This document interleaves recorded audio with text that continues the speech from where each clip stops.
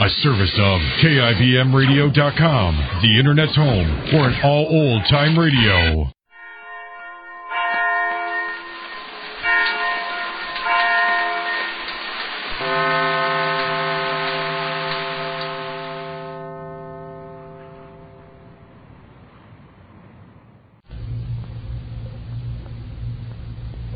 And now, the life of Mary Sothern. Yesterday, Phyllis Stratford, Mary's invalid sister-in-law, realized her most cherished dream when she met Dr. DeRoy, a famous European specialist. Mary, with the aid of Cheney, the mysterious gangster, persuaded the doctor to come to Sanders in the hope that he may help Phyllis to walk again. Cheney disappeared as suddenly as he came out. But Mary is worried because she knows that if Cheney were arrested, Max would have to return to jail to stand trial on a gambling charge in which he was involved with Cheney. Max had really tried to be a helpful Henry and round up the gang, but his intentions were misunderstood, and the authorities still believe he is one of the gambling syndicate.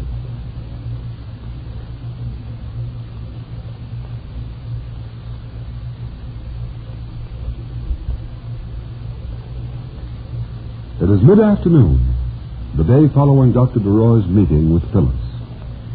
Mary has left Dr. DeRoy at the office of Dr. Benson, Phyllis's family physician, and she has just dropped into Daddy Stratford's hotel. The friendly old man isn't behind the desk, and Mary rings the little bell he would use to summon the bellboy, if he had a bellboy. Son, please. Son! Yes, I'm coming. I'll be right there. Bobby doesn't get time to do anything with business rushing so. Hello, Mary. So business is rushing, eh, Daddy? Well, I don't see anyone around. Well, you've come in an off hour. Oh. This hustler's got 3 guests. Oh.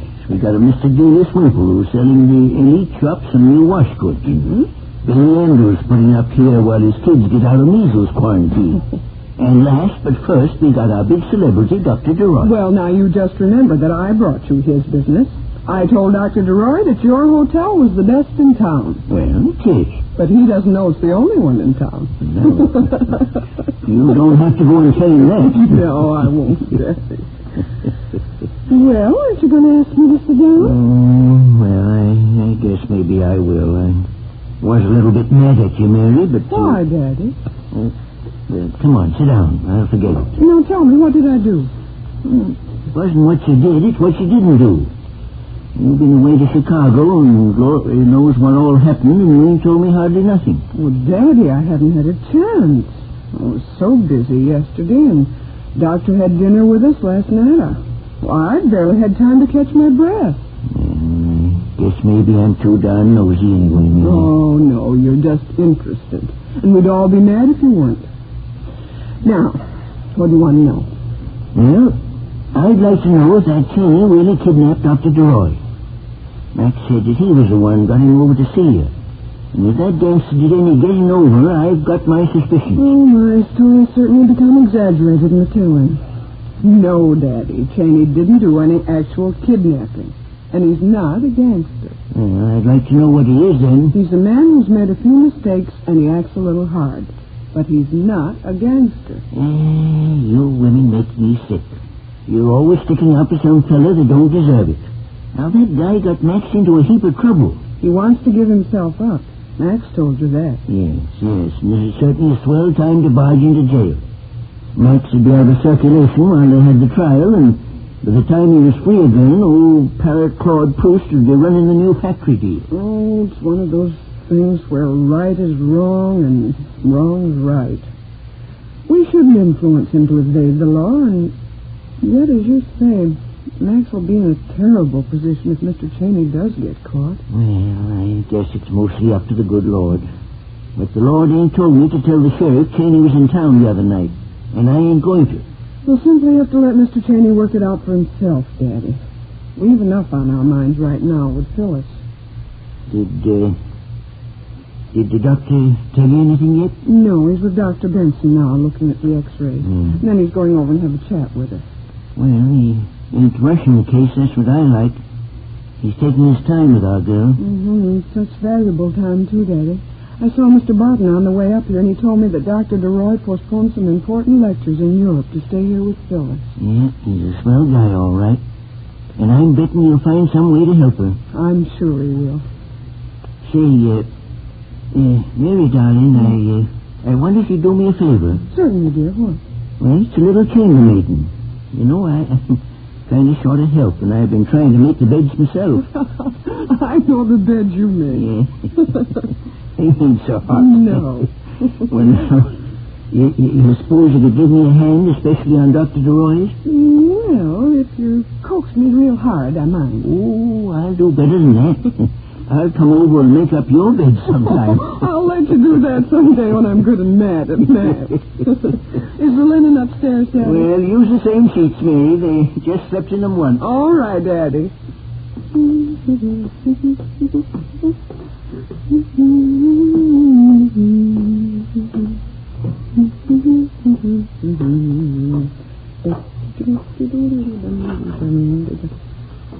Mr. Cheney.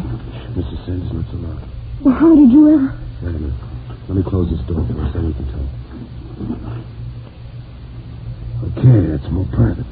Mr. Cheney, how did you get in here? Through the back way. That lock was a cinch to open. Well, someone must have seen you. Nah, wasn't a soul around. Came up the alley. Why did you come? I want to know what happens with the little lady. Has that doc done anything for her? Not yet. He's examining her Monday. I see. You think she's got a chance? He can't tell. Mr. Cheney, you're coming here with such a dangerous thing to do. Don't worry. I am not going to let any two-bit cops catch me. I figured I'd spend the night here. In the hotel? Yeah, why not? There's plenty of room. I wouldn't check in regular. The old gent wouldn't even know about it. I'd leave money to pay for the room and the dresser, and I'd beat it in the morning. But something always happens to plans like that, and if you were found here, Daddy Stratford would be in trouble for harboring a... Well... It's all right, you can say it. It's a criminal. Okay, then I'll beat it. I hate to ask you to do it. I don't let it bother you, Mrs. Sanders. I know what you mean about putting the old gent on the spot. I don't want to do that. Where are you going now? Slip out the back way like I came. Hey, Mary. Daddy's coming upstairs. What do we do? You go out and see what he wants. I'll stay here. Mary, where are you? I hate to deceive him, but... Oh, well, all right. Here I am, Daddy. What is it? Doc Benson's downstairs and he wants to see you. Well, all right, Daddy. I'll be down in just a minute. Well, don't fuss with the beds, honey. Any way you do them is good enough. Well, I'll have them finished in no time, Daddy.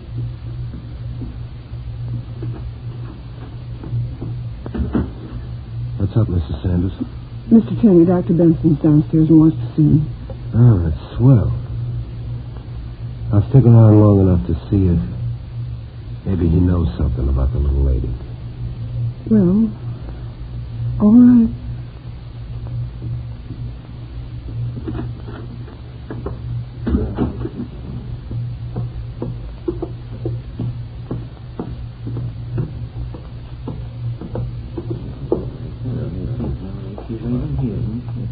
Hello, John. Hello, Mary. All finished with Dr. DeRoy so soon? Yes, for the time being. Well, what's he think, John? Can he get our Phyllis fixed up? Well, he went over her case history today and examined the x-rays. Well, doesn't he say anything? Oh, you can't tell about those things. He can't make a definite statement, Mary. Not yet. Well, but didn't he drop a little hint as to how he felt about her? Oh, he made a few comments, but as I said, nothing definite. John, you're trying to spare our feelings, aren't you?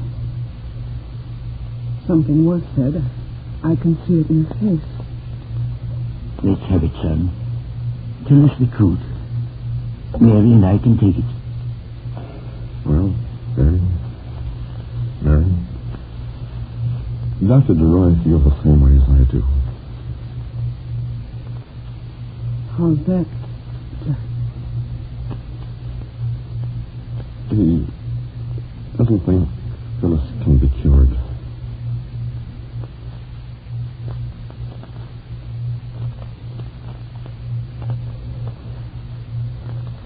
Dr. Benson, Dr. DeRoy, Phyllis still has her faith. And it will be interesting to see if faith and courage is more powerful than your skill. In the meantime, what is Cheney going to do? Give himself up and destroy all hope for Mary and Max? The Anchor Hawking Glass Corporation brings you Crime Photographer.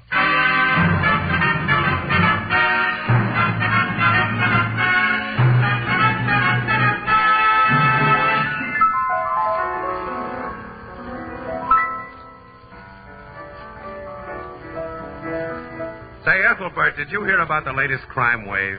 What crime wave, Casey? It's a series of crimes that occur regularly every week. What's so unusual about that? Well, for one thing, every one of these crimes is solved in exactly half an hour.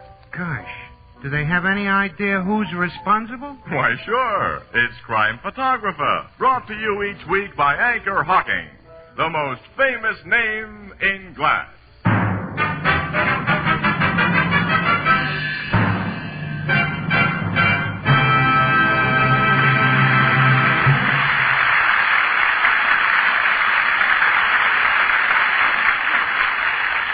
Good evening, ladies and gentlemen. This is Tony Marvin.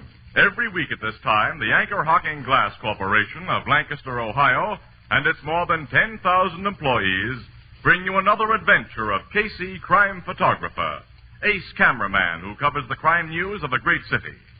Written by Alonzo Dean Cole, our adventure for tonight, Acquitted.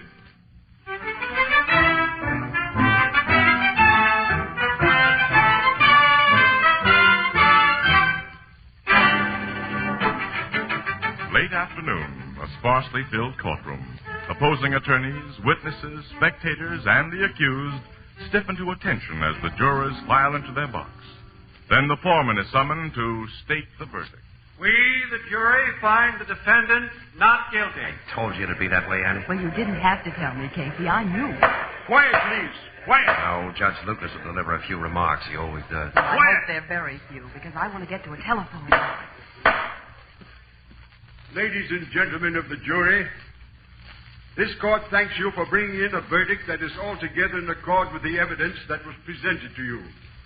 And similar thanks is accorded to the defendant's attorney, Mr. Freeman, for his presentation of his case. Thank you, Your Honor. Nuts. Freeman's a louse. You can say that again.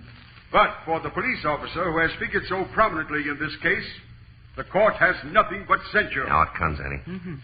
Detective Ryan, evidence has shown that you deliberately and with malicious intent committed an unprovoked assault upon the defendant for the purpose of obtaining the confession that he here repudiated. That isn't so, Your Honor. That dirty crook Waldo told you nothing but lies. Quiet! How can a man be quiet when he's trained for doing his duty? That guy tried to escape, and I put him under arrest. He fought me, and I had to subdue him. Bailiff, preserve order in this court. Mike Ryan was sure to blow his top under that one, Annie. And Okay, I I'll don't be quiet. blame him. And I beg the court's pardon. Detective Ryan, it is in the power of the court to impose a penalty upon you for your disgraceful outburst. But in view of your apology, I refrain. I shall, however, recommend to your superiors that you be called to answer for your conduct in all phases of this case. Prisoner at the bar, Leonard Waldo, you stand acquitted, and are hereby discharged from custody. Thanks, Judge. Ladies and gentlemen of the jury, you are discharged. Court adjourned.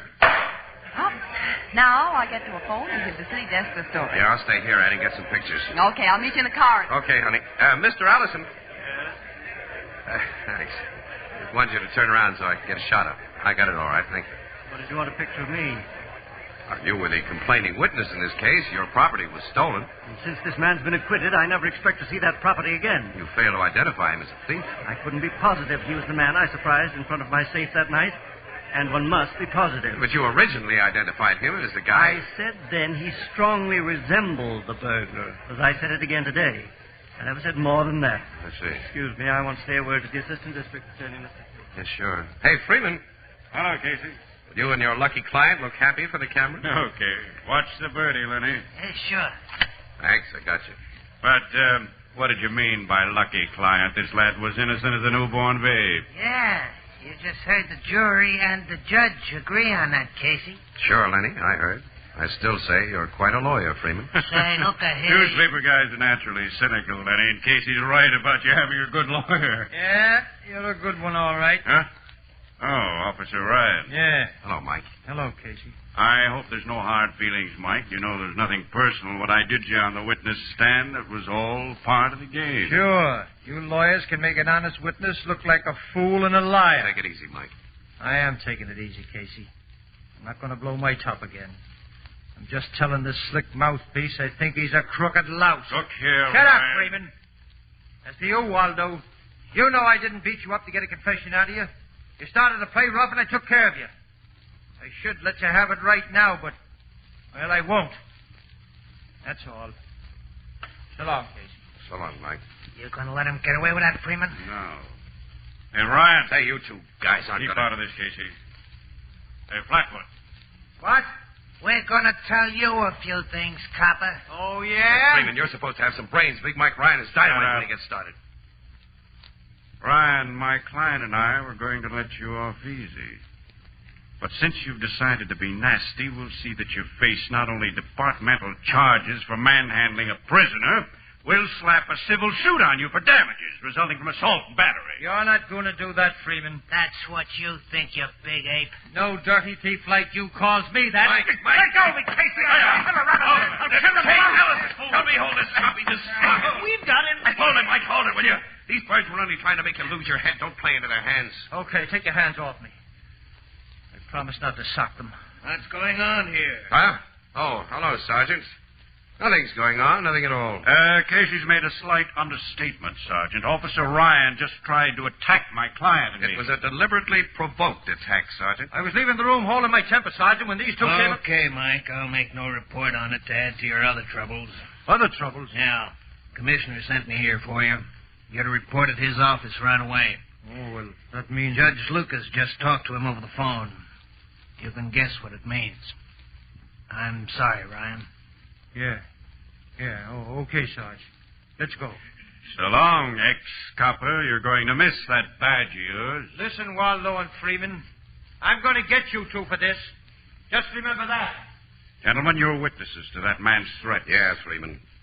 And Mike Ryan's not the only one who'd like to take a poke at you two.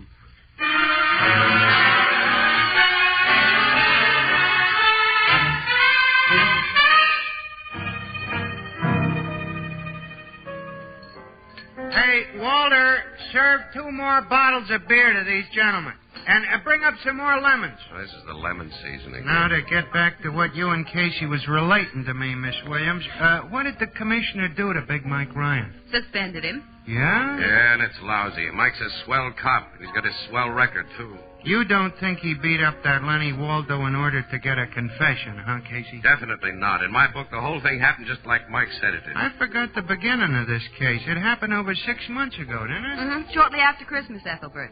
This Robert Alliston, who's a wholesale diamond merchant, went to his office after hours with a friend and walked in on a safe cracker.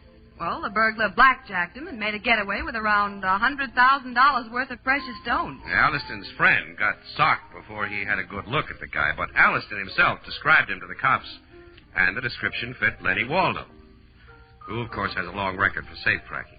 Mike Ryan was one of the dicks assigned to look for Waldo. He found him. Waldo tried to make a break, and there was quite a fight. Waldo came off second best. When Waldo yelled uncle, he spouted a confession along with it. Oh, which he later affirmed in writing. Yeah, but before the trial, Dan Freeman, his lawyer, smuggled a camera into the jail and got some pictures of Waldo's bruises, showed the pictures in court, and then Waldo repudiated his confession, saying that he'd been beaten into it by Officer Ryan. Well, Alliston, who was the only person who could definitely place Waldo at the scene of the burglary, wouldn't make a positive identification. He's one of those ultra-careful people. Anyway, the whole case against Waldo blew up when Freeman got Mike Ryan's goat during cross-examination. Ryan looked like the criminal instead of Waldo. And as there was no direct evidence, none of the stolen gems had been found in the man's possession. No, the insurance companies are holding the bag. And if they try to renege, it won't hurt Alliston much. He inherited a couple of million about a month after the robbery. He did? Yeah. A rich uncle of his died. Gee, I've always wished for a rich uncle in bad health. So have we all. Well, now the only one with any trouble on his hands is poor Mike Ryan, Casey, Freeman and Waldo threatened to press charges against Ryan and to institute civil action for damages. Well, that was just bluff, Eddie. Well, they were pretty sore at him from what you've told me. And he was pretty sore at them. I'm not sure that... Excuse me, there's a bar phone. Annie, look. I'll bet you Cafe, that Mike will be back on duty in a week. And that Waldo and Freeman... It's for you, will Casey, go... your city desk. Huh? Oh, see, give it to me. Hello, Burke. Yes, I'm here again. Yes. What? Gleiber's Cafe? Yes, sure, I know where the place is. What? Wait a minute. Say that again, Bert. Okay, we'll get right over there. Hey, what is it, Casey? Dan Freeman and Lenny Waldo have just been shot to death, Annie. Shot? And Mike Ryan's accused of the murders.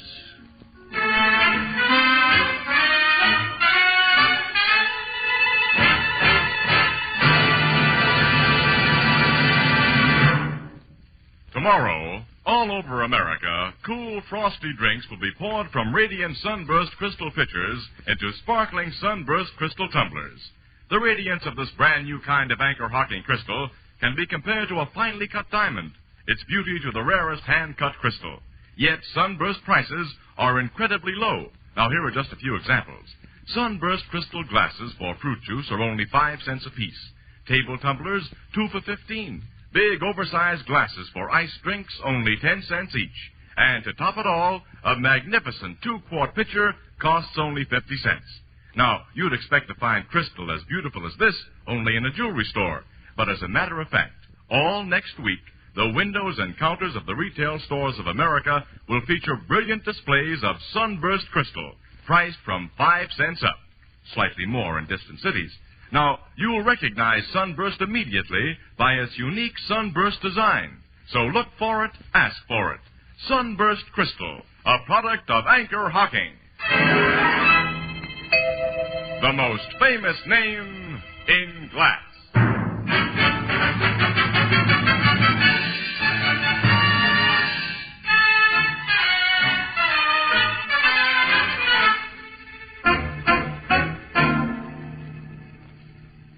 Casey, it isn't pleasant for me to tag another cop for murder, but now this job spells Mike Ryan all the way. What have we got on him, Logan?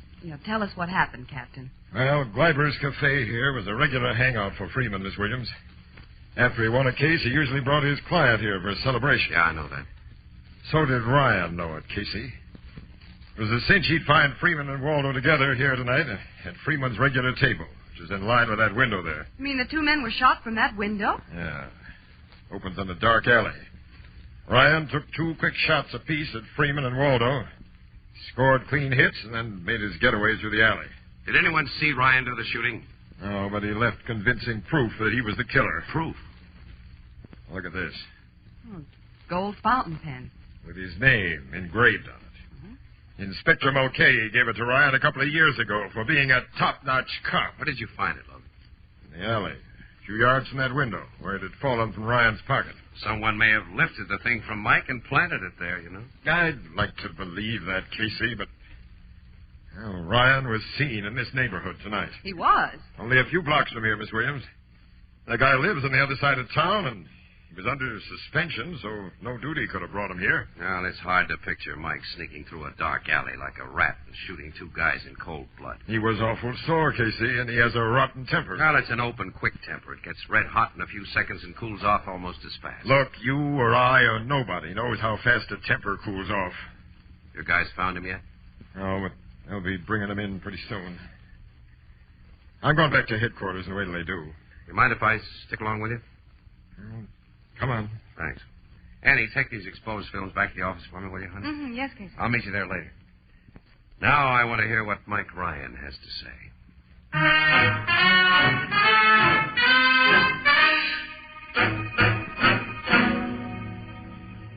I swear I didn't do it, Captain. I didn't know a thing about it till I went home and found Sergeant Flanagan waiting there for me. What were you doing near Gleiber's Cafe just before the shooting, Ryan? I explained that to the sergeant, sir. I want to hear it. Well, okay. I got a phone call at my home tonight from a guy who wouldn't give his name.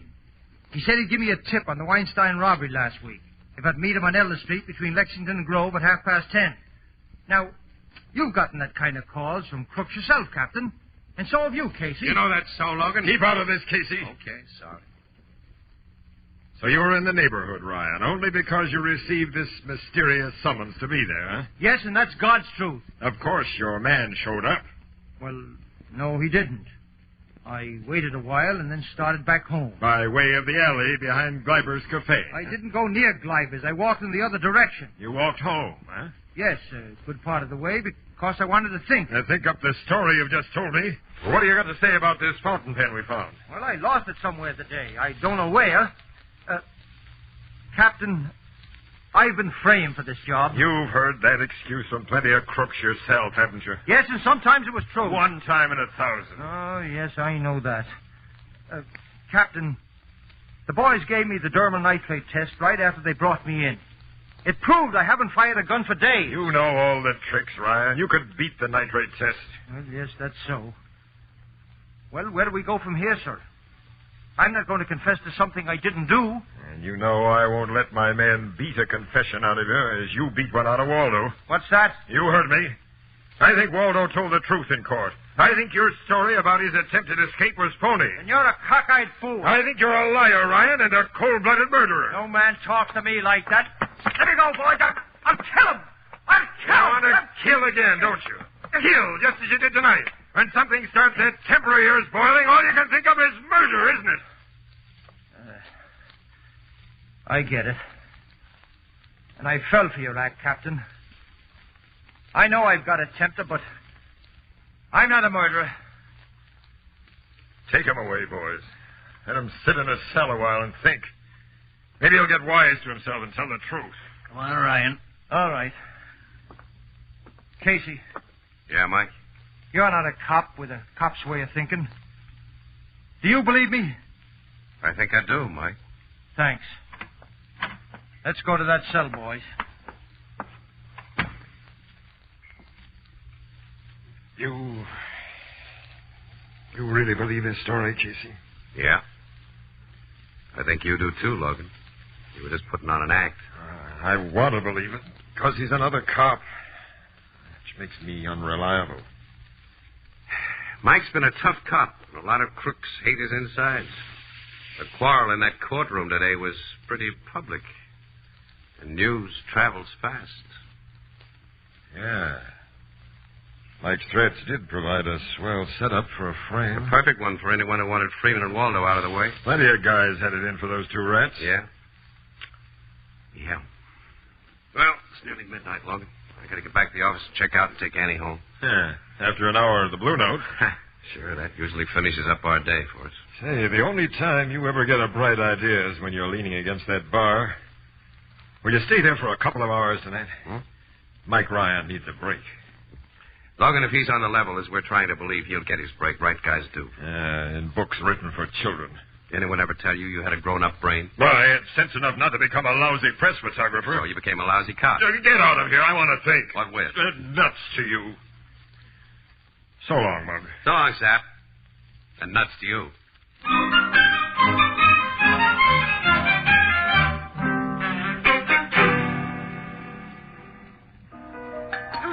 If we could only figure out who stole Ryan's fountain pen, Casey. Yeah, sure. That's the key to the whole thing, Annie. If the guy's been framed. But some dip might have let it slip out of his pocket. He may have lost it on the street. Somebody picked it up. Yeah. As soon as you get that ice chop, Joe, go down in the cellar and bring up some more club soda. You hear me, Joe? Okay, Appleboy. Oh, gee, I'm tired, Casey. I just had to mix up highballs for a party of 8. Party of 8 is a pretty young person to be drinking highballs. Yeah. Huh? Nothing. Oh. Oh, I get it. It's not bad. Not bad at all. It was terrible. Not that Was bad, it? Annie. No. Yeah, I guess you're right, Miss Williams. You two still puzzling over that murder? I'm getting nowhere, Ethelbert. Say, ever since you come in, I meant to tell you and forgot. I heard something funny tonight about them guys who was killed. What? I got talking here at the bar with a young fella I know. He's studying to be a lawyer. Bunny Shell, his name is. And he said he sat in on Waldo's trial for a while today, to kind of pick up pointers. So? Well, so he said he was very much surprised that Dan Freeman didn't tell the jury about Waldo's alibi. Well, he would have if the rat had an alibi. This young fella said he had a dandy. Oh, now, how did he know? Well, he'd seen Waldo a lot of times at a bowling alley where he goes to, and he knows Waldo was there at the time he was supposed to be robbing that safe, because Waldo picked a fight with him. Almost. Hey, wait a minute. He can't be sure. Sure he's sure. Well, okay, a good alibi would have gotten Waldo out of jail right after he got in. The guy Ethelbert talked to is nuts, Annie. No, he ain't, He's always talking Casey. to nuts. No, he's a nice fella. Smart, too. He said he got so curious about why no alibi was mentioned at the trial, he went up to the bowling alley and checked. Guys who worked there told him Dan Freeman had come around there after Waldo was arrested and got him to sign papers about him being there at such and such a time. But they didn't hear from him again. Did he tell you what bowling alley it was? Yeah, the Acme on 11th Street. Acme, all right. Annie, come on. We're going to do some checking there. Why? It may be Ryan's break. Oh, I don't get it. Annie, if this story's true, the whole thing is simple. I'll know who really killed those two guys tonight and why.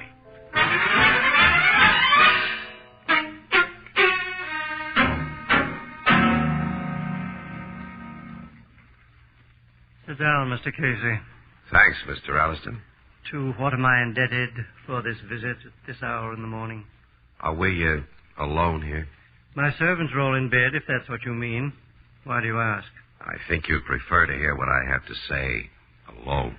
I have no idea of your meaning. The meaning is money. Money? Mm-hmm. Yours. A lot of it. Talk straight, Mr. Casey. Okay. I know that you killed Freeman and Waldo tonight and framed Mike Ryan for the job. You're mad. Am I? And you killed them, Alliston, because they were cutting themselves in on most of the dough you inherited from your uncle. Really? Uh-huh. You're beginning to interest me. Go on. Around last Christmas time, you didn't have your uncle's millions. You needed dough. And you figured that a good way to get it was to steal from your own business. So you staged a fake robbery. This is ridiculous. The police were thoroughly satisfied the robbery was no fake. Sure, you and Dan Freeman staged it so well. And your description of the thief was sure to result in Waldo's arrest. Do I interest you? Go on. Well, to make it look good to the insurance companies, someone had to take a rap for a while. So Waldo was brought into the scheme. He made a confession that he'd robbed your safe after protecting himself with an alibi he never had to use. Your identification of him was just positive enough to hold him, but so unpositive that a jury would acquit him. But these characters double-crossed you. Now they could send you to jail for conniving in the theft of your own insured property. And they're putting the screws on tight now, right? You seem to be doing the talking. All right, I'll go on. When it seemed certain that they'd take most of your new insurance in blackmail, your new inheritance, you watched for a chance to double-cross them. Mike Ryan's threats in court gave you that chance. And when you helped me keep him from socking Freeman and Waldo, you slipped his fountain pen out of his pocket. Later, you made the phone call that brought him to the neighborhood of Gleiber's Cafe. You did a smart job, Alliston. Almost smart enough. And how would you attempt to prove this wild theory? You've heard about the dermal nitrate test, haven't you? Dermal nitrate test? Yeah, that establishes whether a man has fired a gun recently. Oh, of course. Freeman and Waldo were shot less than 4 hours ago. The tests applied to the man who shot them would be conclusive. Shall I call the cops and ask them to test you? You said you came here for money. You're a blackmailer. Another one, just like Freeman and Waldo, only wiser. Purely out of curiosity, how much do you want? $100,000. You're most conservative. Which will it be? The money or the cops? Neither. Oh. Why that gun? You're no smarter than Freeman and Waldo, Casey. And I'm going to kill you, And too. then what happens to you?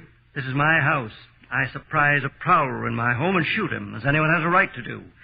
And the shot I'll fire at you, Casey, will account for the result of any dermal nitrate test. So... Nice shooting, Logan. You knocked the gun right out of his hand. Oh, gee, you waited so long, Captain. I was afraid that Casey... This guy would only have shot Casey if I hadn't got him first, Miss Williams. My pal, Annie. You were outside this window all the time, Captain? Uh-huh. There, Elliston. I put the bracelets on you nice and easy. There isn't a bruise on you or a bump. I'm going to take a picture of him, Logan. Yeah, does it? Now no shyster lawyer will convince a jury that Alliston's confession before witnesses was gotten by way of anything but simple kindness.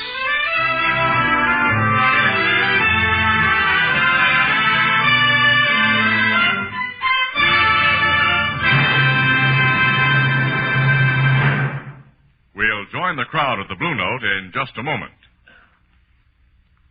That 4th of July picnic or fishing trip tomorrow will be a lot more fun if it's topped off with a good cold bottle of beer. And be sure it's beer bottled in the convenient new Anchor Glass one-way, no-deposit bottle.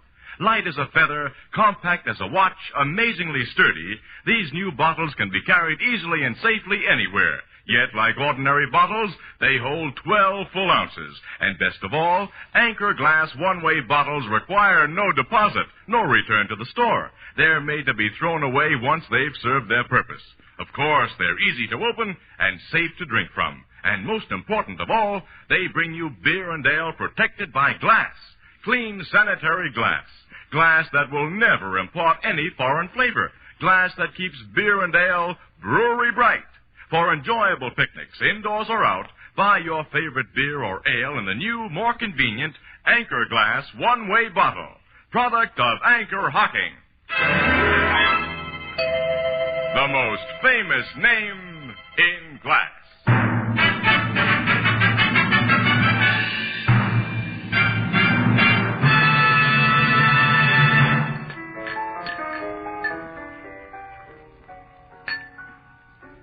Mike Ryan's back on the force, huh, Casey? Naturally, Ethelbert. Sure. Mm-hmm. And reinstated, with apologies from the commissioner and Judge Lucas. There's a couple of things I still don't understand. Why did me telling you about Waldo's alibi give you the big idea that... Ethelbert, when a crook gets into a jam, the first thing he pulls is an alibi. If he has one, that is. Well, Waldo had one. Yet neither he nor his lawyer ever even mentioned it. No, there had to be a reason. Sure. The only reason must be that he wanted to be thought guilty of that robbery. Oh, which was covered by insurance. So they were trying to fool the insurance company. That's right. And they'd have no point in doing that unless the insured person, Alliston, was in on the deal. Then, knowing Alliston had inherited big dough, it was a cinch to figure the blackmail angle. Oh, sure, the whole thing was perfectly simple. Yeah? Simplicity itself. Casey, there's a couple of things I still don't understand. Would you mind explaining that again? Come on, Annie. This is where we came in. Good night, Ethelbert. Good night. Huh?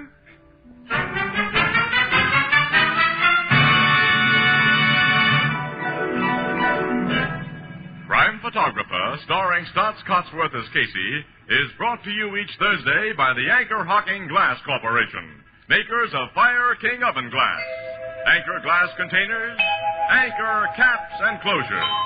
All products of Anchor Hocking, the most famous name in glass.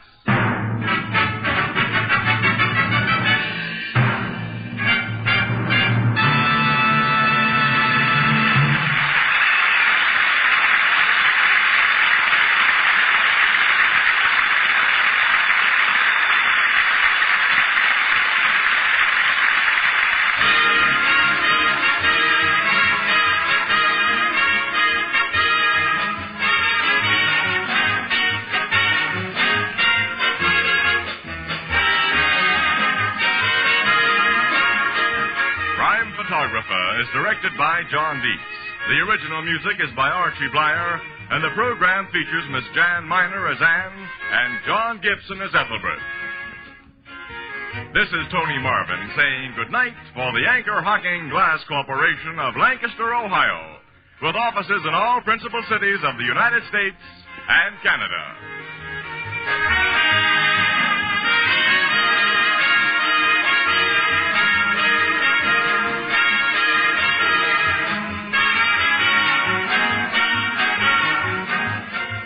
Thursday night on CBS is the biggest show in town. So stay tuned for exciting dramatizations on Reader's Digest Radio Edition, which follows immediately over most of these stations.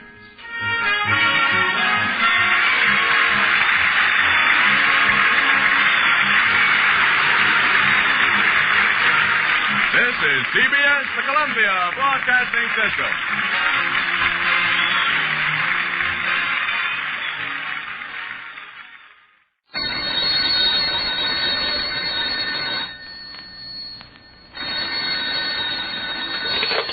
Hello, I hope I haven't kept you waiting. Yes, this is the Crime Club. I'm the librarian. Death deals a diamond. Yes, we have that story for you. Come right over.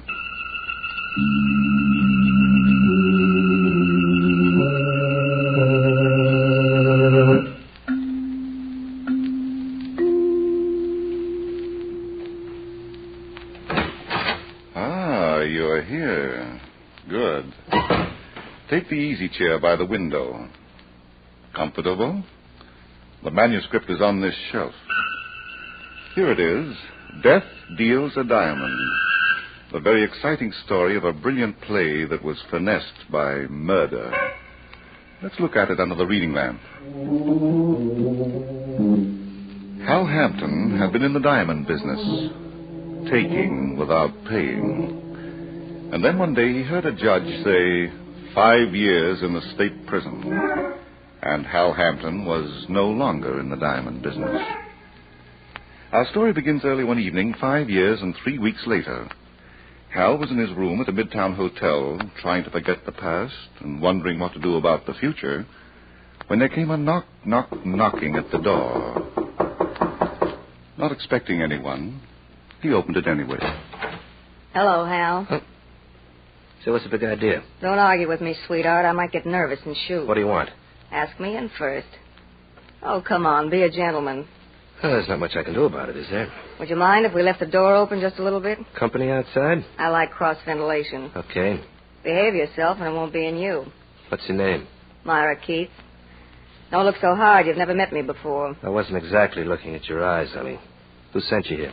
I work for the Lawless Detective Agency. You don't say. No wisecracks. The boss's name happens to be Sam Lawless. All right, Myra, what's this all about? I want the diamonds you stole from Randy's jewelry store. What? $500,000 worth. And don't tell me you didn't take them. Now, look, I just finished a 5-year stretch. I've just been out 3 weeks. I know all about it. But I'm talking about yesterday when you walked out of Mr. Randy's office with a tray full of diamonds. Who told you that? Mr. Randy. Yeah? Why didn't he yell for the police? He couldn't at the time. No, he'd rather not. He wants his diamonds, and he's willing to pay $25,000 to get them. Go on, Myra. You're beginning to fascinate me. Mr. Randy doesn't want publicity, that's all. He's got a high-class trade. So I see. Well, Mr. Hampton? It just occurred to me that I'm feeling fine. I've got nothing to worry about. I'm glad to hear that, pal. What? Oh. Is that the cross-ventilation? Mm-hmm. Sam Lawless, the boss. With a gun, no less. Well, 2 guns are better than 1. Shut up, Hal. You're still an amateur, Myra. You should have had this guy hanging on the ropes by now. You didn't give me a chance, Sam. He's only a crook, and Mr. Randy's giving him a break. 25 grand instead of 20 years in jail.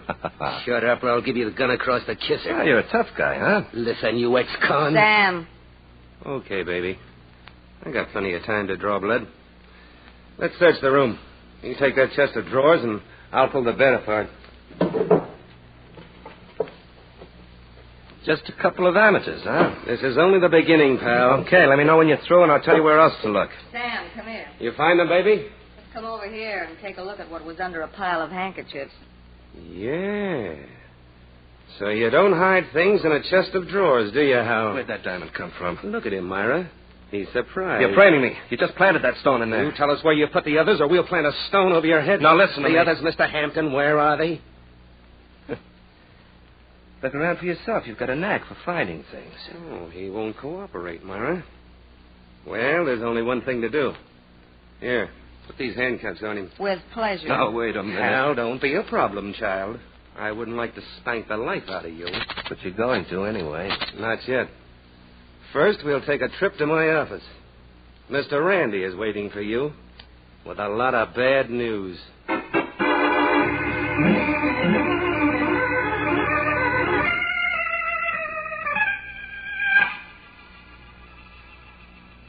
No, Mr. Hampton, there's no need to be so upset. Get these cuffs off me, Mr. Randy. Sam, the man is very uncomfortable. Maybe you'll talk faster. Sorry, Mr. Hampton, I've done my best. Now, about those diamonds you stole from me. Oh, nuts. Please be more expressive. We know your reputation for slickness and charm, the most renowned diamond thief since the Great Raffles. Thanks for the plug. Do I take a bow? Unfortunately, I didn't know you yesterday when I let you into my store and into my office where I keep my greatest treasures. Sure. Please don't deny that you were there, Mr. Hampton. I've already done that. I showed you a tray full of diamonds, and you walked out with it while I was in the safe getting another. Very well. Myra, will you ask Mr. Brown to come in here? Of course, Mr. Randy. Mr. Brown? Oh, he's not in this other room, Mr. Randy. Look for him. All right. And now, Mr. Hampton, just in case you're wondering, Mr. Brown is one of my salesmen. He waited on you just before he turned you over to me. Oh, you've got the whole team out, haven't you? Except the police. And I'll call them if you refuse to do business with me. $25,000 worth? That was my offer. Grab it, Hal. Don't be a sucker. Oh, by the way, what does Sam get out of this deal? Oh, a small service charge. Plus a very handsome reward of $5,000. Uh-huh. $30,000 just to get back your own merchandise? The insurance company ought to build you a monument, Randy. Shall we talk about diamonds, Mr. Hampton? You talk. I'm going. Where to, Hal? Oh. Sam, that gun's beginning to look like a double feature. I hope it doesn't bore you, pal. Oh, excuse me, gentlemen. Come in, Brown. I was walking up and down in the hallway. It's so much cooler than in the... Oh, my. Handcuffs. Yeah, it seems to be the latest style, Brownie. Brownie? Now, look here, young man. I don't like that. Why, Mr. Randy, this young man, he's the diamond thief. Mr. Hampton denies that he was in my store, Brown. He does. But that's ridiculous. I waited on you, Mr. Hampton. And I couldn't do a thing to please you. Ah, go on. I bet you didn't even try, Brownie. I was forced to ask Mr. Randy to take over. Then you and he went into his office. The next thing I knew, Mr. Randy was asking about you. He'd been robbed, and you had disappeared. Does that settle it, Mr. Hampton? Only from your angle, Randy, but you'll never get away with it. You prefer to be stubborn. Very well, Sam, take over. Right. I'll get the truth out of him. I'm sure you will. Come along, Brown. We must get back to the store. Yes, sir. Myra, I want you and Sam to see that Mr. Hampton doesn't leave without my consent. He won't, Mr. Randy. Will he, Sam? I don't want to be disturbed, baby. All right. Now, Hal, it's just you and me. You want to talk while you've still got a mouth? Look, why don't you give me a break? I've just done 5 years. Get these cuffs off me. Don't be sore, pal. I'm only doing my duty. I promised Mr. Randy I'd get the truth out of you. And I've never welched on a promise to a client yet.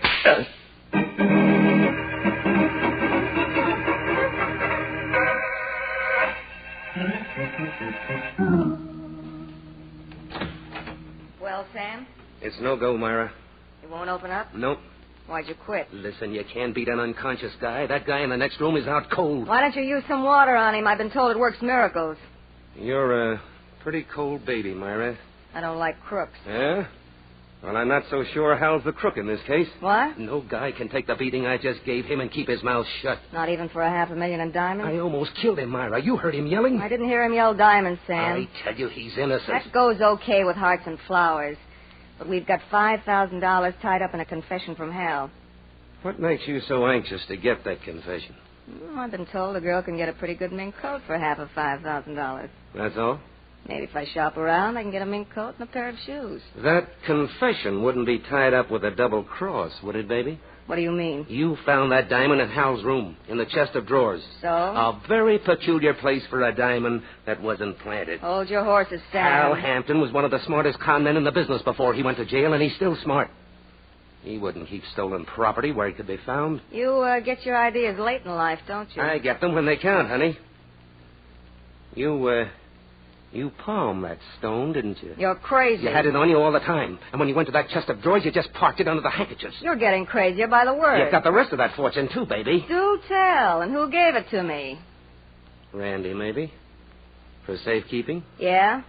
Yeah.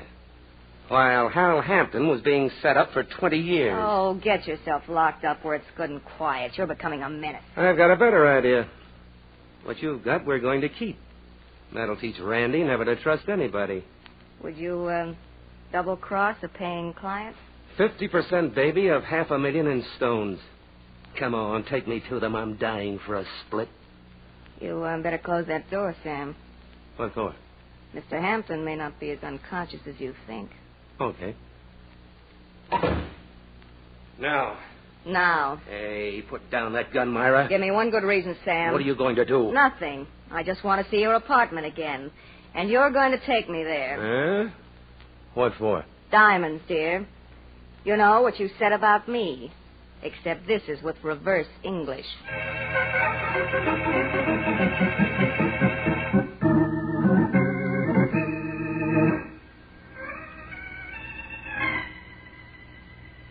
Oh. Hal. Watch me. Myra, come on. Sit up. Let me get at that guy. Get these cuffs off me. They are off, honey. What? I took them off. Oh. Thanks $500,000. Was it before or after I died? I don't blame you for being sore at me. I was all wrong about you, sweetheart. I mean it. You didn't steal those diamonds. Oh, no. Please believe me. I even convinced Sam you didn't. Did it take much convincing? A little. And, you did it all for me. Do you mind? You're so handsome. No, I don't mind. Come here, baby.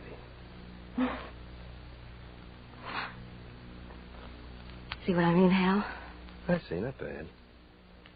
Now, if you could only sound as good as you taste, Hal. this would be paradise. You low-down heel. I should have let Sam kill you. And what about a possibility? You're no good to me at all. I try to help you. I try to get you out of a hole. That you got me into. I didn't put that diamond under your handkerchief. It wasn't on my laundry list, Blue Eyes. I didn't put it there. Now, do you want to get out of this frame or don't you? I do, Myra, but not with your help. You're going to get it whether you like it or not. Now, listen. Mr. Andy and Sam Lawless had a meeting 3 days ago. The first of a series, I suppose. Sam didn't tell me what it was about. But I've got a hunch that you and diamonds were on the agenda.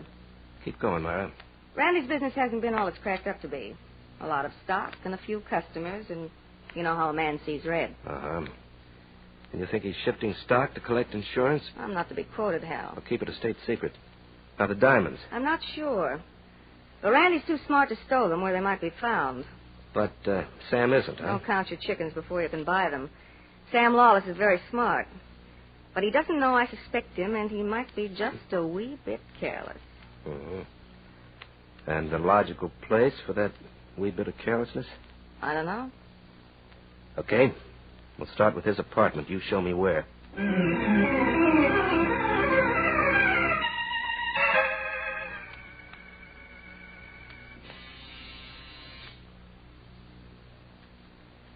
I guess we're too late, Hal.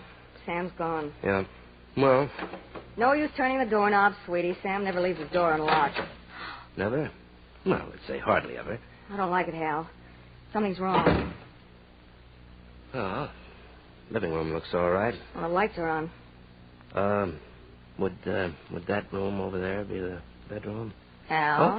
Okay. Just a point of information. Let's go look. Then the next time you're asked, you'll know. Thanks. You're so educational. Well, let it. Holy smoke. Sam. Stay where you are, baby. Sam on the floor. How is he, Hal? He was shot through the head. Oh? Is he dead? Don't you know, Myra? What? What were you doing while I was sleeping off that beating in Sam's office? I was... Hal, did I ever call you a heel? I think you did. Then you're a double heel if you think I killed him. In the first place, what for? A sparkling motive, honey. You're wrong. I don't know where the diamonds are, and I was only guessing about Sam. And in the second place, I haven't got wings. Not the heavenly kind, anyway. You were unconscious only about 10 minutes, and I brought you two. That leaves me out. Could I get here to Sam's apartment, kill him, and then get back to Sam's office in 10 minutes? You could if I was unconscious, say, half an hour. But you... Company. I'll take it, Myra. Hello? What? Let me speak to Myra Keats, please. Why not? For you, Myra. Sounds like Randy. Oh? And he asked for me? Maybe he knows what he's doing, huh? Maybe. Hello? Myra, was that Mr. Hampton who answered the phone? Yes. What's he doing in Sam's apartment? I brought him here. Why? I distinctly remember asking you to keep him in Sam's office. And I distinctly remember changing my mind. Perhaps you'll learn that I don't like to have my orders countermanded, Miss Keats. Perhaps I will, Mr. Randy, but not tonight. Oh, I see. Will you tell Mr. Lawless that if he wants to do business with me, he'll have to get rid of you? Do you understand? He gets rid of you, or I get rid of him. You hear that, Hal? I heard it. Didn't even ask for Sam. Maybe didn't throw him the right cue. What? There's nothing like a prearranged argument to make the case more binding. 5 years in prison have done things to your mind, haven't they? Doesn't trust anybody. All right. Then I'll prove to you I had nothing to do with Sam's death or with Randy's phone call. Wait for me. Here? Here. I wonder what you'd look like without a gun. I'm going to see Randy with it.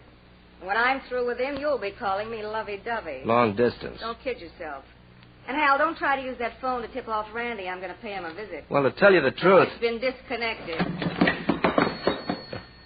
You're powerful, honey. But how are you going to keep me here without a key? I have that, too. And don't ask me where I got it. Gentleman never does. Goodbye, darling. Myra, don't be a fool. I believe you. Myra, I believe you. Now, let me out.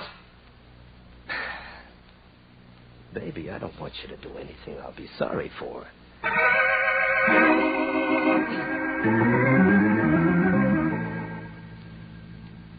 Yoo-hoo. Listen, mister, are you trying to flirt with me? Got any objections? What'll the neighbors think? Tell them it's just an across-the courtship. Oh, a comedian. Oh, now, wait a minute. Don't pull that window down. Why not? You got something better to offer? What's your name? Cookie. And I ain't even taken the trouble to ask you yours. It's Hal Hampton, Cookie, and I'm in trouble. Natch? A fellow that yoo-hoos to nice girls across the court. Cookie, wouldn't you like to help me out of a fix? Oh, so now it comes to a proposition. I guess all you men are alike. No, please. I really need help. Yeah? Of the nature of what kind? Now, look, I'm trapped in this apartment, see? Will you help me? Oh, all right. What must I do that will not compromise me with my reputation? Come to this apartment and bring a hairpin with you. A hairpin? What for? So you can pass it through the keyhole, then I'll use it to unlock the door. Is that all you want me to do? One thing at a time, baby. After I'm out, I promise to pay you a visit in person. Oh. Well, why didn't you say that in the first place? Tall, handsome, and mysterious. I'll be right over.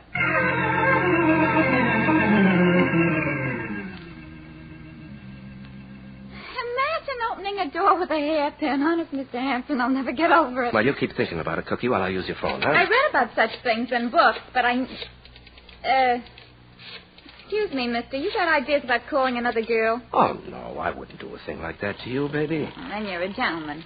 Because after all, if it wasn't for me and now, my hairpin... hold it, baby, will you? Hello, Randy's jewelry store. Who is this? Mr. Brown, sir. Is there anything I can do? This is Hal Hampton. Let me talk to Miss... Mr. Hampton. Would you like to speak to Mr. Randy? Yeah. Well, he was here only a few minutes ago. He went out with Miss Keats. Oh, where to?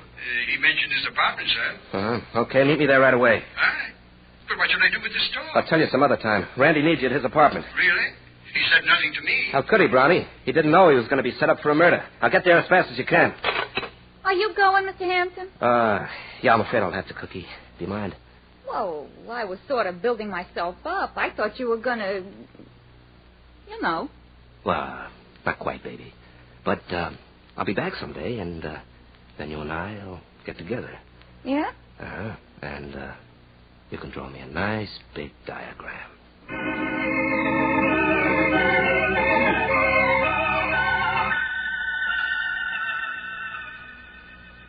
Oh, Mr. Hampton. Oh, Brownie, you got here in record time. Your message was so full of foreboding, I had to rush. All right. Take a minute to catch your breath.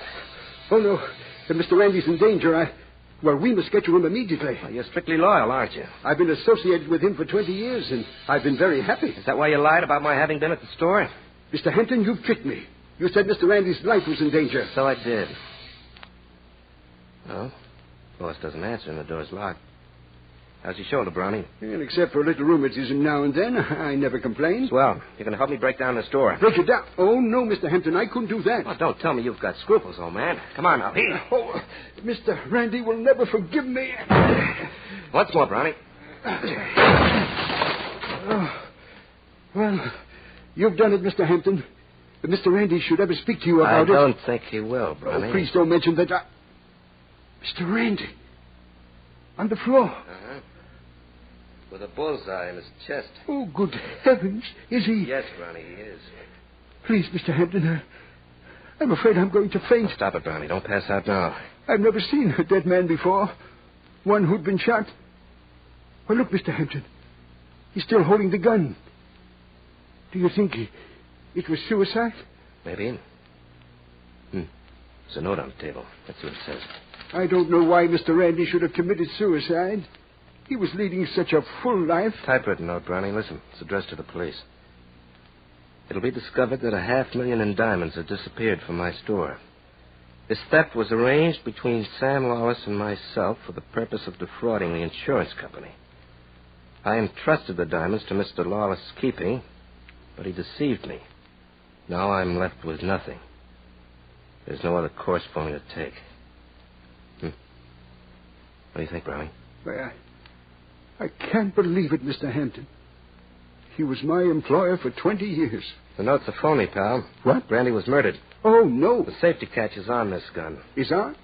But what does that mean? A man can't kill himself and then put the safety catch on. I don't quite understand. Somebody's a child of habit, Brownie. Well, there's only one thing to do. How would you like to play detective? Aye? Sit down, Brownie, and I'll tell you exactly what to do and where to begin.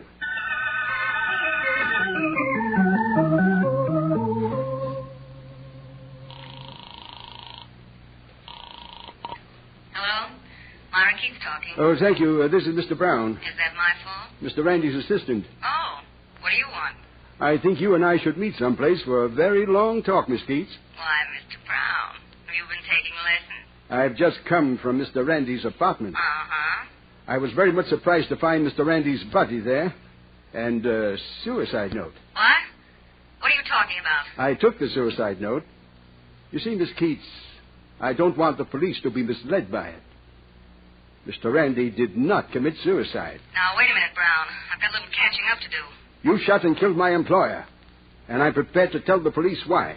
What is this, cutie? A holdup? I happen to know that you and Mr. Randy planned the disappearance of those diamonds, and that Mr. Randy entrusted them to you for safekeeping. Mm-hmm. Until Mr. Hampton had been forced to confess and had been sent to prison. Who gave you all this valuable information, Brown? Mr. Randy had a weakness for keeping memoranda about his deals. The frailty of human nature, you know. He was not a very trusting soul. What am I supposed to do? Well, for a consideration of half the diamonds, I'll turn over the memorandum to you and replace the suicide note. You name the place and the time, Mr. Brown. Mr. Randy's office at 11:30 sharp. And bring my share of the diamonds. All right, Angel. I'll try not to keep you waiting.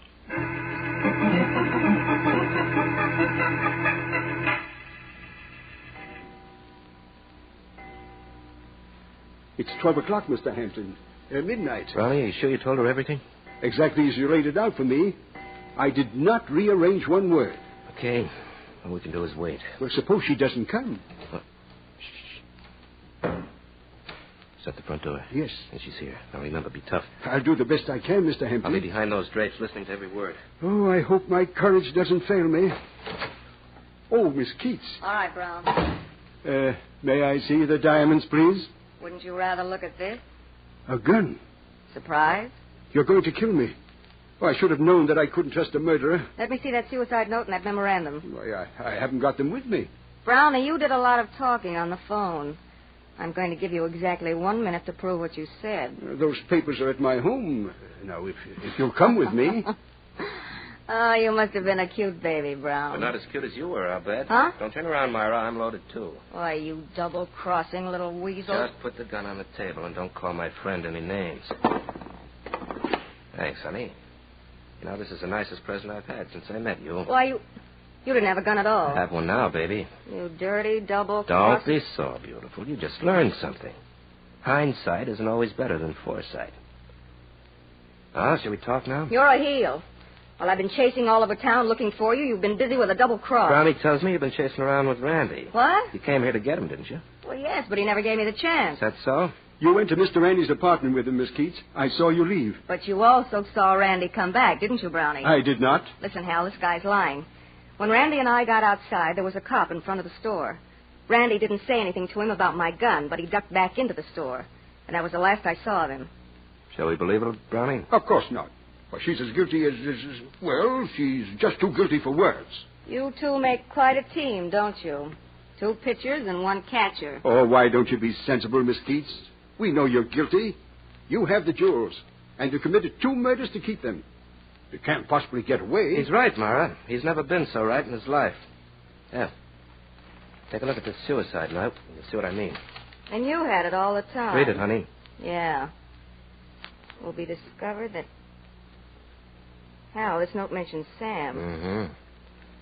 And now, Brownie, tell her that Randy never kept a memorandum about his crooked deals. And tell her why. Well, that part of it, Mr. Hampton, was your suggestion. Sure. Where else would it come from?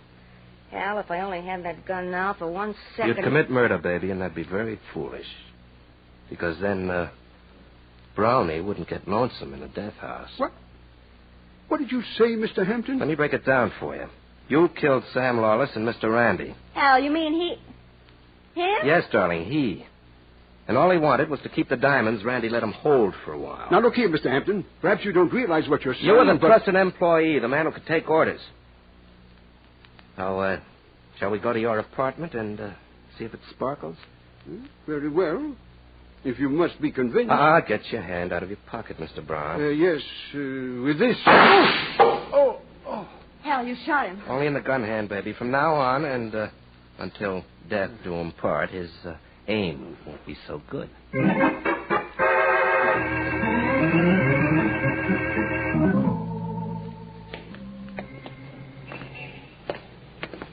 So, Brownie had those diamonds after all, just as you said.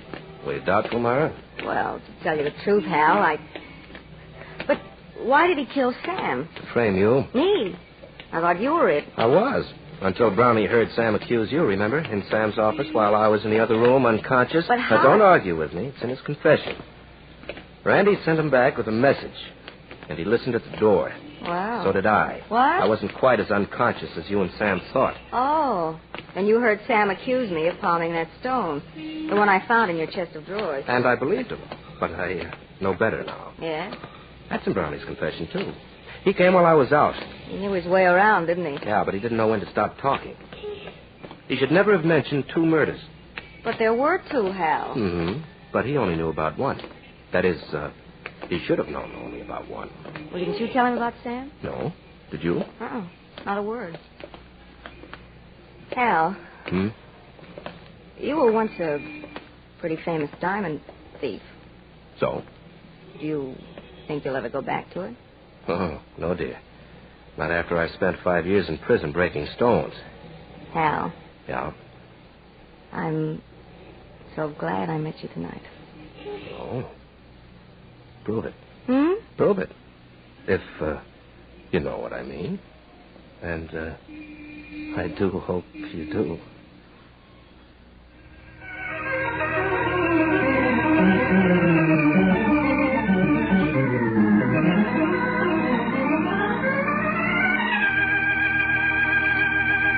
And so closes tonight's story, Death Deals a Diamond.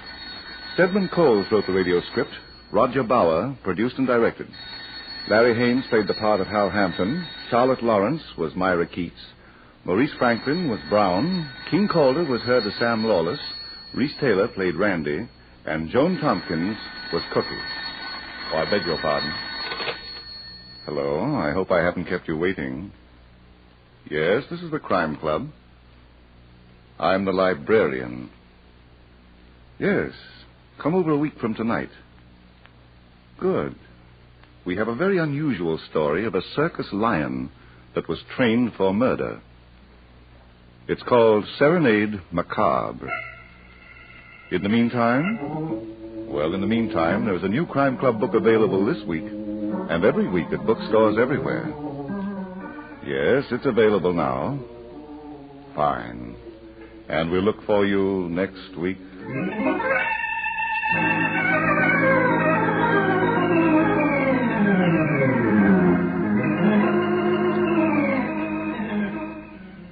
This program came from New York.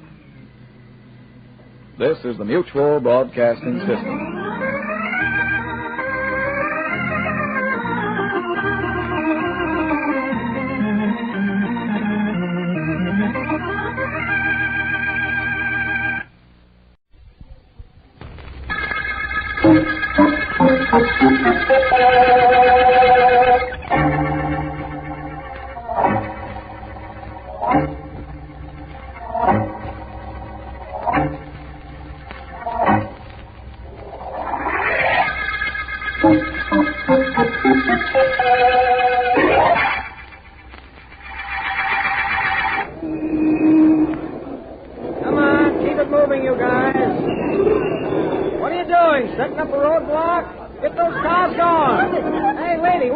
slow and you'll get yourself killed running through that traffic. Please come with me now. Something terrible's happened.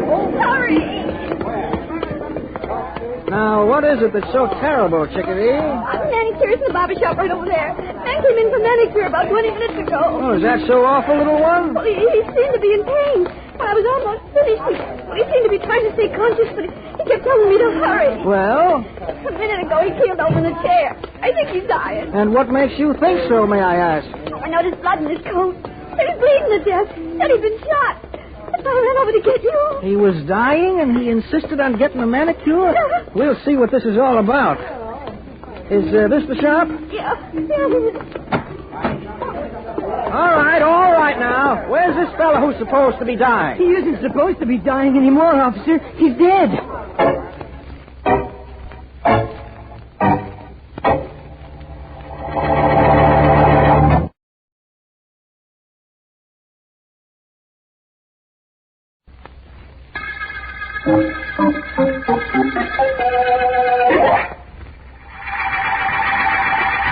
Tell me honestly, Vance, did you ever hear of anything so completely unreasonable? A dying man insisting on a manicure? Yes. No, Markham, I never did. But I'm glad you called me in on the case. I had to call you in. Despite the fact that I'm district attorney and have a very capable police force functioning, I'm sure this case will be a test for even your talents. You know who the dead man was? Yes, a scientist named Edgar Wilson. But we have no idea who shot him, or why, or for that matter, where. I understand that you don't know, but what theories have you, Markham? Theories? What theories could anybody have? Sergeant Heath has a fantastically fictional idea that there was a code message on the man's fingernails, and he wanted that message covered by liquid polish when he felt himself dying. That would be something new, wouldn't it? I suppose. What ideas do you have? Well, Hello, D.A. Sergeant Heath. You don't look very happy. I wonder why. All right, Vance. Heath? What's the trouble, Heath? Trouble? Oh, I got no trouble. I just got a murdered guy who wanted a manicure on my hands, that's all. Seems to me he wanted the manicure on his hands. What? I'm sorry. Please. What about your theory that there was a code message written on the fingernails? What have you done about that? Well, I had the laboratory put some polish remover on the guy's nails. Polish came off all right, but there was nothing written on them. But isn't it possible that whatever was written came off when the polish remover was applied? Hey, I never thought of that. Holy cow, if that's what happened, I'm the prize bonehead in the department. All right, now take I it ought easy. to kick myself all over. Don't do it on account of the polish remover here. Huh? I'm pretty sure there was nothing on the victim's nails. That makes me feel better. Hey, how do you know there was nothing on them? I don't know. I just don't believe there was. And I have good reason. As usual. The DA here is president of your fan club, Vance, but I'm not even a member. I want to know the reason why that guy got a manicure as he was dying, if it wasn't to cover up something. I might be able to tell you that, Heath. I have an idea I'll be able to tell you the secret of Edgar Wilson's fingernails just as soon as I have his killer under my thumb.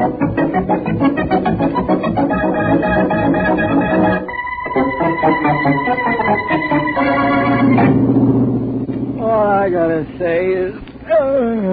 That's all you ever got to say. What makes you so sleepy? Who knows? It's a wonder to me you didn't fall asleep when you shot that scientist guy, Edgar Wilson, this morning. Who said I was awake? Ah, you dope. If I was awake, I'd have plugged him so good he wouldn't have moved. This way, he lived long enough to make it to some barber shop, the papers say. Well, he didn't talk, so we got nothing to worry about. All I got... hey, you got me doing it. Stop cutting in on my racket. Ah, you. How much further we got to go? This is it. The first shack off the road down there. You see it? I guess that means yes. Our orders are to go in and look around for a bottle marked Experiment X. Experiment eggs? X, you dope, like in ecstasy. Hey, I seen that picture with that gal, what's the name? Some name for a girl. Come on, Sleepy, out. And cut that out. You're making me sleepy. So what is that, Pat? Any chance of there being anybody in the shack? You know better than that. The guys we work for know what the score is. They said Wilson would be alone when we got there to plug him. He was. They said there would be nobody in this shack. There won't be nobody. It's okay with me. I ain't in the mood for company. See if the door's locked. It is. Come on, let's bust it in. You do it. I'll stay here and watch. Come on, Sleepy. I'll need help. Okay. Now. Once more. How much way? Okay, let's do it. Hold it a second, Sleepy. A pleasure. Just till I get this flashlight out of my pocket. There we are. Now for a look around. Hey, there's a row of bottles over on that shelf. Yeah, so I see. Well, all we got to do is find one marked Experiment X. Like an ecstasy. Sure was a great picture. On that I agree. There was one scene in it where... There's the bottle we want. Right here on the second shelf. You see it? Yeah. Experiment X. Let's grab it and get out of here so we can collect our dough. You grab it. I'd have to reach up a little. Okay, here we go. Come to Papa, little Bob.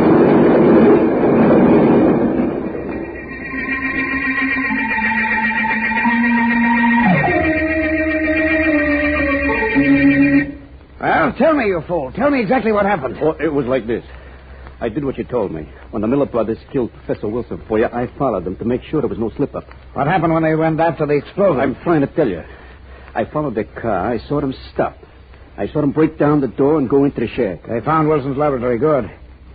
And what happened? Well, then, they were inside for a while, a minute maybe. Then all of a sudden, there was a big explosion. And then, no more shack, no more Miller brothers. So they found Experiment X, did they? I guess they did. But Professor Wilson was smart. He probably knew an attempt would be made to steal it. He had the container wired so that it set off the explosive. I guess that's what it was. Very clever, the professor.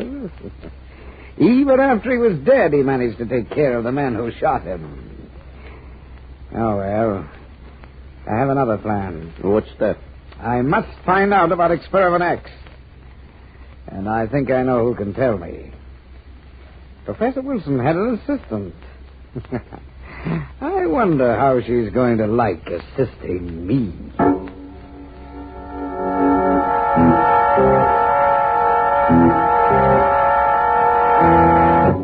No, I'm sorry, Sergeant Heath. But can't There's you... nothing I can tell you that I haven't already told you about my employer. Oh, now look, Miss Rainey. Professor Wilson must have been working on something extra special. Something that somebody didn't want him to finish, so they killed him. If he was, I didn't know about it. Now, please, Sergeant Heath, it's late and I've got to leave here. I have my coat on and my hat on and I'm expected home. If I think of anything that can help you, I'll phone you. Okay. Goodbye. Well, that's that.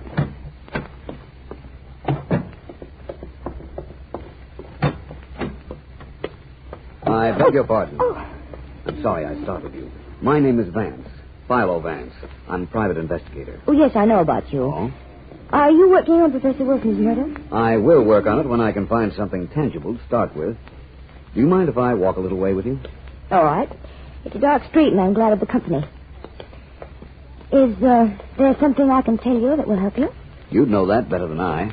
I just told Sergeant Heath on the telephone that I didn't know what Professor Wilson was working on.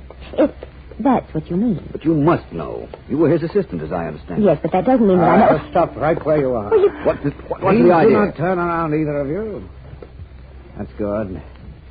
I don't want to use my gun. That's bad. That's no lie. What do you want? Not you, whoever you are. I merely want this young lady, Miss Doris Rainey, I believe your name is, to accompany me. No. Apparently she has neither the desire nor the intention, so I think I... Stop it! Stop it! You are biting my hand! Help me! Help me! No! Get me in the car! Oh, brother, what fell on me? That car. You! Stop! Stop! Oh, license number 162857. Well, my friend, whoever you are, you got the girl, but I've got your number.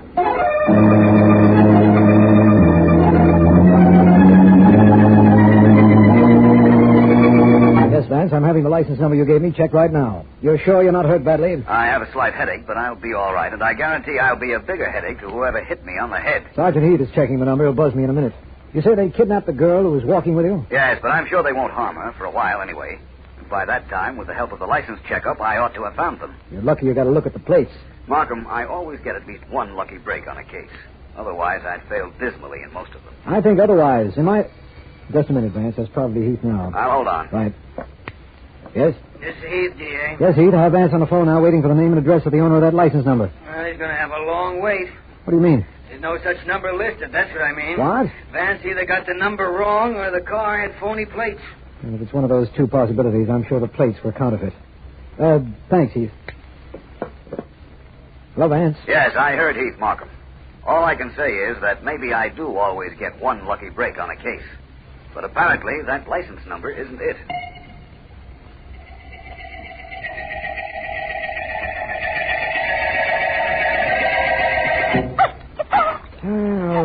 I'm losing patience with you, Miss Rainey. Apparently twisting your arm does no good. Oh, if I ever get off this chair, You will do nothing. You're tied securely, and I will untie you only when I am good and ready. It's very annoying, very unmusical, and cannot help you in the least little bit. This house of mine is far out in the country. Nobody can hear you. Now, will you tell me what I want to know? How can I tell you if I don't know? Again, the same speech, always the same speech. You know about Experiment X. You worked with Wilson. You were with him in everything he did. No. You know about Experiment X. No. You'll tell me. You'll tell me, do you hear? You will tell me. Leave me alone. Please leave me alone. I don't know anything about the experiment, except that Professor Wilson was working on it. This much I know, too. He wouldn't talk when I sent 2 men to persuade him. They shot him. I knew about his shack in the mountains. My men went there, but they were killed in an explosion. But Wilson had another laboratory. Where is it? I don't know. I keep telling you, I don't know. That is a lie, and you will tell it. You must. All right. All right, I do have something to tell you. Ah, good. Do you know the man who was with me? Do you know who he was? I'm not interested. You will be. He was Philo Vance. Did you ever hear of Philo Vance? Oh, that was Philo Vance, huh? What about it? He never saw my face. And if he did see the license plates in my car, it'll do him no good, for I changed 2 of the numbers myself. No matter who he is, he can never find me. We'll see. Miss Rainey, I lose patience again talking to you. Wilson was working on an explosive he called Experiment X. It was a liquid. That much we know.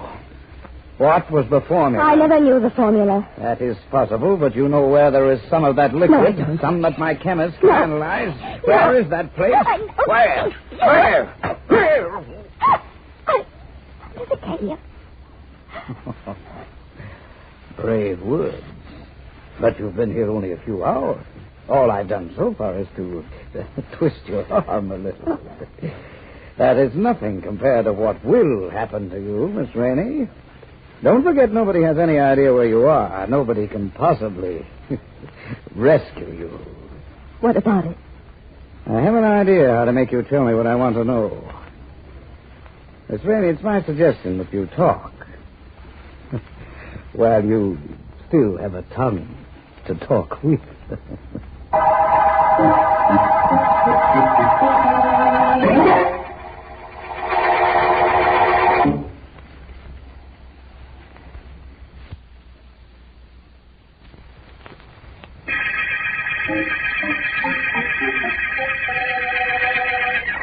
This is District Attorney Markham. The Manicure murder case opened when Professor Edgar Wilson, scientist, died in a barber shop after insisting the girl manicure his nails, even though he was dying. We have no explanation for this, no clue to the professor's killer as yet, although Philo Vance did have an encounter with an individual whom we believe was the brains behind the murder. In an effort to work out some tangible lead to that individual, Vance is in my office. Where do I begin, Markham? A simple question like that has me stopped completely on this case. A simple answer might be in order, Vance, but I don't have it. Either a simple or a complex answer. All I can tell you is I don't know. Well, let's start from the beginning. Professor Wilson wanted a manicure when he was dying. Why? You said you thought you knew the reason. Let's say I still think I know the reason. How do I prove what I think? There's one way, and Vance, it might be the answer to that question you asked. About where do I begin? Yes. Well, I'm listening. What's the one way? Why not check back at the barber shop where Wilson died? Perhaps that shop has some connection with his death, and the reason he insisted on having his nails done. Good idea, Markham. That's where I'm going, for a little interview with that barber shop manicurist. Maybe I'll even let her do my nails. Maybe having her hold my hand will help me make heads or tails out of this case.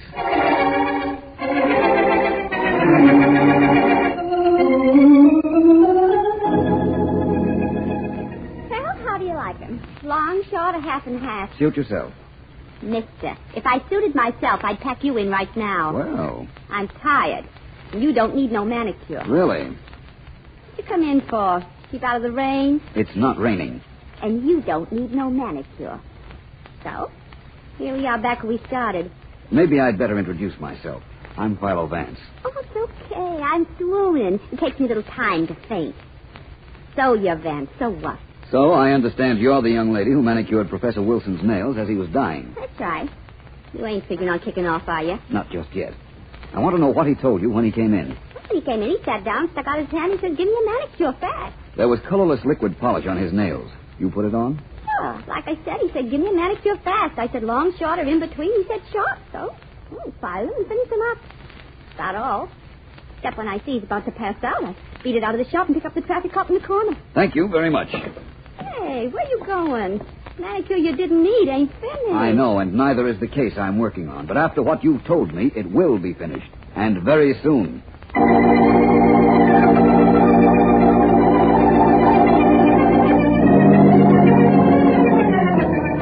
Hello, D.A. Come in, Heath. Come in. Or am I a little late with my invitation? Well, that's the difference. Better late than never, I always say. I always say something about an early bird. I can't remember right now what the rest of it is.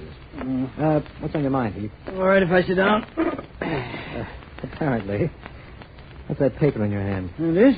Oh, it's a teletype report on an explosion out in the suburbs.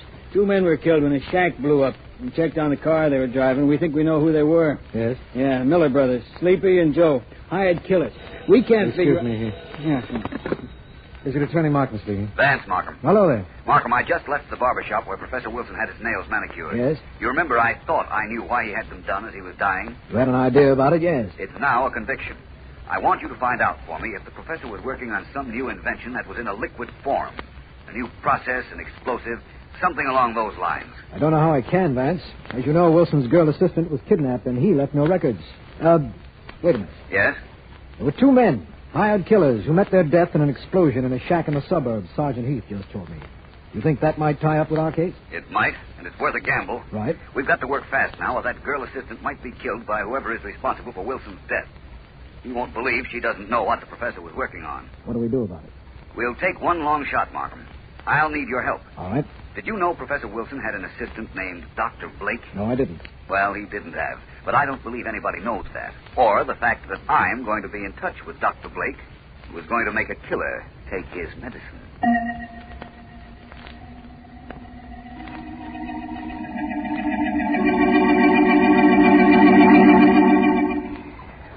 You are so obstinate, Miss Rainey. So very obstinate. Please, can I have some water? You can have anything you want after you tell me what I must know. Wilson was working on an explosive. He called it Experiment X. What were the components of Experiment X? Please, a little water, just a Where little. can I get a sample of Experiment X? A drop will do. The smallest possible sample. My chemist can analyze it and break it down. Tell me. I don't know. There's some way to make you talk. Some way you'll tell me what I want to know. You're a nice girl, Miss Rainey. Very nice girl. And you have a mother. You wouldn't dare go near her.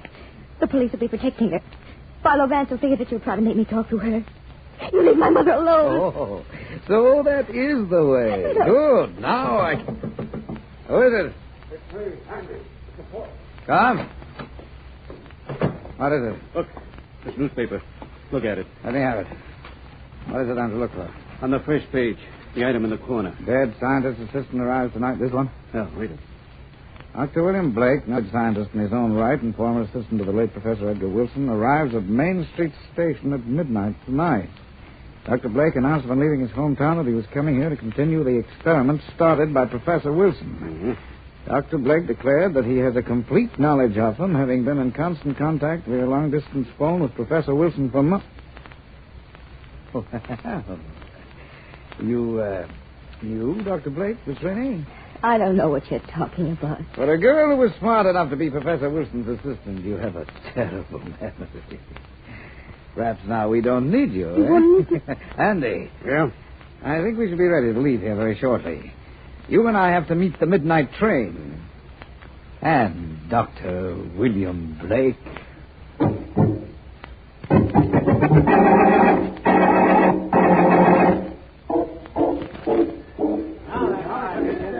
Here he comes, fellas. Get your cameras ready. Dr. Blake. Yes? please hold it while we get some pictures. Hurry then. It's very late, and I'm very anxious to get to my hotel. Don't take a minute, Dr. Blake. Okay, boys, come on. Grab your shots now. And just one more, please, Dr. Blake. Hold it. Thank you. Thank you very much. Now, is it all right, gentlemen, please? Sure, Doc. Go ahead. Thanks for your time. Thank you very much. I'll be at the Carlton Hotel if your newspaper should want me. Thanks, Doc. I think the boss will send a man up to see you to find out what you're going to work on. I shall see him. Good night. Dr. Blake? Yes? Who are you? And your friend? It doesn't matter who I am or who he is, either. You will kindly not make any disturbance, but come along quietly with us. I don't understand. Who will, dear sir? You Professor Wilson's assistant. You knew what project he was working on, the secret of his Experiment X. Yes, of course. Take it off, Andy. Hold it tightly. Okay. Take your hands off. Hey! His beard! His beard! It's fallen off. This is a trick. Come on, let's get away from here. Not so fast. I think I can hold you two. Mark him. Hurry. Hands. You're Philo Vance. This was a trick. Yes, and you fell for it, Mike. All right, Vance, I'll take this man here. Hold on to your man. Nobody holds on to me. I got away. I make you stay like this. Nice work, Vance. This fellow I'm holding gave you no trouble at all. Oh, that was no trouble, Markham. Hitting my friend was fun. Let's get him up, get him out of here. And I'll be ready to tell you why Professor Wilson insisted that his nails be done, even though he knew he was done for.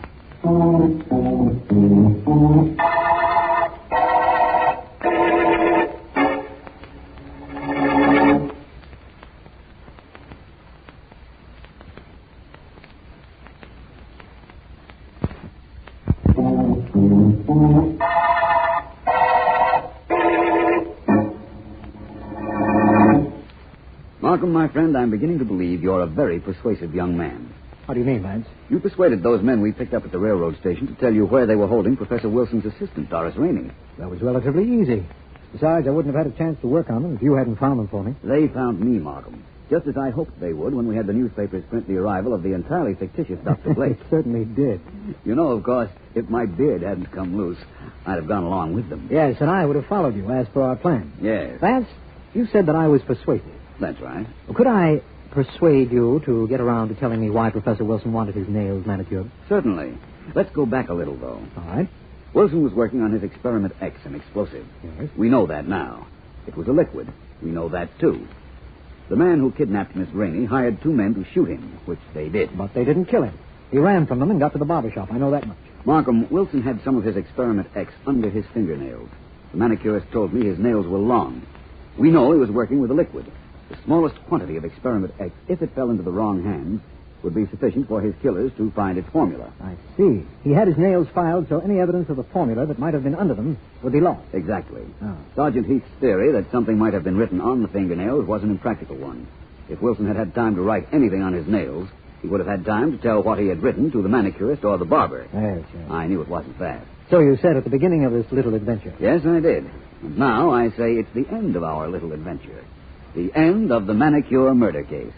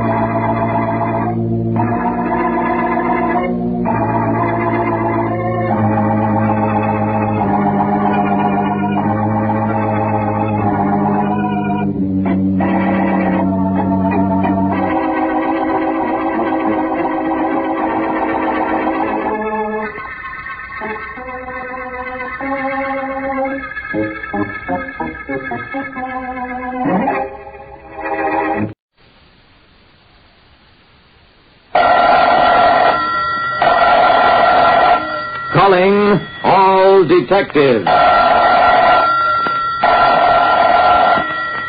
A man is killed in a locked, barred room. You're the detective. You know it was murder, but can you prove it? That is the problem on this page from my casebook. The casebook of Jerry Browning, private detective.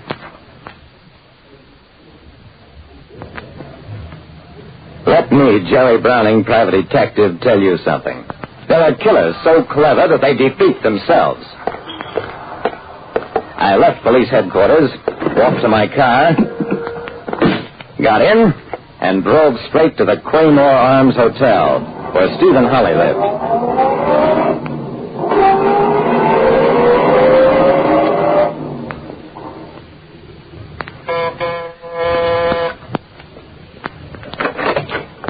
The man who opened the door was about my height, strong-featured, powerfully built. He said, "Yes? What is it?" "Mr. Holly, I won't waste time. Sandage was found dead in his room this morning, shot. Police say it's suicide. I know it isn't." Holly invited me in, sat down, calmly lit a cigarette. "Really? How can you be so sure, Mr. Browning?" "Because Sandage came to see me a few days ago. He was afraid of being killed by you." Holly didn't flinch. "John suffered from that delusion for years. Apparently it drove him to suicide. It was no delusion and it wasn't suicide, no matter what you or anybody else says."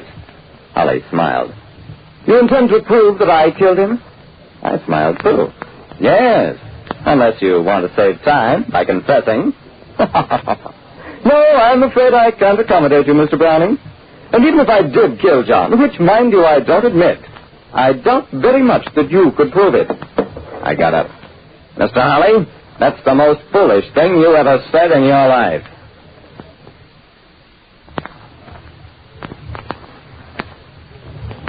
A man practically admitted committing a murder and defied me to prove it. I drove out to the Sandage home, found the homicide detail in charge. I said to the sergeant in charge, "I'm Jerry Browning. Mr. Sandage hired me just a couple of days before he died." The sergeant said, "Oh, yeah, Dawson said you'd be coming over.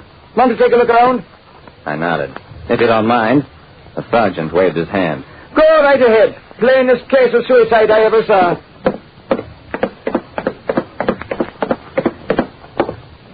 I went upstairs to the master bedroom where the body had been found.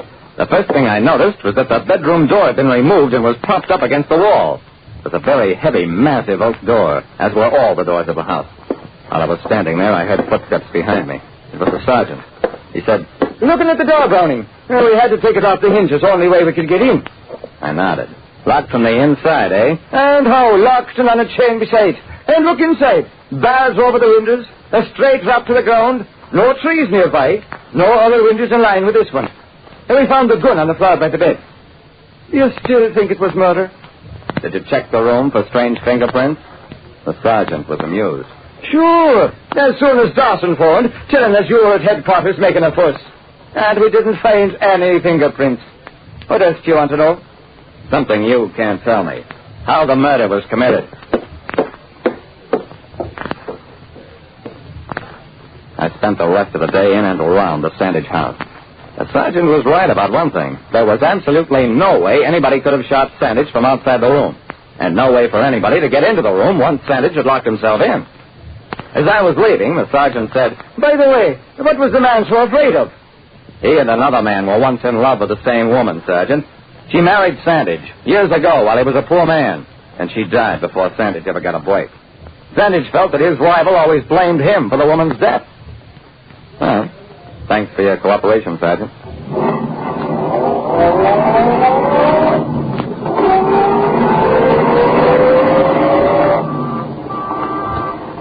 That evening, I stationed myself outside Stephen Holly's apartment building. And when Holly came out, Holly spun around. "Why are you following me?" "I'm not following you, Mr. Holly. I just happen to be going your way. Pay no attention to me. You'll be seeing me around a lot."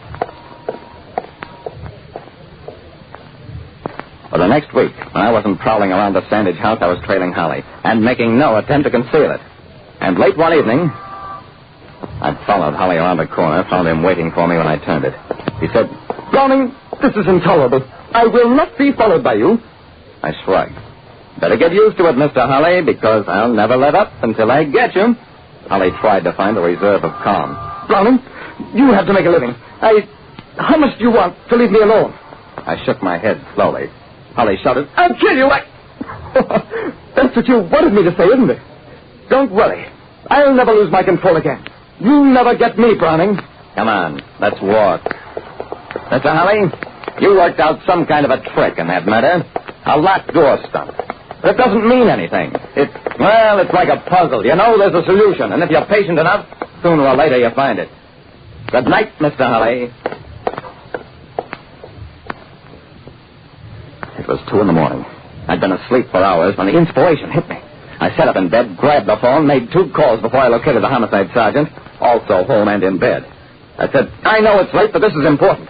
Sergeant, when your men took the door off Sandiger's bedroom, did the screws come easily out of the hinges? I mean, if you could remove the door, then... Oh, the screws were rusted in. Yeah. Broke 2 of them. Yeah. Well, I'm sorry I bothered you. Good night. But the next morning, I was back at the Sandage house again. My dream image of that door being removed from its hinges was so real, I had to check it for myself. The sergeant was right, of course. Something like that would never escape his attention. I stood for hours before that door, still off its hinges.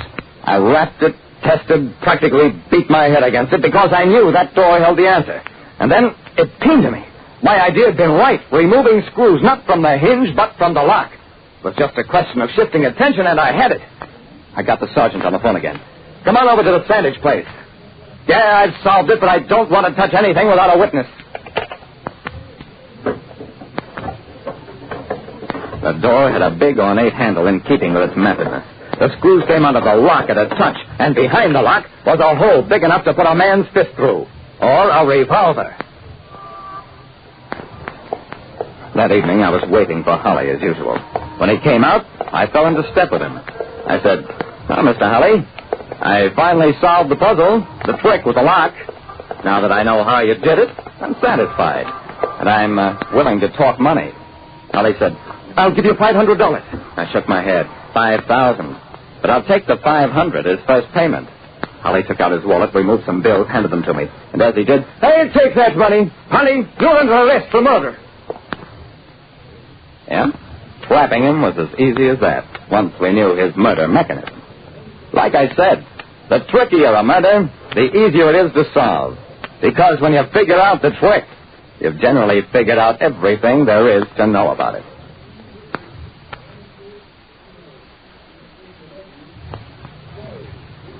Listen next time to Calling All Detectives, mystery drama, mystery quiz, and a chance for you to match wits with yours truly, Jerry Browning, Private Detective. Mr. District Attorney, starring David Bryan. Mr. District Attorney, champion of the people, defender of truth, guardian of our fundamental rights to life, liberty, and the pursuit of happiness.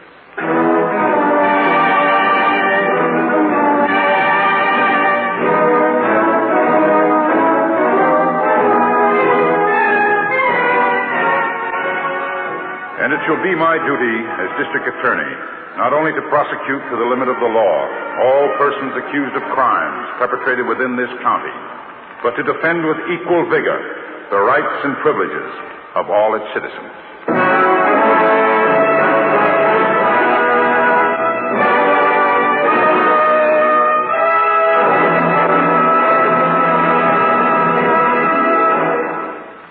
This is David Bryan.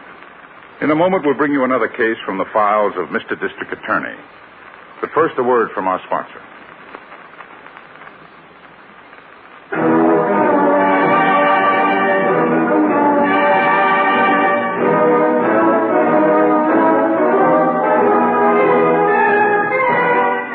And now, here is our star, David Bryan, as Paul Garrett, Mr. District Attorney.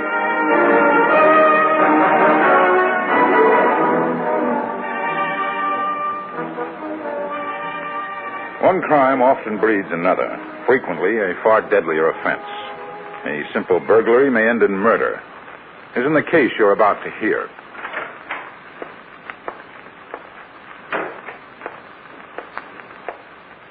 That the guy? Yes, that's the dear doctor. Psychiatrist, huh? Looks more like a jockey.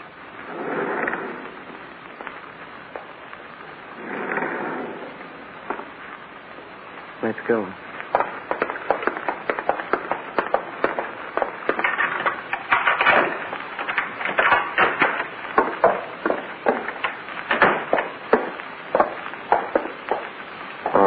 are they? Right here in my desk. But he made me give him the key to the drawer. I'll give it open. Why'd he fire you anyway? I had the recorder hidden under the patient's couch. He happened to hear it this morning. Boom, that was it. How'd you keep him from yelling for the cops? I put on an act, bawled my eyes out, swore I'd just put it there for the first time. Can't you get it open? I got it. Dr. Jameson. Well, lucky I forgot something and came back. More tapes. I can see I was wrong when I didn't call the police this morning. I'll rectify that mistake right now. Give me that phone.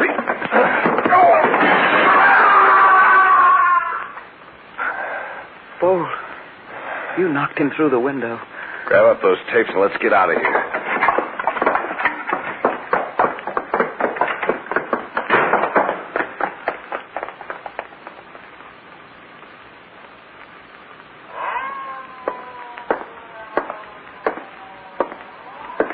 Well, there goes the body, Chief. 9 stories. That's a long way to fall, Harrington. Sure is. Has the family been notified? Yeah, Padway took care of it. Wife and 3 kids. Have you noticed his desk drawer? Yeah, pried open. Oh, I found this on the floor beneath it. Yeah. Label from a can of recording tape. I wouldn't want to call it suicide, would you? Oh, not with this setup. Anyone else around? The janitor. He couldn't come up with a thing. Gave me the name of the office nurse, Pauline Colton. But he didn't know her address. Well, why don't you see if there's an address book on the doctor's desk? Yeah, that's a good idea.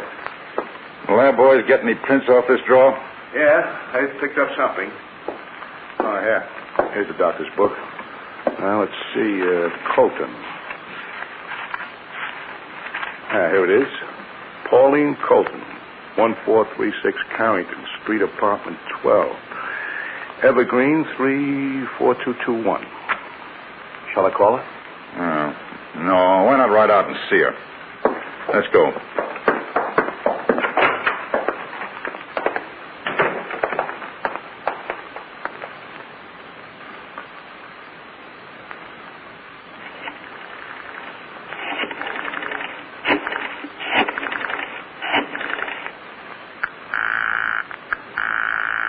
Who you calling?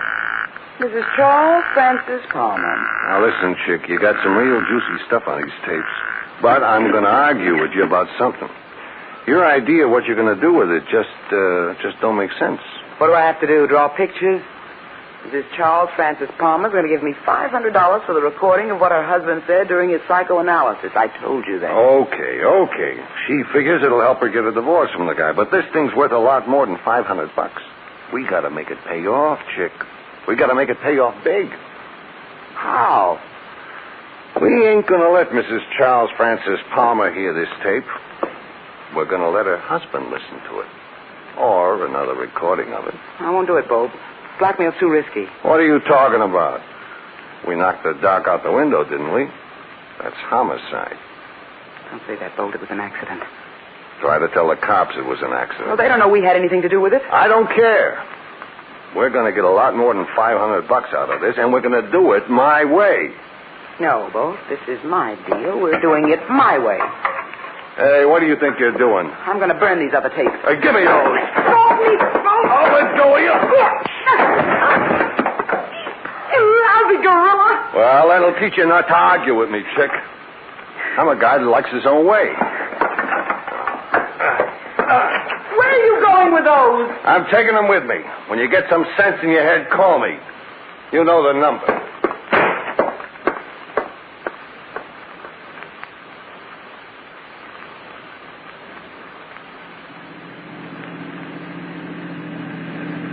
$14.36. Hey, here it is, Chief. Oh.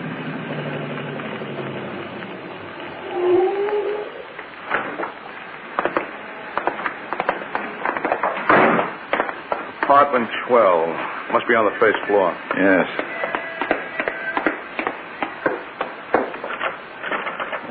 Locked. Looks like we'll have to press the buzzer. I'll get it. Oh, she's home. Well, you never know. We're police officers, Miss Colton. We have to talk to you. There we are.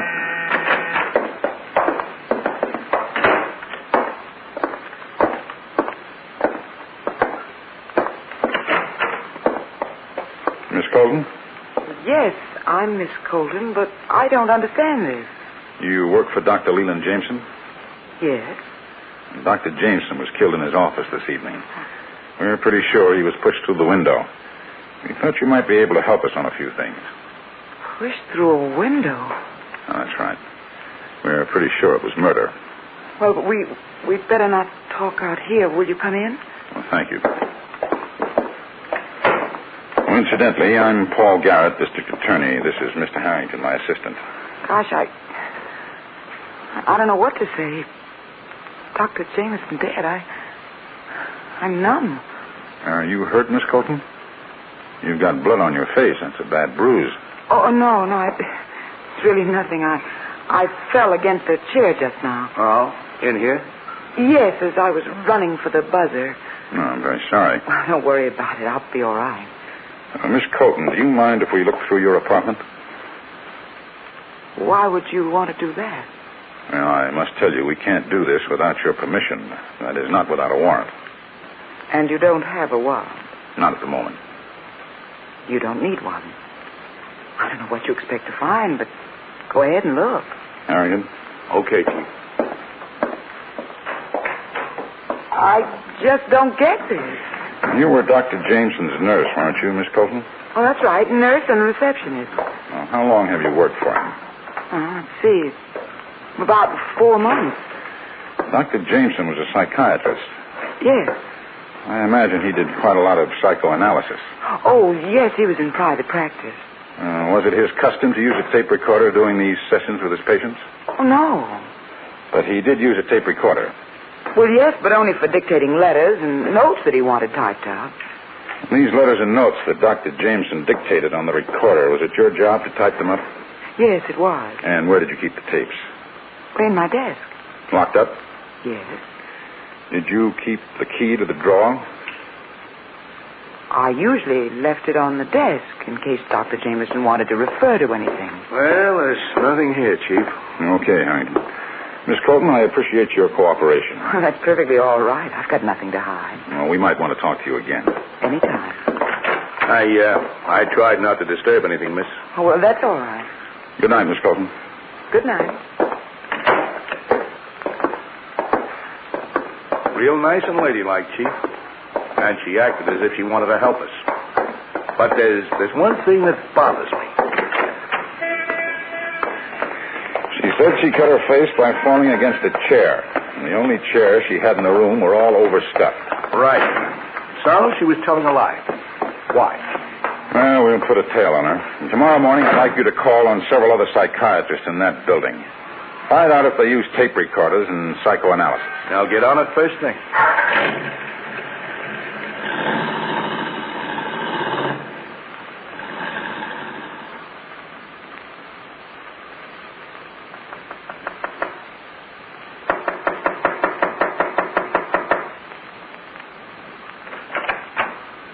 Oh, it's you. I haven't had dinner yet. I thought you might like to take me out to eat. I thought we weren't getting along. We weren't until the district attorney came to see me a little while ago. DA, huh? Did he get anything out of you? Not a thing. But he had a man with him who searched the place. I'd have had a bad time if they'd have found those tapes. Yeah. Yeah, I guess you would. Looks like I saved you from something, don't it, Chick? You saved me from plenty, Bolt. Hmm. From now on, I'm with you. I think you're going to be good luck for me. Well, that's the way to talk. How about dinner? Sure. Sure, we'll go any way you say. First, I want to make a phone call. Huh? Who are you going to call, Bo? The well-known president of our Chamber of Commerce, Mr. Charles Francis Palmer. I'm going to set up a date with him for tomorrow.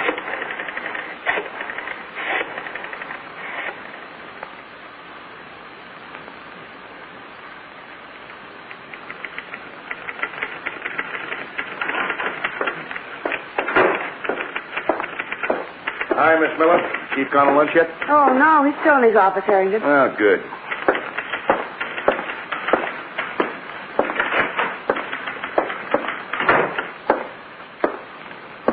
talked to 3 psychiatrists, Chief. What do they have to say? They don't use recorders for psychoanalysis. Patients wouldn't like it. So the girl told the truth about that. All right. She moved out of her apartment last evening and left no forwarding address. Hey, that makes it tougher. Did anything come out of those fingerprints? Yeah, nothing. They're all blurred up. Which means we don't have a single lead on this case. We've got to find one, Harrington. Dr. Jameson had some of the most prominent people in town as patients. I've got a hunch the thing is going to develop into an extortion setup. Unless we can stop it, this town is going to have its own reign of terror.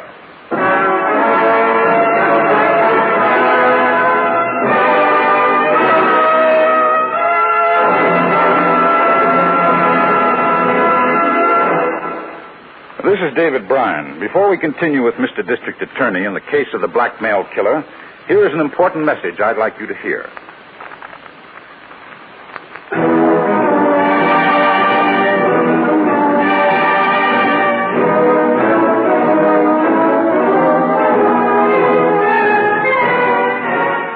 And now back to David Bryan, starring as Paul Garrett, Mr. District Attorney.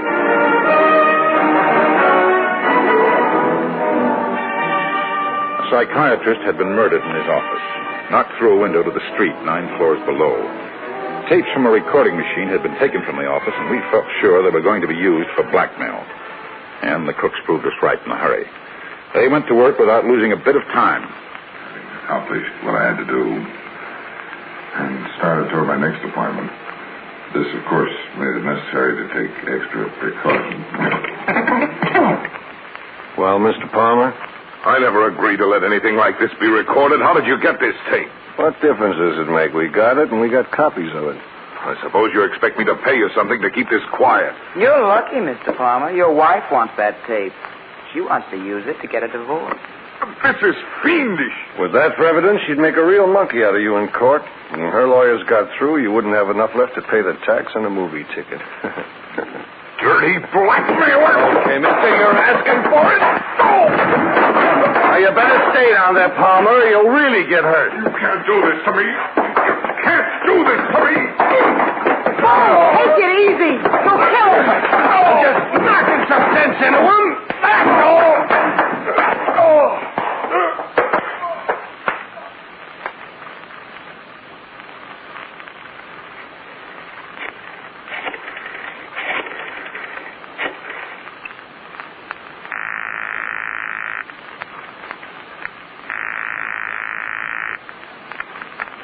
District Attorney's office.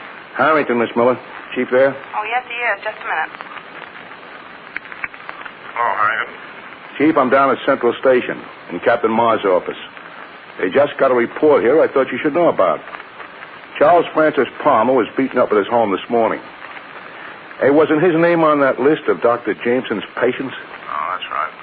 Who turned in the report? Palmer's sister. She's indignant and wants something done about it. But Palmer refuses to cooperate. Won't sign a complaint or make a statement. Maybe we'd better have a talk with him. Do you have his address? 114 Park Circle. Oh, meet me out there. I'll leave right away. Okay, Chief.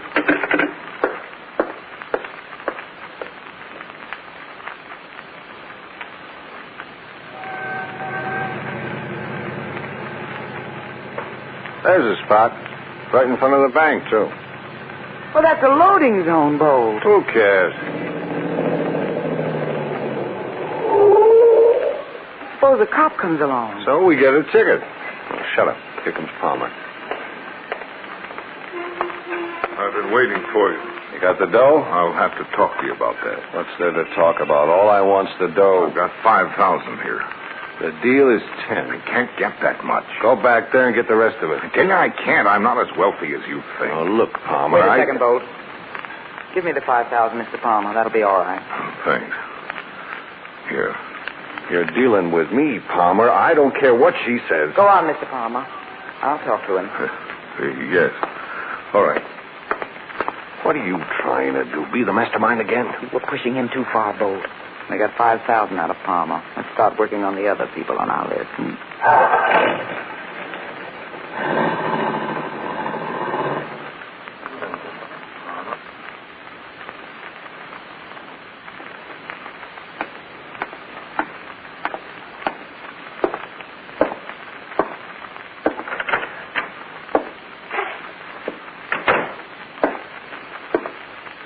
Hello, Garrett. My sister said you wanted to see me. Oh, thanks for coming down. I hope you're not here just because of this accident of mine. Your sister insists that you were beaten up. She says she heard part of it and saw a man leaving the house. I don't care what she said. I hope you'll forgive me, but I have other things to take care of. All right, Palmer. It means we'll have to find some other way to handle the situation, but one way or another, we'll handle it. I'm sure you will. Good day, Garrett.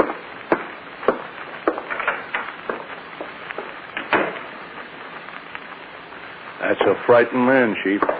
Nothing freezes people up like blackmail. Yes, you're right. Well, let's get back to the office.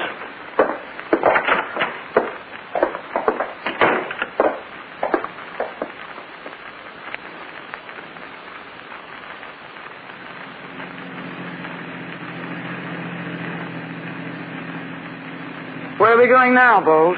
I'm looking for a phone booth so I can make a call. They can't trace you when you make a call that way. If you're going to be that careful, why don't you play it smart all the way? What do you mean?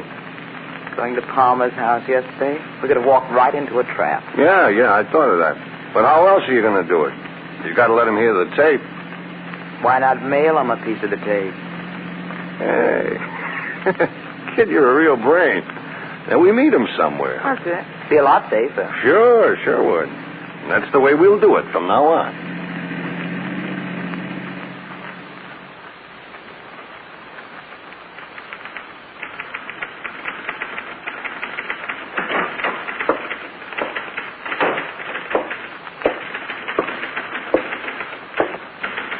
Is the district attorney in, please? Yes, he is. Who shall I say is calling? I'm Miss Foy. Oh, yes, just a moment. Yes, Miss Miller. Miss Foy's here to see you, Mr. Garrett. Oh, have her come right in. Yes, sir. Would you go in, Miss Foy? Thank you.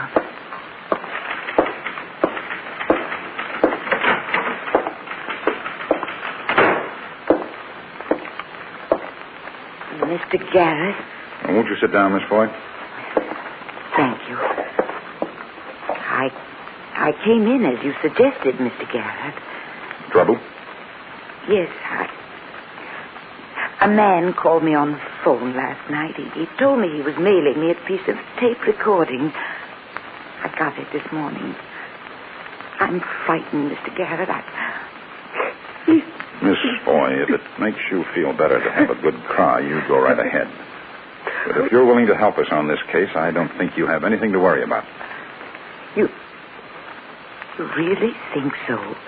What did the man tell you to do? Well, I'm supposed to meet him this evening at the entrance to Carroll Park. What kind of an arrangement did he make for recognizing you? I'm to carry a folded newspaper in one hand, a dog's leash in the other. Miss Foy, I want you to go home and forget all about this. You mean you're going to take care of the meeting? That's right. You can leave the rest of this to us. I can't tell you how much I appreciate your help and your understanding. I want to thank you for coming in. That took courage. I was scared stiff, but I'm glad I did. Goodbye, Mr. Garrett. Goodbye, Miss Foy. How would you like a job, Miss Miller? Dictation?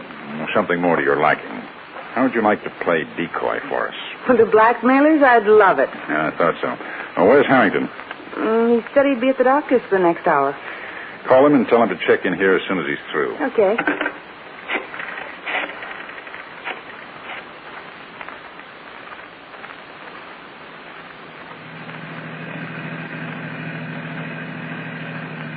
Hi, chick pocket. Want me to stay in the car? That's right. Keep the engine running. Why, is she there yet? I can't tell with those bushes in the way. Good luck, Bolt. It's a cinch.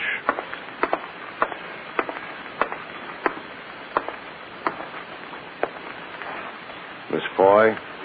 Yes, I'm Miss Foy. I guess you know why I'm here. Yes. What do you want?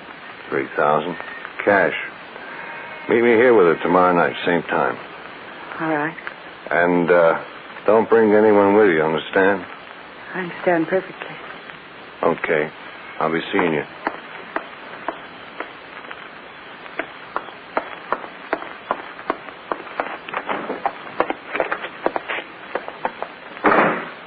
How'd it go?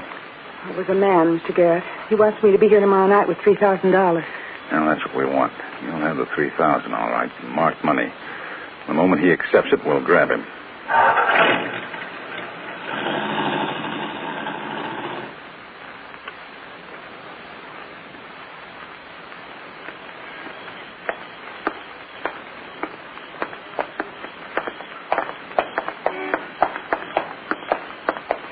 Just keep walking, Miss Boy. I've got the money for you. Okay, Here. okay, but keep heading for that car.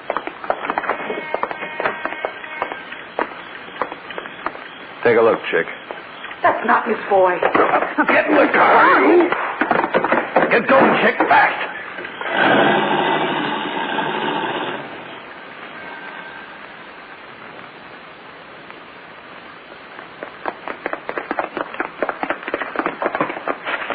We're too late.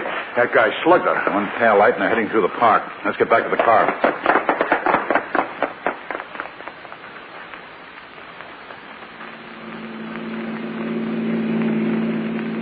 Anyone behind us, Bolt? Not right now. Well, I'm going to slow down then. No use getting picked up for speeding. How do you know this babe ain't the Foy dame? Foy came into the office, didn't she? I saw Foy. How do you like that? We've got to do something about it, Bolt. She can identify us, testify against us. Yeah. All right, what? Well, there's a ravine in the park. I know. It's right ahead of us. Pull over and stop then. Douse your lights. Keep it running. Come on, you.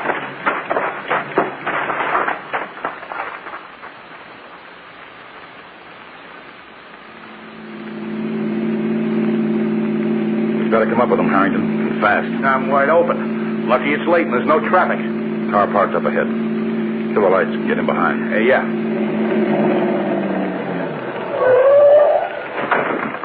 Come on. Finish. I'll get her.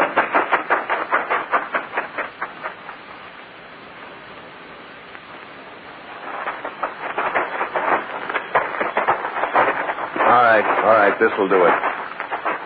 You'll never get away with it. Oh, I think I will. Not with me. Hey, No, you don't. Come here. Now, that's enough of that. Hey, what do you...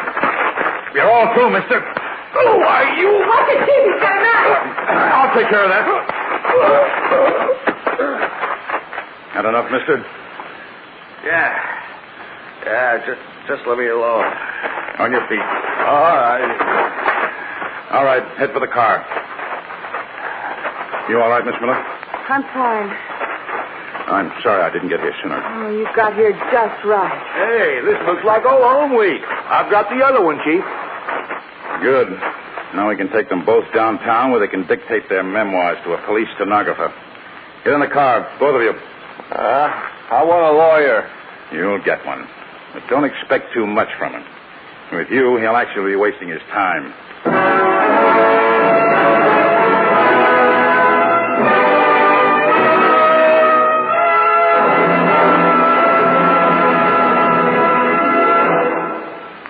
This is David Bryan again. I hope you've enjoyed this case from the file of Mr. District Attorney. I'll be back in just a moment after this message from our sponsor.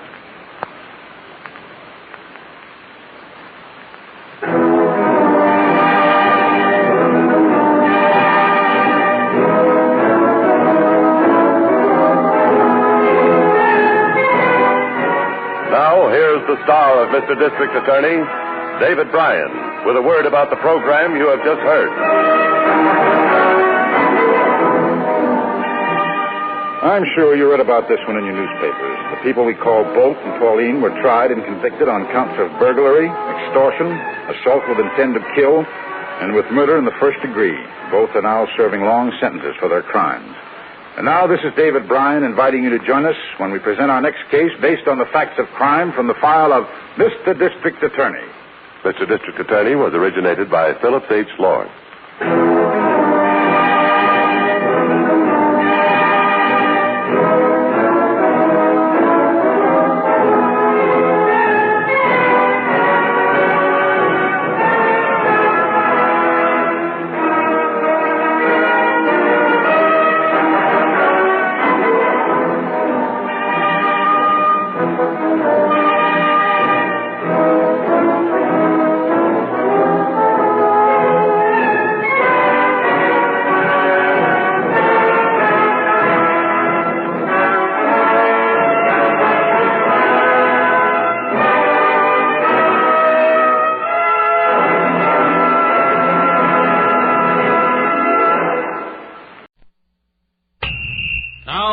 Gangbusters, presented in cooperation with police and federal law enforcement departments throughout the United States. The only national program that brings you authentic police case histories.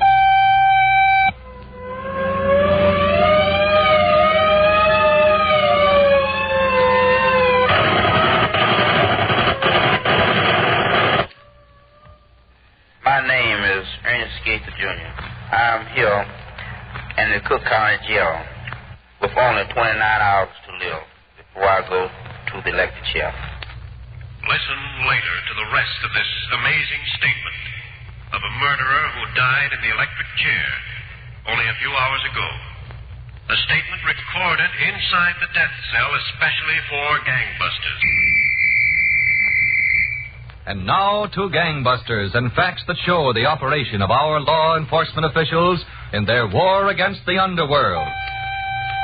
Gangbusters has again asked the Honorable Matthias H. Heck, prosecuting attorney, Dayton, Ohio, to narrate by proxy tonight's case. The inside facts in the case of the notorious Bugs Moran. Mr. Heck, we know how George Bugs Moran, who for years was Al Capone's only serious rival in the Chicago underworld, finally was sentenced to a term in prison, the first he had served in 20 years, despite numerous crimes accredited to him. And it was a comparatively short sentence, Don Gardner. Moran was soon out of prison. To all appearances, he was making an effort to go straight. He set himself up as a speculator in oil leases and was operating in the southern Illinois and Indiana boom country. One day, about a year ago, Moran and an associate were seated in the rectory of a church at Vandalia, Illinois, waiting to keep an appointment with the pastor. Give me a cigarette, Moran. You don't have to smoke in here. Well, I don't see no signs. You don't have to smoke. Just sit there and don't say nothing when he comes in. Who wants to say something? Don't open your yap and everything. Okay, here he is. Now get up. Get up, I said. Hello, Reverend. Good afternoon, gentlemen. Nice to see you again, Reverend. Yes? This is my associate, Mr. Virgil Summers. How you do, Reverend?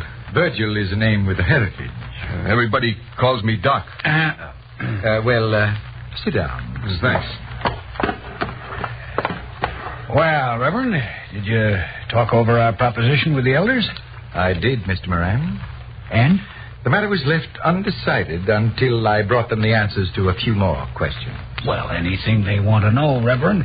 The church has got that 40 acres of land out there that has a good chance of having oil under it. Now, if we bring in oil, why, every Sunday, and instead of members of the congregation putting into the contribution box, they'll have to take out just so as you can get rid of the money.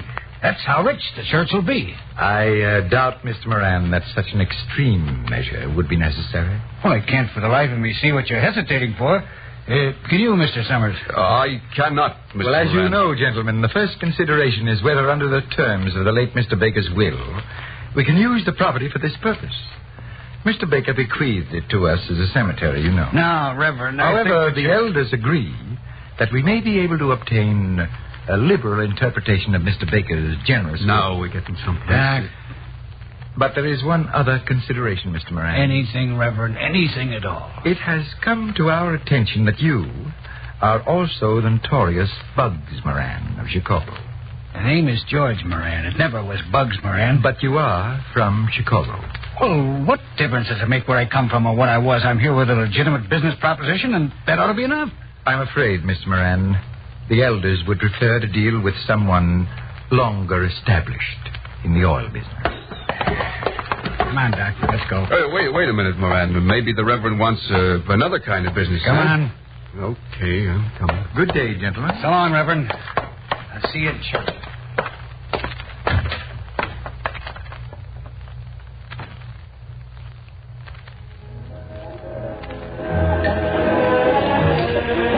Look at me. Dealing with preachers and widows and banks. And what's the matter with banks, Doc? Nothing at all, Moran, if we do business with them in the right way. But this oil lease pitch is a waste of time and a waste of money. Don't tell me what's a waste of money, Doc. As long as we're in the oil lease business, we got a legitimate pursuit. There's nobody can say nothing to us for being around. Okay, but can't you pick a legitimate pursuit we can make dough at instead of throwing it away? Who knows, Doc? Maybe oil will turn up under some of that land we got under lease. Yeah, maybe someday cops will shoot dollar bills out of their guns instead of bullets, but I ain't waiting around to find out. Angie says... Oh, Angie. Who cares what Angie says? I care what she says. And you ought to, too. She comes in pretty handy when a job needs a lady's touch. Let me tell you something, Doc. Keep Angie and the rest of your homework out of my hair. If you want to string along with me, we make a buck. Otherwise, goodbye. Now, wait a minute, boss. I was just talking. And talk to yourself or Angie. When it comes to business, just listen. Okay. Don't get excited. Stick here. I want to put in a long-distance call to Dayton. Well? Yeah. Now you're talking. I hope he's all set. If he's set, you'll know about it. There's only one thing. Yeah? Tell Al if the deal's got any preachers in it, it's out. I'll be right back.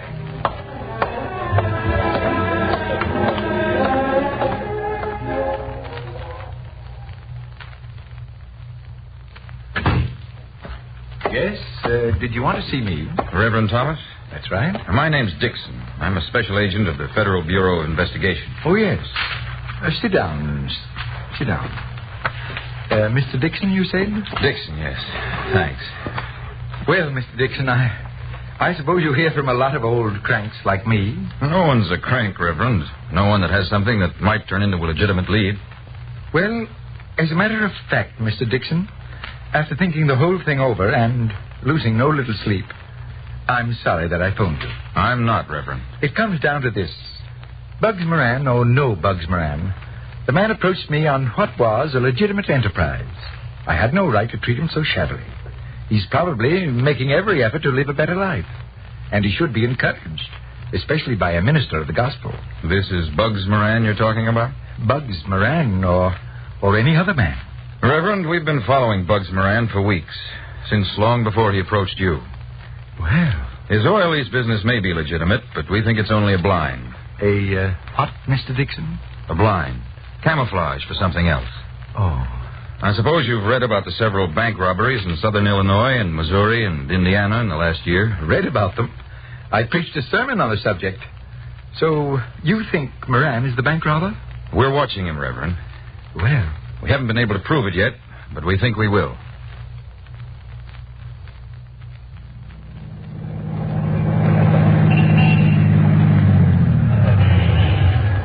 Well, so long, Doc. I'll see you in Dayton. So long, Angie.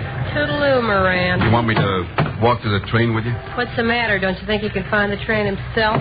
You just drive on, Angie.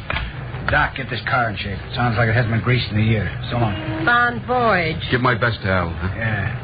I'll see you tomorrow. Okay, get moving. Where to? One of your oil wells? Angie, so help me, someday I'm going to twist your nose around your ear. That. And lay off Moran, will you? We've been doing okay with him. You mean he's been doing okay with us? That has been. Angie.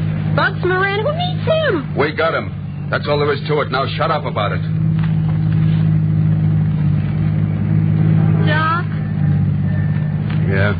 What's the state in case? Watch it. You got a red light there. Okay, I see it. I'm not blind. Can I ask you a question? What question? What gives in Dayton? What did Al come up with? Ask Moran. Oh, Doc, I swear I'm going to claw okay, your... go ahead. The light's green. Oh, We're pulling out for Dayton tonight. You throw your duds in a bag and be ready to go. but, Doc, I don't You want heard me. We're driving to Dayton. I don't want to hear no more about Moran or oil wells or anything. Just drive.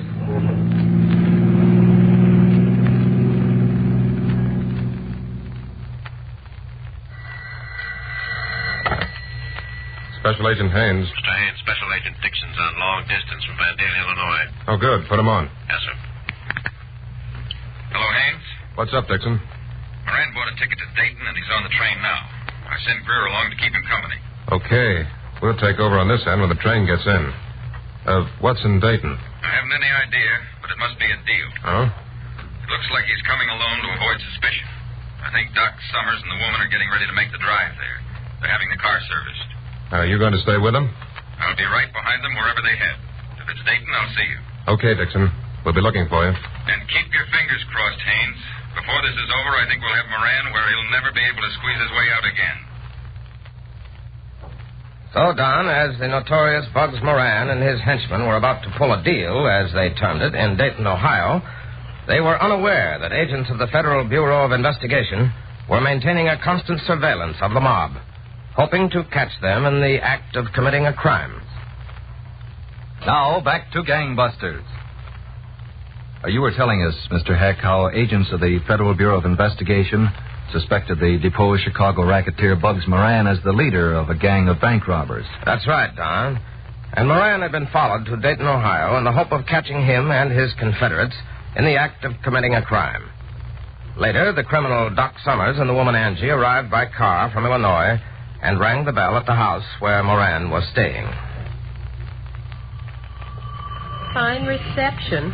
Guess nobody's home. Angie, I've been listening to you beef for 300 miles. Now keep it quiet, or I give you really something to beef about. Ring the bell again, will you?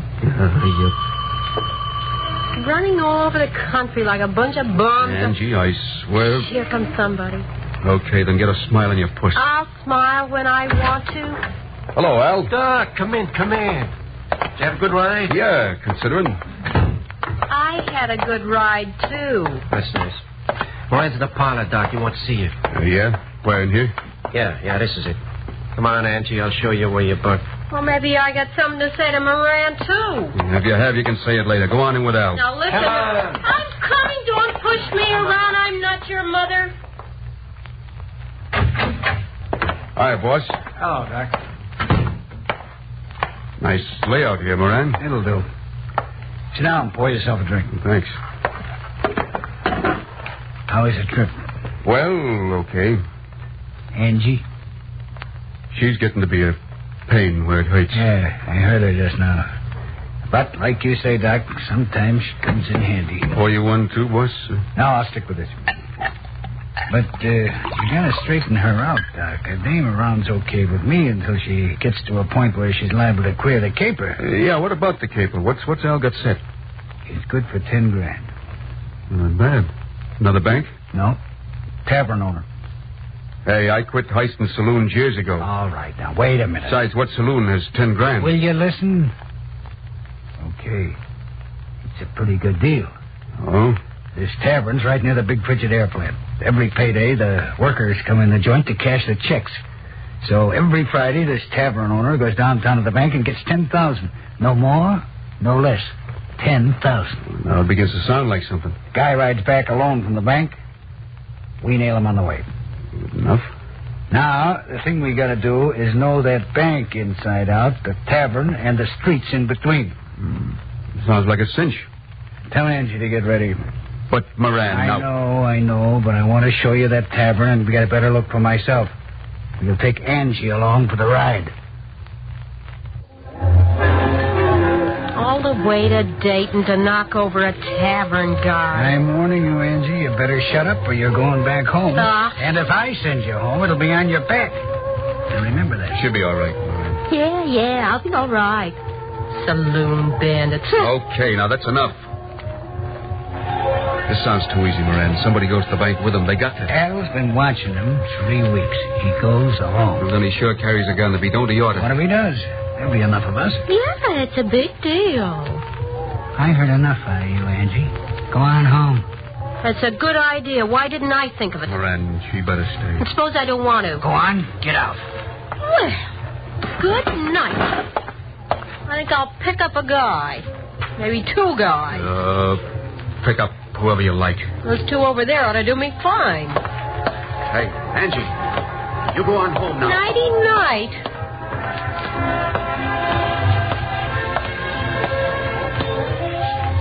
Hello, boys. Hi. You too. Hello. Hello. Got a cigarette? Sure. Here, help yourself. Thanks. It's just my brand. Match? Yeah, sure.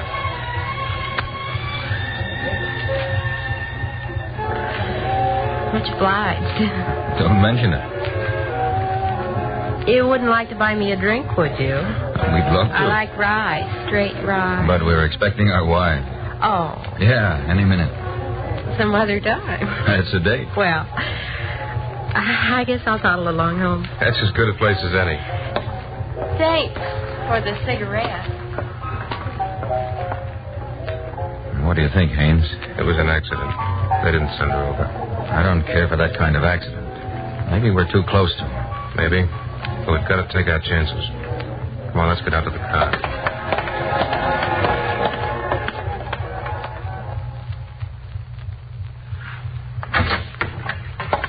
Hey, Hello, Andy. get out of here. Nobody comes in my room, Moran, not without an invitation. I got an invitation. My own. What do you want? Here, What's that? a bus ticket. Get packed and get out of here. Now, wait a minute, Moran. Nobody's telling me where to go and when. I'm telling you right now to get yourself out of here, and you better do it before I let you know why. Why, you no good hoodlum. I'm had enough of your rotten tongue, Angie. Now get packed. Doc will have something to say about this. Doc's already had something to say. He went down and bought the bus ticket. You rotten heat, I'll claw your eyes out. You can't stop me. Now, get packed before you get more. Only worse.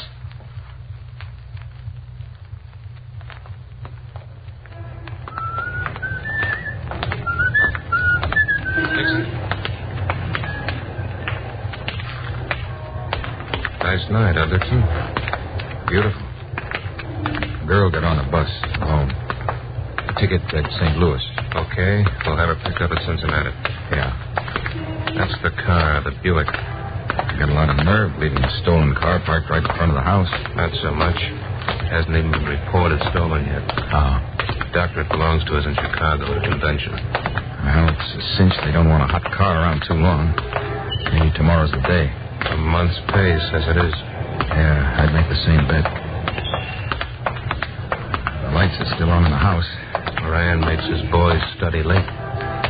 Just walk on by.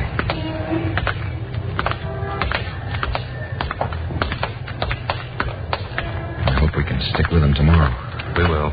There's 4 extra men flying in from Cleveland. Good.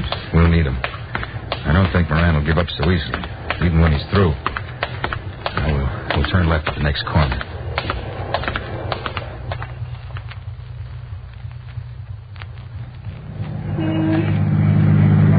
Make quick work of this job, boys. There's a lot of traffic out, more than we counted on. It'll be okay, Moran. Don't worry. The only thing I wish is Angie was here to help me spend my part of that guy's $10,000. Oh, for the love of... Will you stop yapping about Angie? Okay. Take him at the red light. You ready, Al? Yep. All set. Doc? Am I ready for $10,000? All right, boys. I'll be following you. There's the light. He's stopping in a good place. Right in back of him. Go ahead, but take your time. Do it right. Let's go, Doc. Right with you. You get that side out? Yeah. I'll take over the wheel. Hey, move over, bud. We'll take care of that package. You'll let him slide over this way. Okay. Only don't shoot. Get your head down. All right. Lower, or I'll knock it down. Yeah, all right. Okay, you got the light. Get his eyes taped. No, please don't. Don't tell us what to do. Now you shut up. Tape him up good, pal. The less he sees, the better.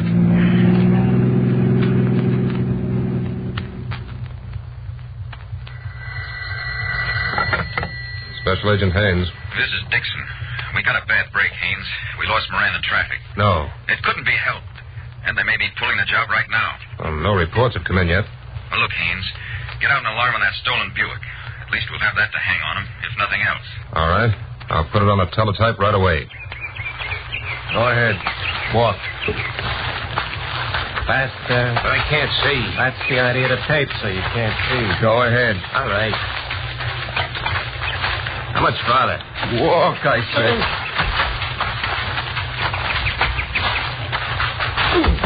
Get up. Get up, or I'll kick you so you really feel it. That's far enough. Leave him lay there. That's the boss. Take him to that tree. But good. Okay. Everything go all right? On schedule, boss. On schedule. Where's the score? Right here. I ain't had time to count it, but it feels like $10,000 if anything ever felt like $10,000. Well, let's get moving. Hey, you set? Oh, come on, let's go. You take the wheel, then. Yeah. Boy, we got any more like this, Moran? A few. Just a few. Come on, let's go. Okay, I'm coming. All right, get in.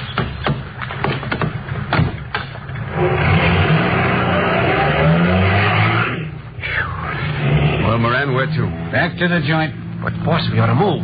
Yeah, I don't like the idea of hanging around like a couple of ducks for them to shoot at. Listen to Papa, will you? He knows best.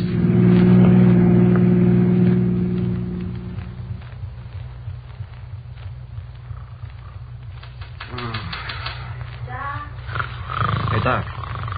Doc, wake up. Somebody's tapping at the window. See? Holy... It's Angie. Well, I'll be... Get rid of that, Doc. Yeah, okay. Angie, what... Go over and open the door, Doc.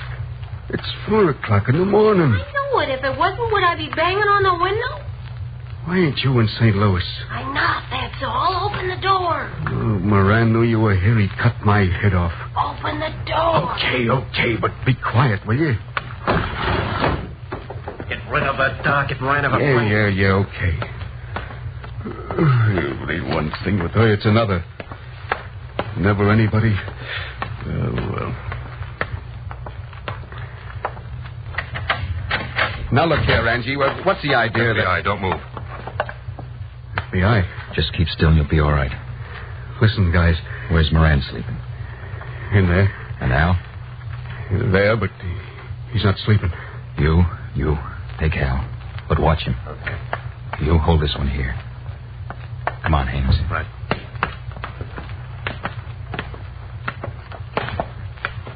Okay.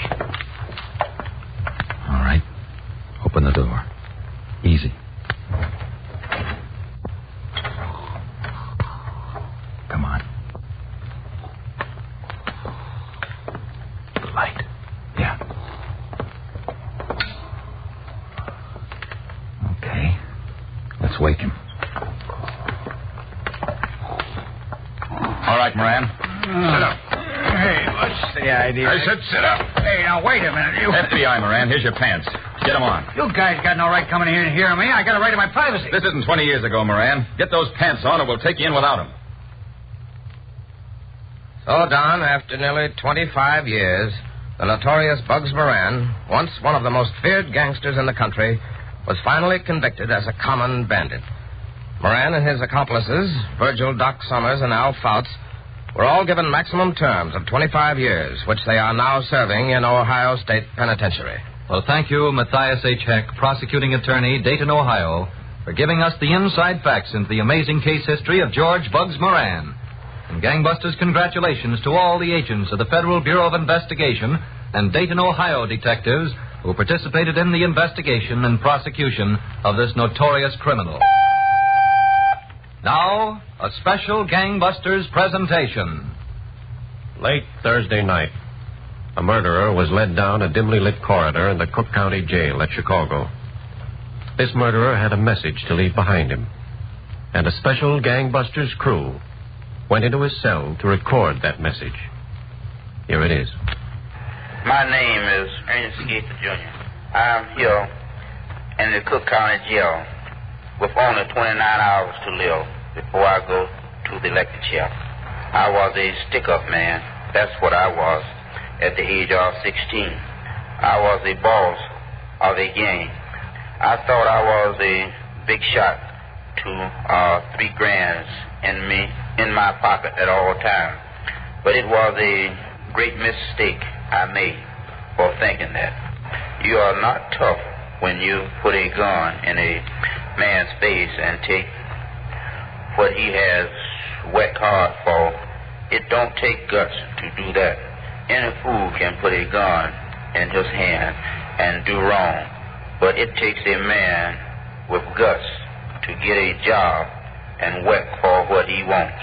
I am just so sorry that I couldn't see it this way until it was too late. Although my life will be taken from me, but my soul is going to rest with God in heaven. That will be my next home. And I am so happy that I am ready to go. A few hours after he made that statement, Ernest Gaither, Jr. paid the supreme penalty of the law. Proudly we hail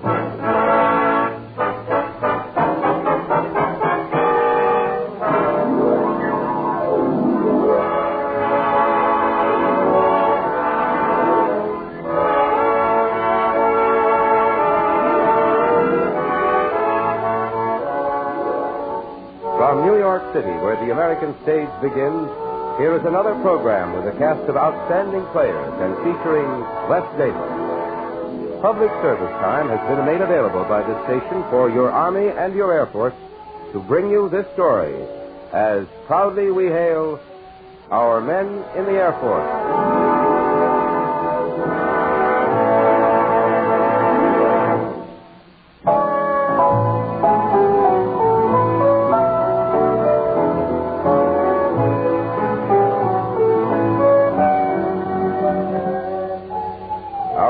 Entitled Jet Flight, and is a salute to the engineers, designers, and test pilots who make this story possible. Our first act curtain will rise after this important message. For you young men with 2 or more years of college, you are urgently needed in your rapidly expanding United States Air Force.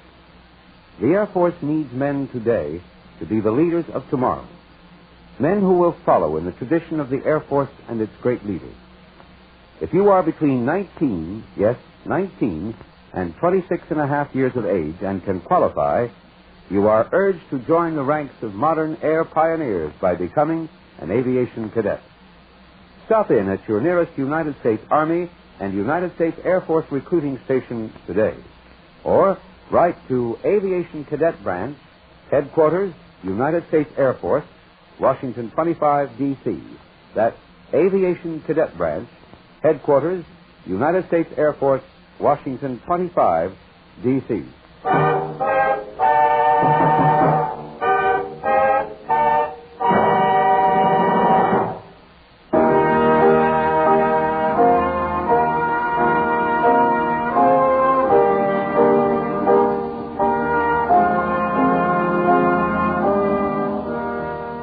To fly free, to follow the sun and chase the stars, to soar skyward and dwell in the lofty cloud worlds of upper space, to join the eagle and touch the hand of greatness with wings.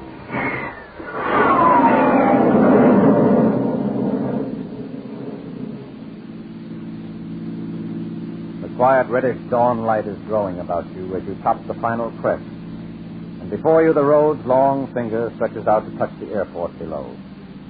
The airport beacon, weakened now by fast approaching daylight, still continues its unyielding round. In the darkness, it was a warm and living thing, its meaning bright and purposeful. Now it has become weak and useless, a mechanical thing without purpose. There's only one runway, a long, wide-reaching highway that leads to another world, the world of flight. Nervous? Silly question. Blame it on the hour. It's the right hour, Kent. Symbolic. The dawn of a new day. The dawn of the jet age. Save it, Mac. I'll settle for a cup of coffee. Would taste kind of good, wouldn't it? Yeah. You know how I feel? Like it was graduation day. Only I didn't know whether I'd graduate. You and a lot of other people. But especially you. No, not me. I have faith in her.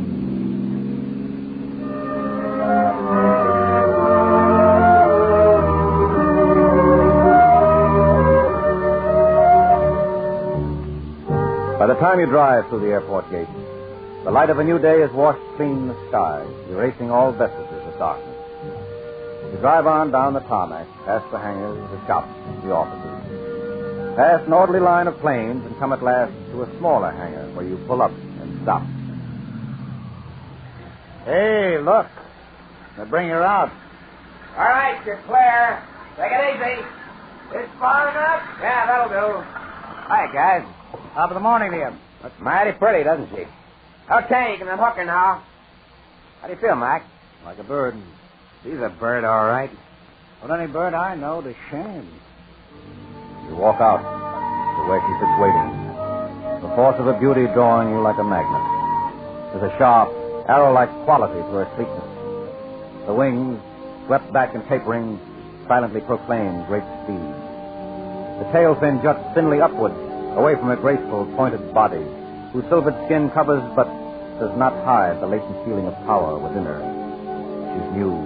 She's different. She's all jet. You're the guy that's got to prove she's the best fighter that's ever come off a drawing board anywhere. Let's go get that cup of coffee. See another hour before the brass starts arriving. Might as well. Keeping over?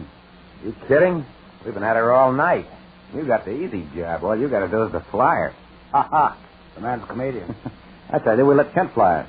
You teach me how to fly it first. I never could figure out what you're doing around here anyway. I'm just an innocent bystander. I like to watch other people work. Yeah, he's just the guy who dreamed her up. Me and about 5,000 other people. Come on, I'm hungry.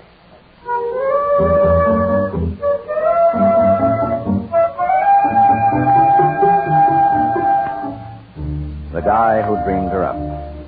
No, it wasn't Kent alone. Like he said, he was one of many. And as you walk down toward the airport restaurant, you think about that. You think of where it began, of how she was created, of how long it took, and what it took to fashion this lovely thing of speed and power and majesty. And to begin, you must go back nearly 5 years. All right, gentlemen, I think we can begin. Now, you've all seen the directive on the type of fighter the Air Force is looking for. I needn't emphasize that it's going to be like starting from scratch. We've got to forget all we know about conventional aircraft. This is brand new, it's different, and it's a big challenge. In short, we have our work cut out for us. I know some of you already have some pretty definite ideas on jet fighters. Kent here may have shown you some of his. But in designing this ship, the factors of speed, range, and armament, not to mention cost, are going to pose tremendous barriers to one another. Now, taking the first two, we know. Speed, range, and armament. It sounds simple enough. That's what you expect in fighters. That's what you've got to have. But how do you get speed? And how do you get range with a fast-burning fuel and no room for extra fuel tanks? And armament. How can you put teeth in her with 650 caliber machine guns when the extra weight will cut down on your speed? Those are but the basic questions, and there are thousands more, each one important in its way, each one related to the other. The designers, the engineers, the technicians, they're the ones who have to find the answers.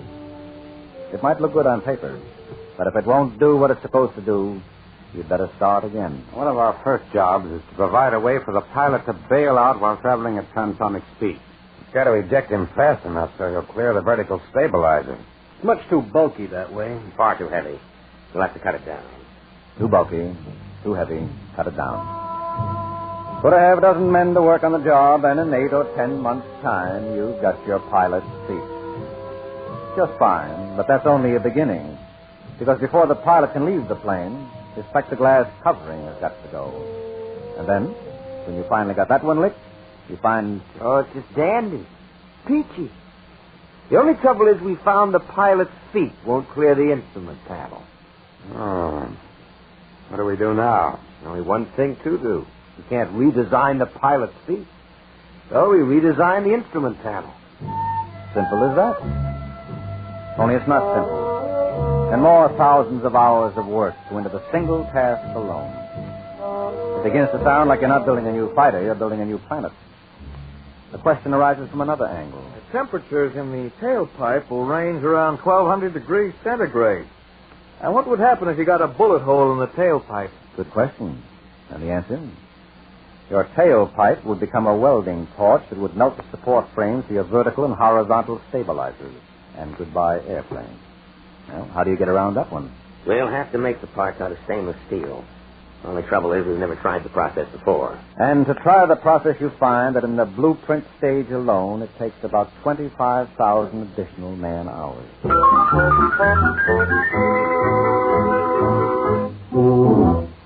Mac, come here and look at this thing, will you? What is it?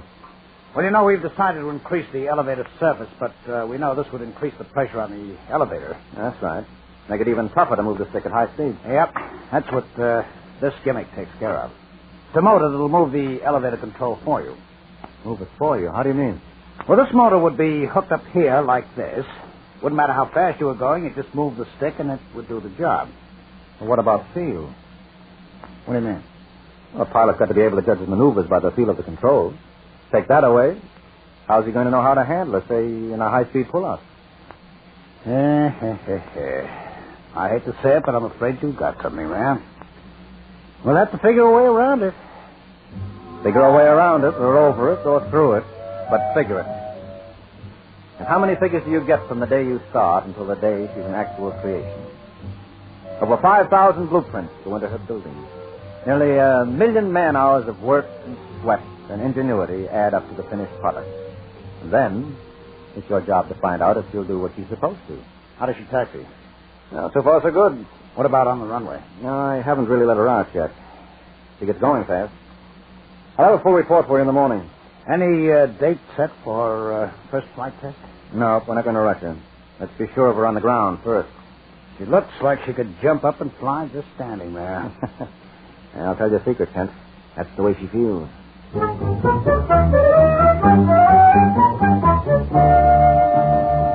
And then one day, with the sky blue and beckoning, you find yourself looking straight down the long runway. The plexiglass dome that arches over your head is the dome of her world, and the instruments and equipment about you are the key to her heart.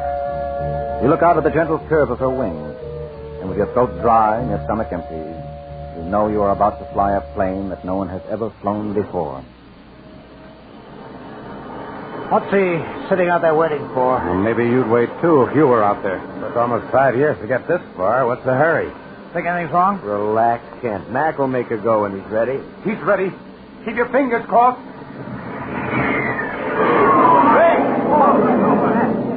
Wow. Look at that baby climb. Mama, look what we've done built.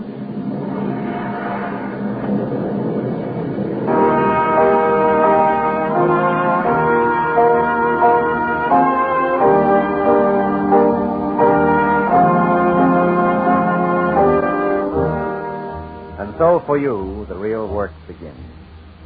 Every day you take her up and put her through her paces. She's tricky, high-spirited. She takes lots of watching, lots of knowing. And every time you bring her down, your report tells what was good and what wasn't so good. They go to work on her. They swarm over her from nose to tail. Like so many doctors, they listen to her heart, check her blood pressure, examine a nervous system that's made up of nearly 2 miles of wiring, and make the diagnosis. Until finally, one day you bring her in, and the head man says, "Well, gentlemen, no one disagrees. I think she's ready to perform for the brass. Unless we're all wrong, she's got what it takes. Speed, range, armament. She's all jet, and there's nothing to match her anywhere."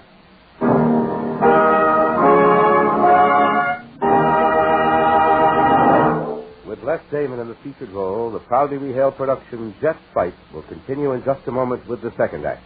Here's good news for you young men with 2 or more years of college. The age requirement for aviation cadet training has been lowered to 19. Yes, if you are between 19 and 26 and a half years of age and can qualify, you will receive your silver wings and your commission as a second lieutenant in the expanding Air Force. There is a vitally important job for you as a pilot, navigator, bombardier, radar observer, flight engineer, or electronics officer. And there's golden opportunity for you in this jet age of air power. For full information, visit your United States Army and your United States Air Force recruiting stations, or write direct to Aviation Cadet Branch, Headquarters, United States Air Force, Washington 25, D.C.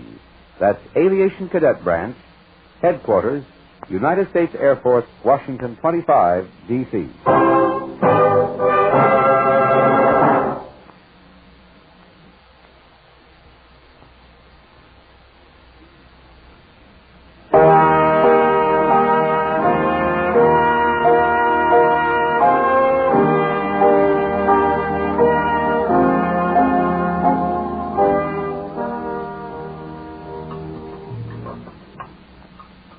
Where are you? About 40,000 feet up? What? Yeah, that's what I mean. You in a trance? I'm sorry. No, I was just thinking. We somehow gathered that. Brought to home and all that sort of thing? Oh, he's the guy who wasn't worried. You haven't touched your coffee, and you haven't said 5 words since we came in here. What's the matter? I thought it was all going to be a piece of cake. Well, it is. I was just thinking about the cake itself. All that went into making it. Some cake. Hey, Janie, bring this character another cup of coffee, will you? Look, hotshot, it's all the same to you. I'm a little more concerned with the immediate future than with the glorious past. You'd think I'd never flown her before. You'd think we haven't been testing her for the last 13 months. What's the matter? You afraid I'm going to pile her up in front of the brass? No. You know I don't think that, but I can't help thinking of all the millions of things that can go wrong, just when it counts the most. Well, Kent, if anything goes wrong, I'll have a little bit more to worry about than you. Yeah, but it still doesn't stop me from worrying. Can't be an old woman about it, Kent. Not get ulcers.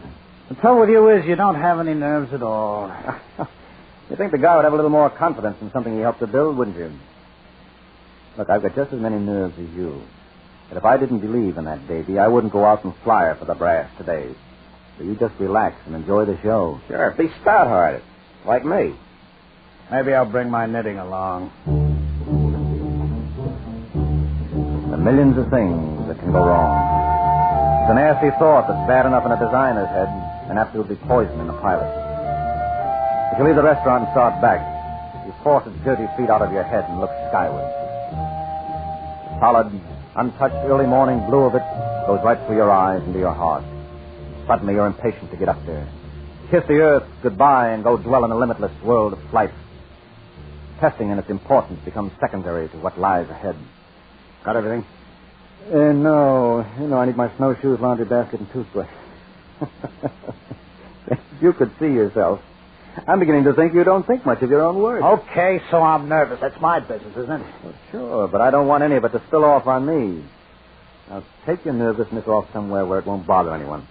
I'm sorry, Mac. I'll get out of here. Leave you alone. Now, she'll come through. I'll bet on it. And I never bet unless it's a sure thing. Good luck, Mac. I'll be watching. When it's all over, I'll buy you a soda. Hey, Mac, boss wants to see you. He's in his office with the Air Force shows. Happy landing.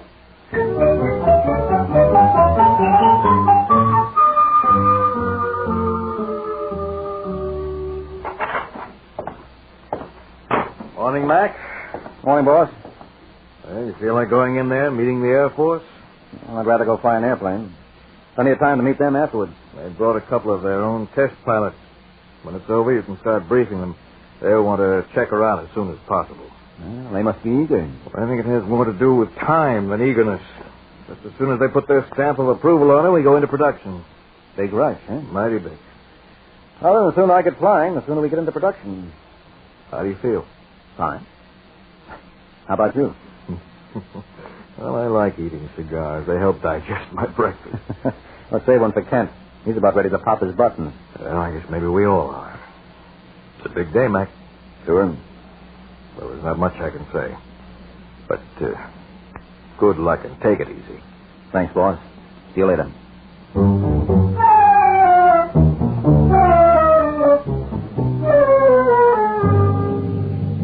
Tower to McRae. Tower to McRae. Over. McRae to Tower. Go ahead. They're all set down below, Mac. You're cleared for takeoff.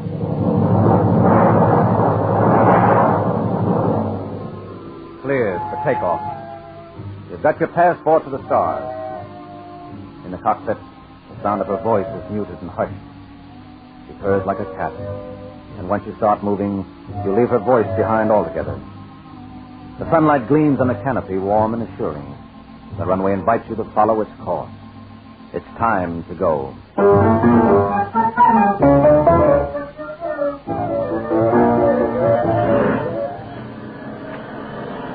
You move the throttle forward smoothly and easily.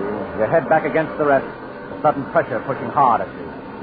You become strongly alive in an instant, a temperament and mood transmitting itself into your hands and feet, your blood. You swallow up the runway with ever-increasing rapidity while the finger on the airspeed indicator steadily climbs the face of the cage.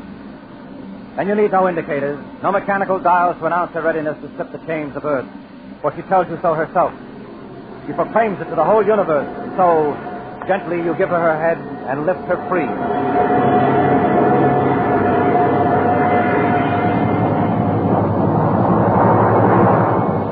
She seems to get off nicely enough. That's what I call racking it up. Hard to tell how good she really is standing down here. When's he going to make a gunnery run? The time has come, the walrus said. You've shown them how she takes off, how she lands, how smoothly she rolls, and how nicely she racks up. Now it's time to get down to business and show them how much of a sting she carries.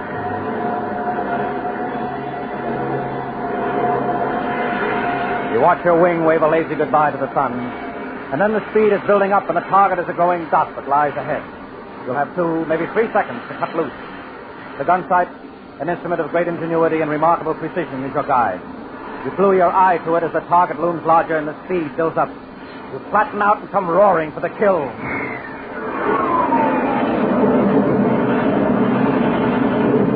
Well, that target practically disintegrated. Yeah, he's got 5 more to work on. Just watch.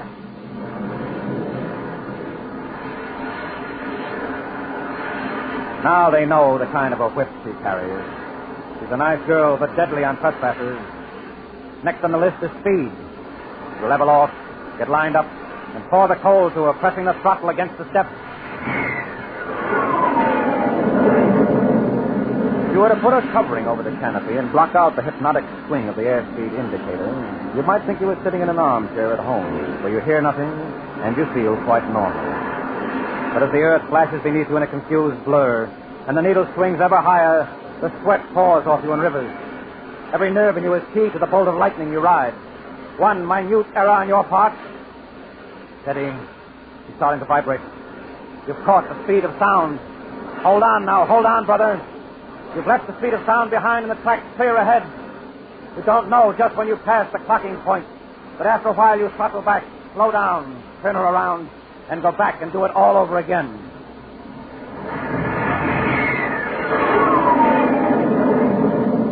That's not a plane, it's a shooting star. It's interesting to see just how fast they clocked him. Now I know what they mean when they say he was gone before he got here. He'll be coming back again in a second or two.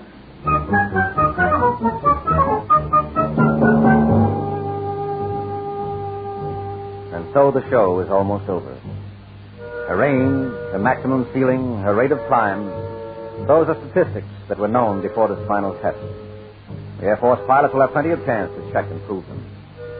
Now her speed, her firepower, and her general performance have been noticed. All that remains is a terminal velocity dive to find out whether she'll keep her wings on and you'll stay in one piece. It's not the going that hurts. It's the pulling out when the force of gravity tries to crush you right through the bottom of the cockpit. You take one last look around and then pull the carpet out from under her and head for the earth far below.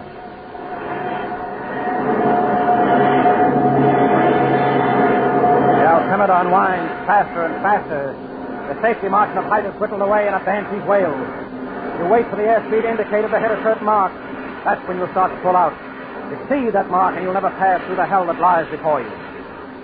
Come on, hurry up and get there. There's not much room left. All right, now, start easing her back gently. The angry god of gravity slams down your skull. Fingers grab at your flesh and try to tear it from your bones. Pull open your mouth and suck the blood from your head. Your vision goes. You're a lump of stone. You can't move. You'll never pull out. You've got to. Got to.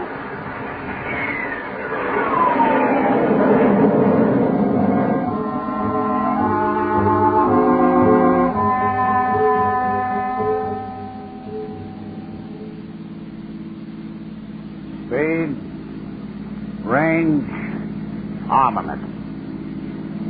She got them all, Mac. A lot more besides. Yeah, all there is. Did you see the reports on your speed? A couple of miles an hour, wasn't it?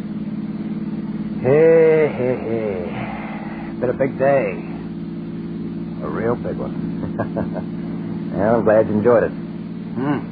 Huh. You almost spoiled it for me with that last dive. I wasn't exactly sure you were going to pull off. Well, I'll tell you a secret, Kent. Neither was I. Yeah, I'll bet. Well, now the real work begins. The boss says we start production by next Monday.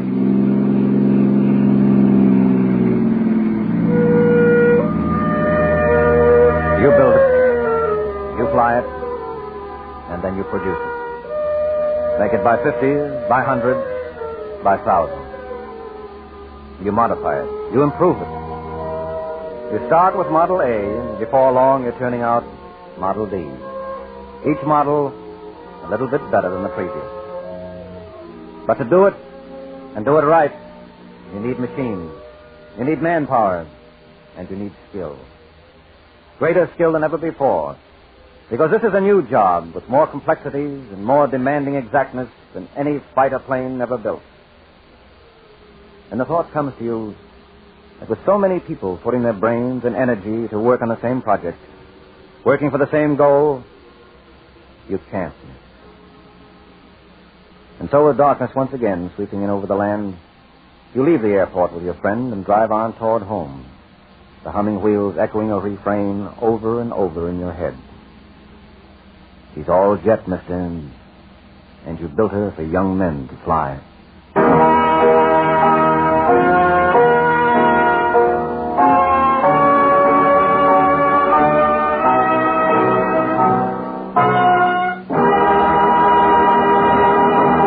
Thank you, Les Damon, for a very fine portrayal. And now here's an important message. Can you qualify to fly in your United States Air Force? There's good news for you young men who have had 2 or more years of college.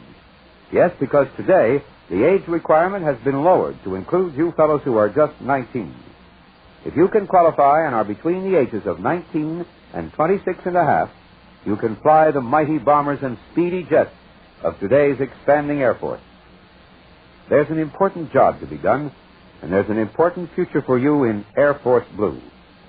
For full information, visit your United States Army and United States Air Force recruiting station or nearest Air Force base, or write to Aviation Cadet Branch, Headquarters, United States Air Force, Washington 25, D.C. I'll repeat that address. It's Aviation Cadet Branch, Headquarters, United States Air Force, Washington 25, D.C.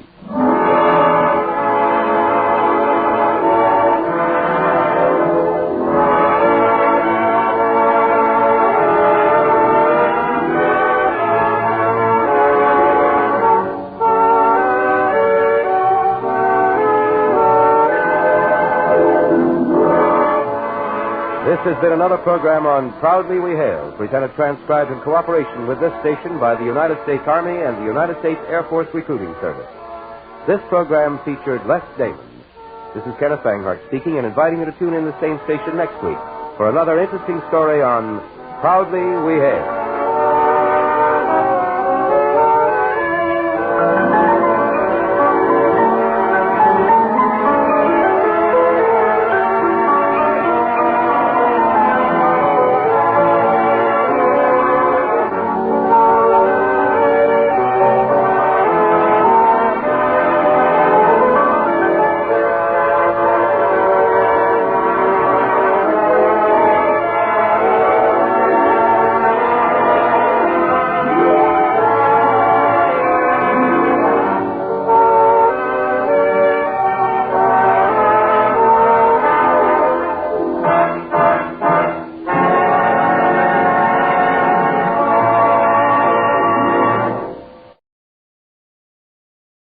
Petri Wine brings you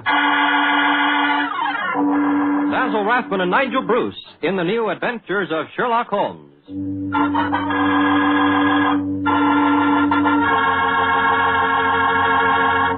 The Petri family, the family that took time to bring you good wine. Invite you to listen to Dr. Watson tell about another exciting adventure he shared with his old friend, that master detective, Sherlock Holmes. Of course, I can't be as entertaining as Dr. Watson, but I can tell you something that's really worth knowing.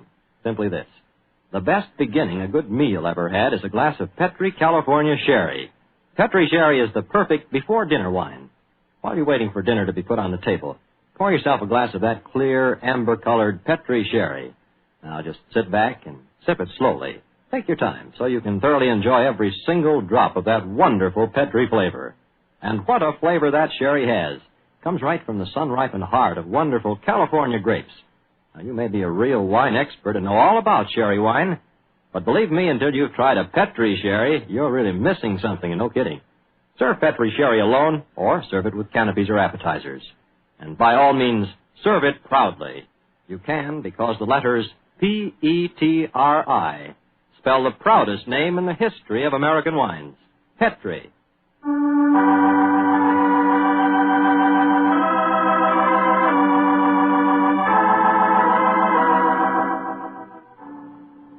And now for our weekly visit with the good Dr. Watson. Let's see if he's expecting us. Come in, come in, come in. Ah, good evening, Doctor. Good evening, Mr. Campbell. It's about time you got here. Draw up a chair and make yourself comfortable. Oh, thanks. Well, you have the old black dispatch box out again, I see. I suppose you've been going over your notes on tonight's adventure. That's right, my boy. And this may interest you. Mrs. Watson figured prominently in the story. She did? Yes, in fact, if it hadn't been for some remarkably quick thinking on her part, Holmes and I might have... well, there I go again, telling you the end of the story before I forget it. Well, how did it begin, Doctor? On a winter evening in 1887. I'd been married some months, and in consequence I hadn't seen much of my old friend Sherlock Holmes. Well, you're still living at Baker Street, I suppose. Yes, my boy, but we couldn't persuade him to come round and see us. From time to time I'd heard some vague accounts of his doings, of his summons to Odessa, in the case of the Trepoff murder, and of his clearing up the singular tragedy of the Atkinson brothers. But to get back to tonight's story, my wife and I had just finished an excellent dinner. I remember had settled ourselves down for an evening of pleasant domesticity. She was stitching away on a piece of exquisite petit pois, and I was at my desk balancing figures in the family account book. After a few moments, my wife looked up to me and said, John, dear, don't look so troubled. Oh, was I looking troubled? Well, you've been scowling at that account book for 10 minutes now. What's the matter, dear? Don't the figures add up correctly? Oh, yes, they add up correctly. In fact, they tell a very pretty story. After buying my practice and setting up all my outstanding accounts, I find that we have nearly £150 left of the diary that Mr. Shorter settled upon you. 160, isn't it, dear? I was doing the same sum this morning. Oh, well, but it is 160. In any case, Mary, dear, the point I was going to make is that we don't need the money just now. My practice is picking up splendidly, and I was thinking that we might invest it in something really sound, of course. Who's been talking to you, John? Dr. Wilson again. Well, as it happens, I did bump into him at the hospital today. He can put us onto something very good in Peruvian silver. What do you think of the idea? Well, John, the fact is, I'd almost decided to make a business investment with it myself. I thought I'd surprise you. Well, now let me tell you about it, John. Oh. Yesterday, when you were out on your rounds, a most charming man called here. And this is Ted Barber. He introduced himself as a friend of Mrs. Cecil Forrester's. He said he was certain we'd be interested in his new company. And he talked so convincingly that, well, I'm afraid I almost promised him I'd buy some stock in the company. Did you really? What sort of company is it? Well, I didn't quite understand that part of it.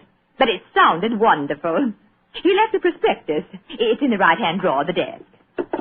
It's something to do with a wonderful new metal that's been discovered by an American chemist called Paradol or Paradis or something. Oh, let's have a look and see what it says. A company formed to exploit the amazing new metal discovered by Dr. Paradis. Paradol preferred stock. The potentialities of this new alloy are immeasurable. The fourth dimension has been conquered. What? Vital dislocation is an accomplished fact. Oh, gracious me, my dear child. This prospectus is absolute poppycock. Now, John, you mustn't be stubborn. I think at least we should investigate it. The man said that if we went to the laboratories, Dr. Paradis would give us a demonstration himself. But Mary dear, the fourth dimension. I mean to say, it's obviously fraud. That's what everyone says when a new invention comes out. But this might be an opportunity for us to make a lot of money, John. Mary, I do wish to please me, dear. Well, I can't argue with you very long, Mary. All right.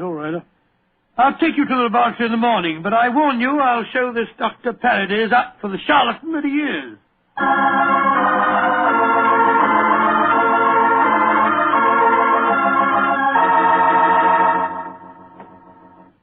Dr. Paradis will be with you both in a moment. Thank you, my man. She's just concluding an experiment. She? Dr. Paradis is a woman, then? Oh, yes, madam, and a very brilliant one, too. Excuse me. Oh, it's the last straw. The whole thing sounded like an obvious fraud, and now we get here and find there are woman doctors at the back of it all. Just because she's a woman, it doesn't mean to say that... How do you do? I'm Dr. Paradis. Oh, how do you do, madam? I'm Dr. Watson, and this is my wife, Mrs. Watson. Oh, yes. Come into the laboratory, won't you? Oh, thank you so much, Dr. Paradis. Well, we're just wasting your time. We're not really interested in this at all, you know. John, don't mutter. Mr. Barber told me that he had called on you, Mrs. Watson, and that you were very interested in my invention. Oh, yes, I am. That's why I persuaded my husband to come down with me and see a demonstration. I'll be most happy to show you everything I can. Here's a practical example of the application of my work.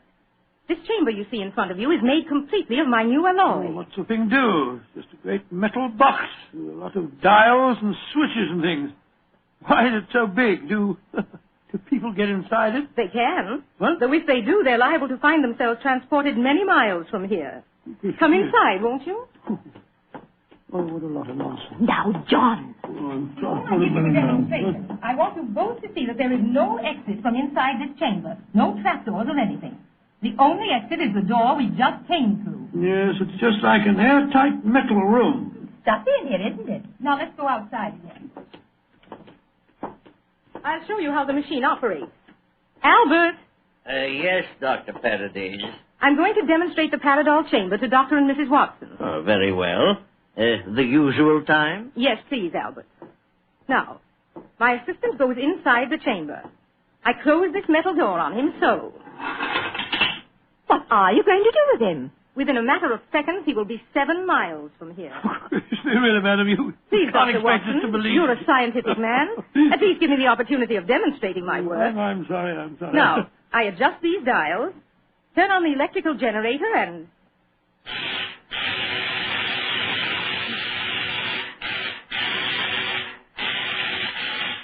Good Lord, what an amazing business. Now open the door, Dr. Watson, and look inside, please. Great Scott, he's gone. I don't believe it. Dr. Paradise, will you explain this to me? Gladly. My metal Paradol is an unnatural alloy. What? It causes a dislocation in the warp of space and enables us to enter the 4th dimension. You see, time is a dimension.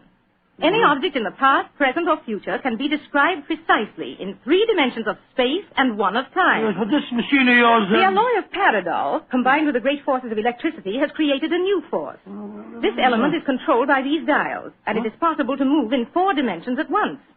Thus, bodies or other objects can be transported great distances away, all in the twinkling of an eye. I coined a word to describe the process.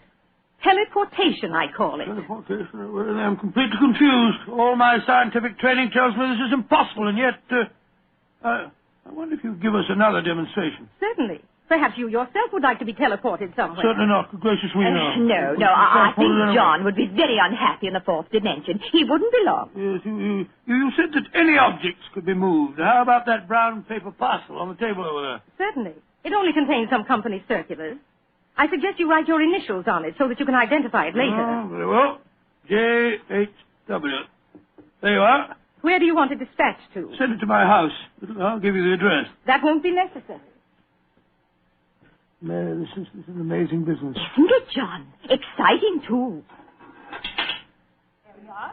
Now I adjust the dials once more, and...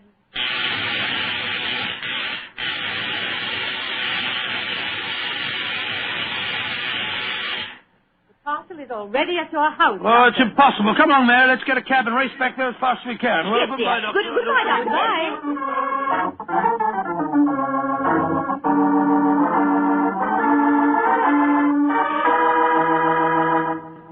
Now, dear, John, you must admit you're just as excited as I am. Well, I confess that I'm enormously intrigued. Let me just get my latch front door key. Here we are. Dr. Paradise is a devilishly clever woman. Even so, my intelligence tells me it's impossible for the package to have reached here before us. Here we are. There you are, Master. Mum, just in time for lunch. Tell me, Annie, did a package arrive for us? Oh, yes, it did, Mum. I put it on the hall table. Great Scott. How was it delivered, Annie? Well, now, that's the funny thing about it, sir. I don't know. I went out to polish the brass on the door knocker a few minutes ago, and there was the parcel, lying on the doorstep. No one had rung the bell or anything. I didn't know how it got there. Thank you, Annie. You can go now. Yes, Mum. Well, John, what do you say now? There's a miracle's been performed. I don't believe my eyes. Look, there are my initials on the package. Mary, I think that if you don't mind, after lunch You'll go round to Baker Street and tell Sherlock Holmes about this. Oh, do you mind, dear? Of course not, dear. Good. It'll be nice to see Holmes again anyway.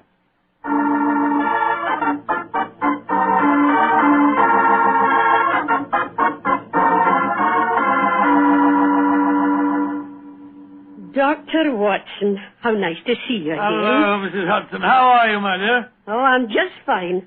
Oh, you're looking grand, sir. Marriage agrees with you, if you don't mind my saying so. Oh, thank you, Mrs. Hudson. Is Mr. Holmes in? Aye, sir. And I'm very glad you're seeing him. He's no been acting like himself lately. Oh, really? Locking his door. And only unlocking it for me when I give him a password. And he's hardly touched his food for the last 3 days. To tell you the truth, Dr. Watson, I'm awful worried about him. Really? Well, I'll go up to him. He'll be glad to see you, I'm sure.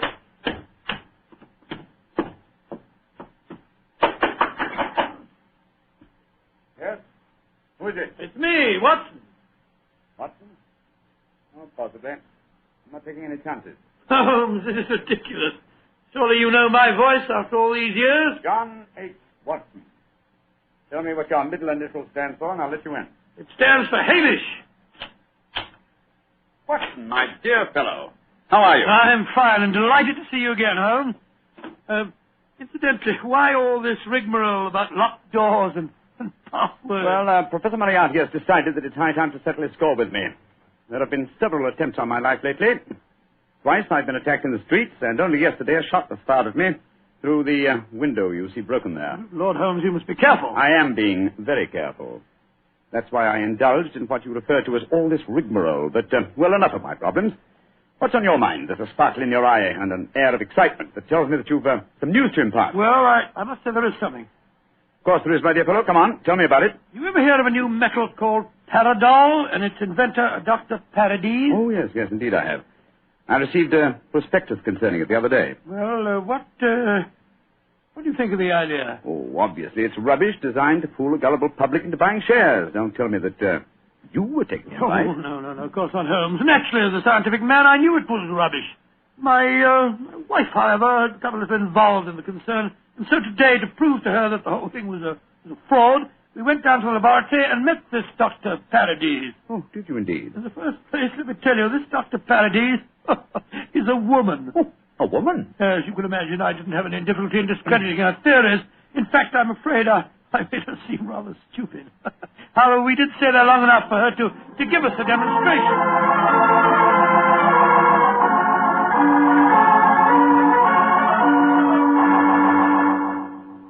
And that's the way that it was, Holmes. When we got back to our house, the initial package was there, waiting for us. Oh, childish trick. Obviously, the Paradol Chamber contains an ingeniously hidden trap door, through which the assistant disappeared and later the package. A fast cab then took it to your home before you could get there. Oh, yes, oh, really? Well, yes, of course, that's exactly how I explained the thing to Mary. Was she pressed with the feet? Yes, she was. But you know how women are. I tried to tell her the whole thing was a fraud. She's very obstinate. I was hoping perhaps that you will help me expose the concern. Oh, hardly seemed necessary, old fellow. Such an obvious fraud. However, for your sake, I'll be glad to do anything I can. Well, I thought we might go down to the laboratory late tonight when nobody's there and take a look at that Paradol Chamber a little more closely. Yes, rather a good idea. After being cooped up here for 3 days, it'll be a pleasure to get some night air and indulge in a little simple burglarizing. Well, shall I call for you here? No, wait a minute, dear fellow. It's much too dangerous. I'll be in a hansom cab outside your house about 11:30 tonight. How's that? Splendid. Quite like old times, isn't it, Holmes? Yes, it is, old chap, though I think that this time, for Mrs. Watson's sake, I must try and keep you out of trouble.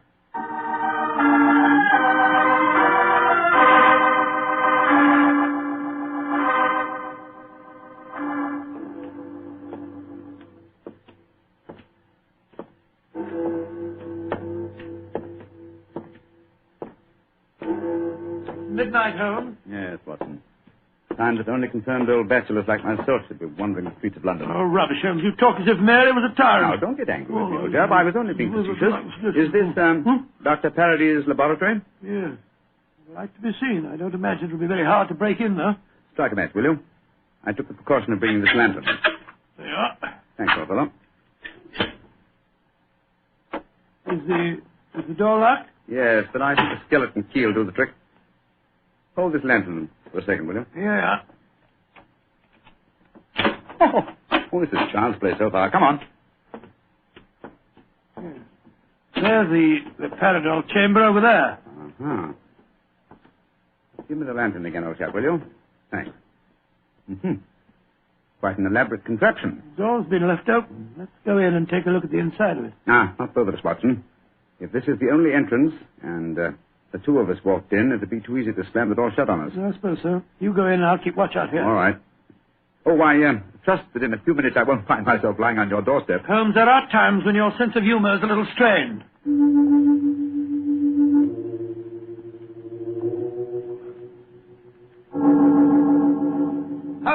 Holmes, you all right? Watson! What is it, Holmes? The body of a dead woman. She's been shot. Unless I'm much mistaken. Let me come and look. 1,000 to 1 is Dr. Paradis. Yes, it is. Watson, get out of here. Don't you see that? Good Lord, someone has slammed the door shut on us. Yes, my dear fellow. We walked into a trap very neatly. I'm afraid that we're imprisoned in what appears to be an airtight metal chamber, and the only person who can help us to get out of it again is a corpse.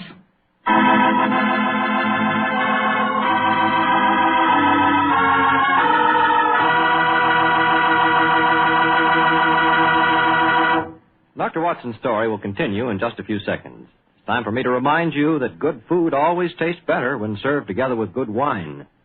Did you know that Petri makes 2 wonderful mealtime wines? Wines especially made to go with food?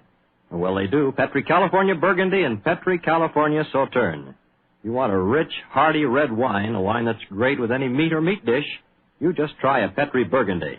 And if you want a wine that's perfect with chicken or fish, try a delicate golden-colored Petri Sauterne. Petri Burgundy if you want a red wine, Petri Sauterne if you want white. But always a Petri wine if you want a good wine.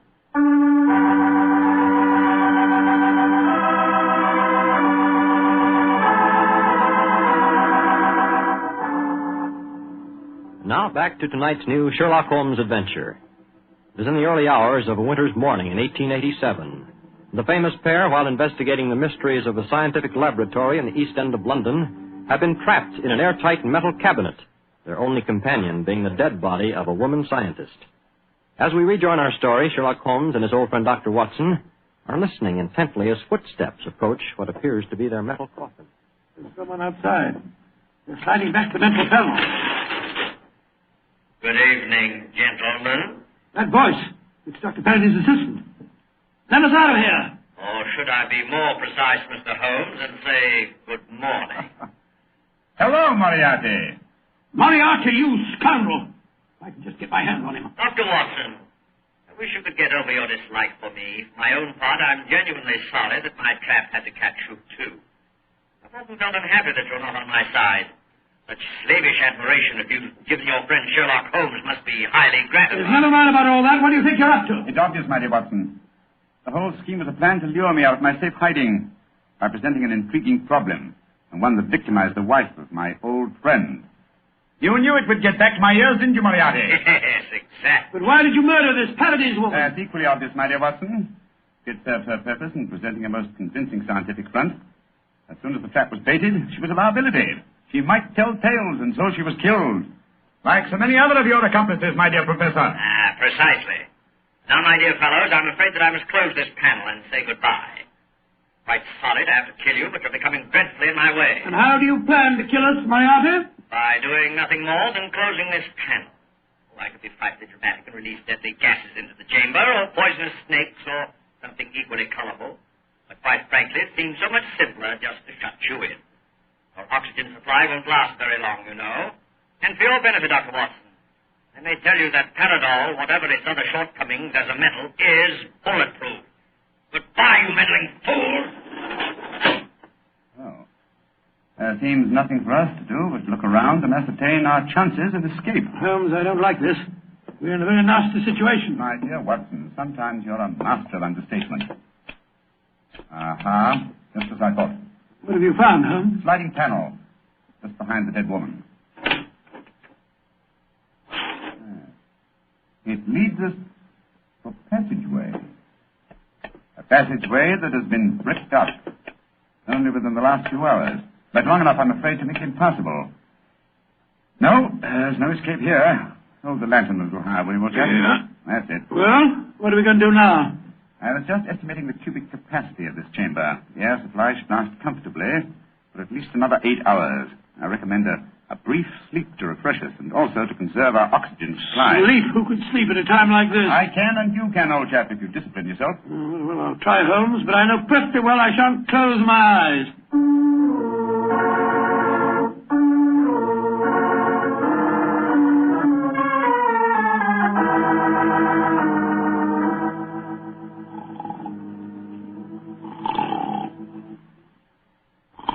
Wake up, Watson, wake up. Yes, Mary dear.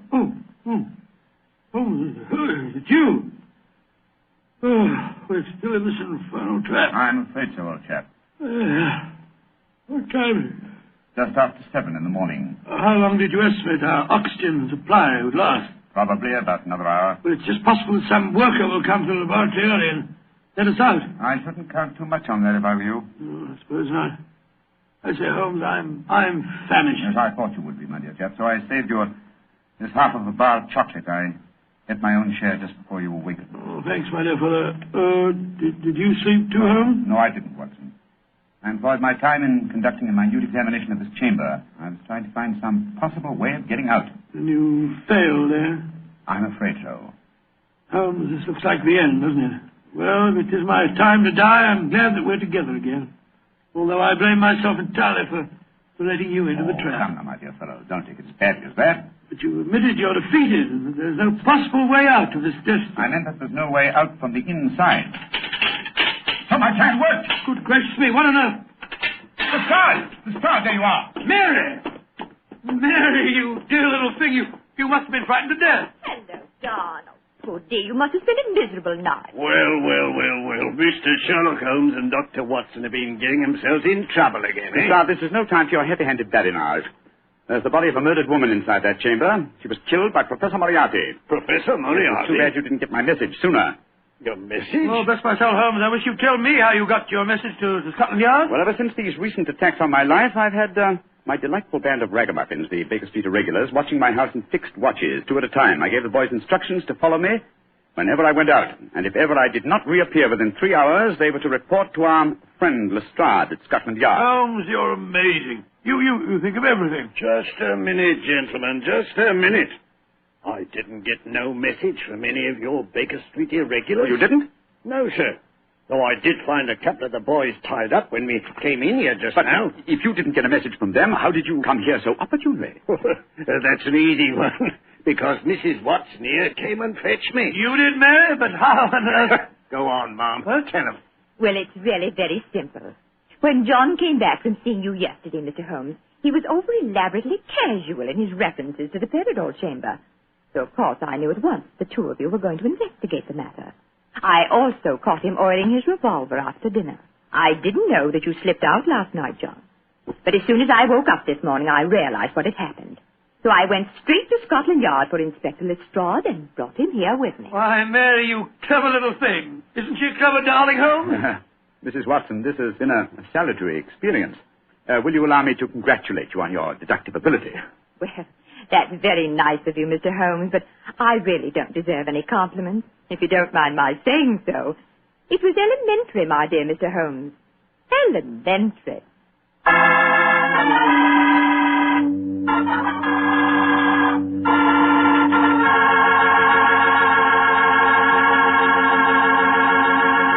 This is Bob Campbell saying good night for the Petrie family. This program comes to you from our Hollywood studios. This is the Mutual Broadcasting System.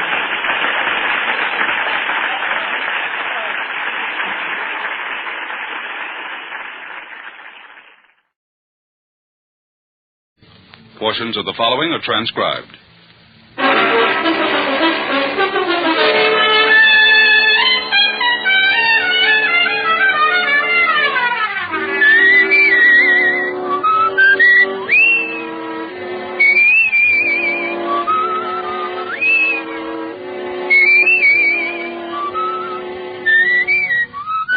Here's Dick Powell as Richard Diamond, private detective.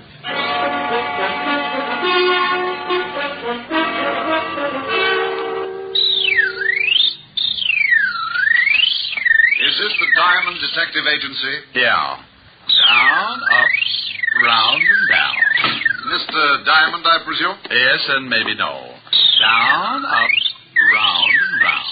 Yeah, I don't understand you. Yes, I'm Diamond, and you're not presuming on me, not if you're a client. Oh, no, that's not what I mean. What is that object you're playing with? This is a yo-yo. You make it go down, up, round, and down. See? Yes. But I came in on business, Mr. Diamond. I want to hire you. Just drop it like this. Down, up. As a detective. Oh. Well, $100 a day in expenses, and I throw in the yo-yo lessons free. Mr. Diamond, are you in business? Do you have the $100 a day? I do. I am. That's fine. Your name? Oh, I can't tell you that. Goodbye. Will you kindly put that thing away? I have a terrible head. Oh, I don't know. It's not so bad. Carve it yourself? Why, you insufferable... Now, wait a minute. Until we've had a formal introduction, the word insufferable is your ticket for a new set of dentures. Now, why don't we get formal and save your gums that lonely feeling? I told you my name is not important. That I believe, but let's kick it around anyway. Is that necessary? Look, you said you wanted to hire me. So either tell me your name or what you wanted me to do, or let me get back to my practicing. I should find another detective, but you came highly recommended, so... All right. You can call me Johns. Otherwise? What? Forget it. The initials on your briefcase read J.B. Oh, it's one I borrowed. So now that I've conquered your coyness, what's the pitch? Pitch? Oh, you mean my assignment. Oh, it's very simple, but first, I must insist that no word of this conversation leaves your office. So far, no one would believe it anyhow. But my ethics are in good order, Mr. Johns. Good. This must be kept very secret. Shall I pull down the blinds and stuff the keyhole? Oh, that shan't be necessary, thank you. Your secret is... murder, Mr. Diamond. Oh, I just knew you were going to say that. Where's the corpse? The corpse? Oh, that's what I came to you for. I want to have professional advice on every angle before I kill. Now, you've had police experience. Unless my hearing aid's on the blink, you're saying you want to commit a murder. Not want. I'm going to. This evening. Oh. What do you want me for? The victim? Oh, I have the victim, the opportunity, method, and the man to handle the details. However, I want to be sure that I'm not tripped up by my lack of foresight to police procedures. Sure, yeah. Whom are you calling? The police, but you'll probably get sent to Bellevue. Mr. Diamond, your ethics. Ethics about concealing or helping a murder are free passage to Sing Sing. The phone. Put it down quickly. Oh, my. Isn't that shiny? A real gun. Those things are illegal, you know. Must you shake it so much? Sorry. I'm a little nervous. Oh, swell. You're nervous. Quiet. I'm thinking. This visit has obviously been an error. Perhaps not a fatal one. Let's see. I have it. Into the closet. What? With my bicycle? It'll be too crowded. Your bicycle? Well, my exercise bicycle. There's my rowing board and my be quiet. Stop walking. Oh, this is ridiculous. Now open that door. Oh, okay. Now that bicycle. It has a seat? Well, yes. Sit on it.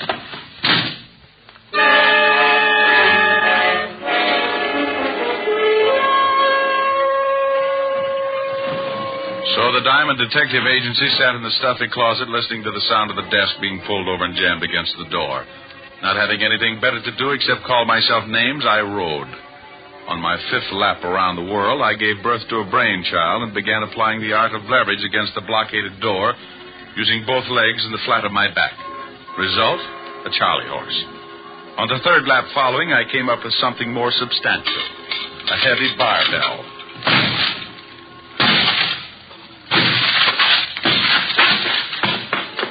4 smashes and 3 torn ligaments later, the thin door collapsed over the desk, blocking it. I picked my way over the debris, trying to focus my eyes to the light. By instinct, more than sight, I found the phone.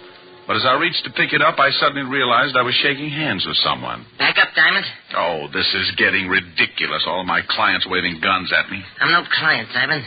Mr. Johns wants I should keep you company for a while. Oh, well, you're a small one. This gun makes me a big one, Diamond. Real big. That's why my nickname is Big Man, even though I'm only 4 feet tall. Well, maybe I could help you. I've got a lot of exercise things. Be funny or shut up. How about a few yo-yo lessons? Say, it's very funny. Shut up. Big Man, what would happen if I took that gun away from you? You want to try? I was giving it a thought. But on second thought, no. Yeah, smart shamus. I can empty this magazine in your stomach before you make 2 steps.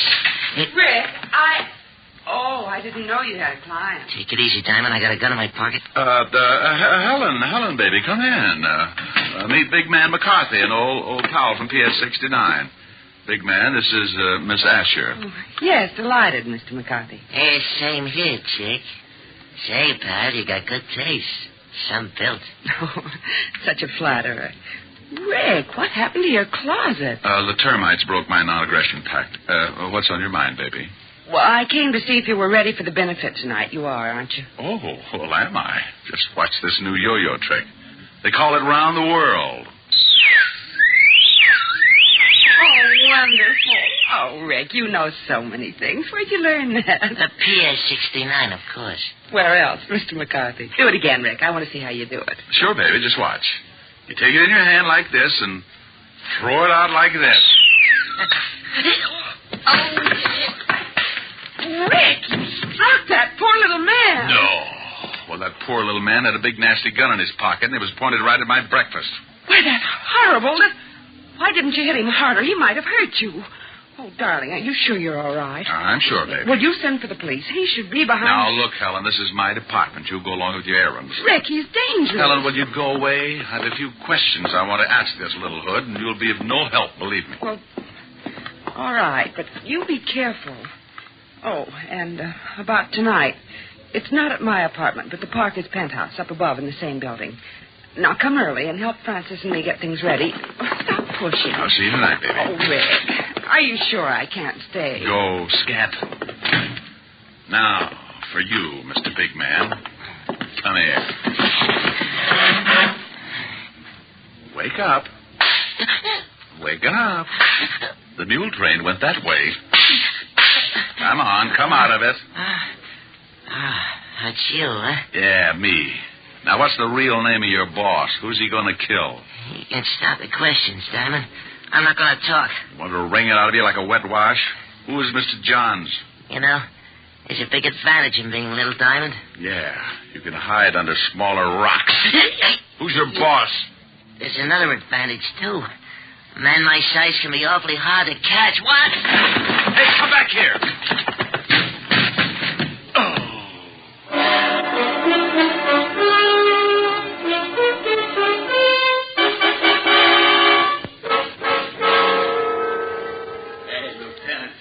Shaman.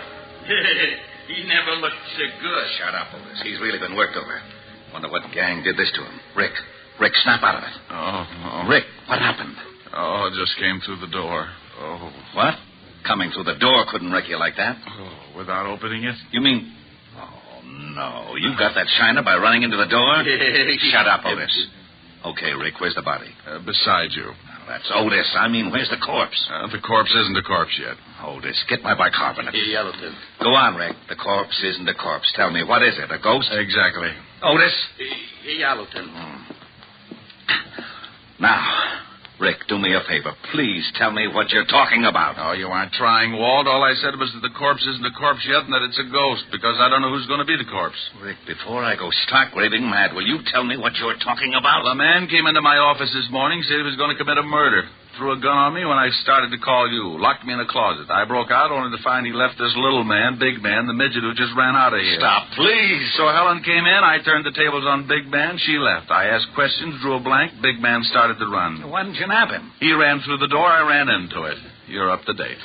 I'm up to date. Get him. I'm up to my ears in confusion. So we've got a man who's going to murder someone. All right, what's his name? He said Johns, but it's a phony. Initials on his briefcase read J.B. Say, Shamish, what do you look like? Otis, do you have a son? Oh, you know I don't. Well, that's what he looked like. Rick, are you sure this J.B. is planning to kill someone tonight? Well, if he isn't, he sure took a lot of pains for nothing. Let's get down to headquarters. I want to check the files. Okay, but we don't keep files on ghosts. Well, by the way, why did you come up here? Helen called. Said you were holding a pigeon for us. Oh, lovely girl. I'll say. Can I have a dance with her at the benefit tonight? No, Otis. I think I better fix you up with Francis. Swell. Otis, you gravelhead. Francis is a butler. Oh, it's all right, Lieutenant. I like them foreign dames.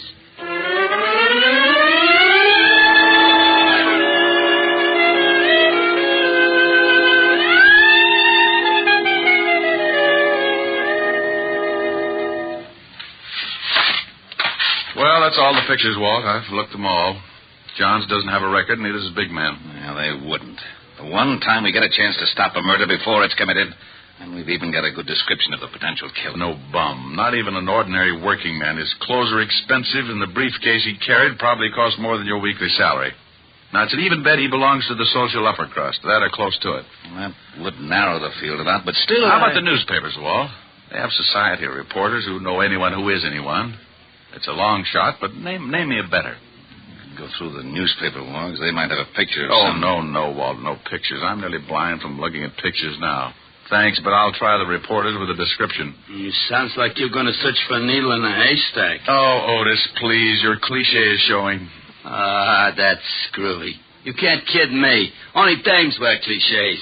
How could mine be showing? Sergeant, when you die, will your brain to a clinic. Maybe they'll discover a cure for it. Ah, lay off.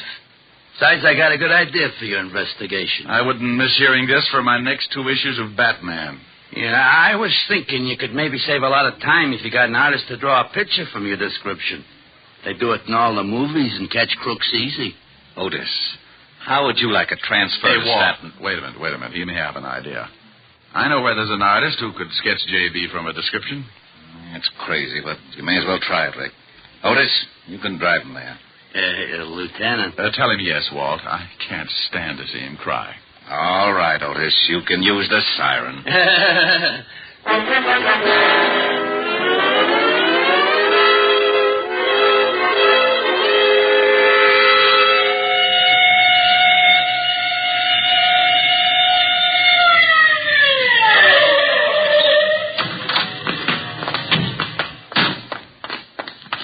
Come on, Otis. It's right at the head of the stairs. Who is this guy? Name's Vladimir, and be careful. He's temperamental. Oh, that's okay. I've been vaccinated. What? Open up, Vladimir. Wrong address. Go away. My name Patrick O'Brien. It's Diamond, not the landlord. Comrade, come in. Stalin. No, Vladimir, that's Sergeant Otis. Oh, what a startle he gave me. Vladimir, can you sketch a man's face from a description? Can I sketch a man's face from a description? Can I sketch? Did I not once sketch the whole Russian army? And with one pencil? Okay, Vladimir, but can you do it? Comrade, you doubt it? I am the greatest artist that's impossible. I can draw... Comrade, you are paying cash money. Cash money? Oh, for that I can draw you Siberia and never miss a salt mine. I'm such a genius, I can't stand myself. Now, the man, Vladimir, can you sketch the man's face? I think so. Okay, but make it fast. I'll give you the general idea and correct you as you go. Corrections you can make. One criticism, I go back to my shave cream signs. Come with me to my hizzle.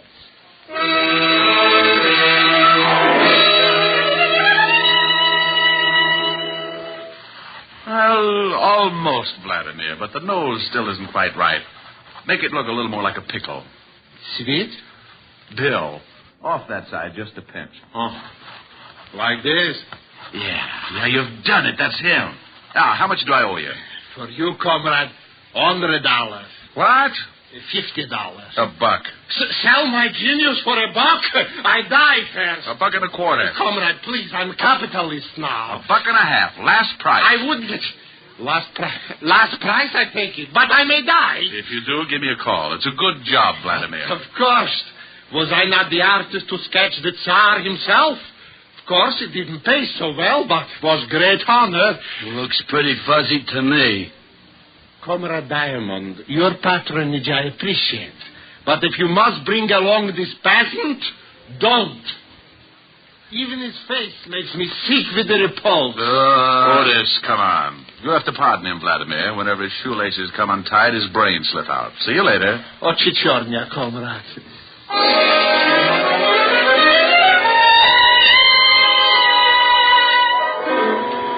When we left Vladimir, I sent Otis back to Walt and took off for the newspapers. I showed the sketch to one society reporter after another and watched so many heads shake, my eyes began to cross.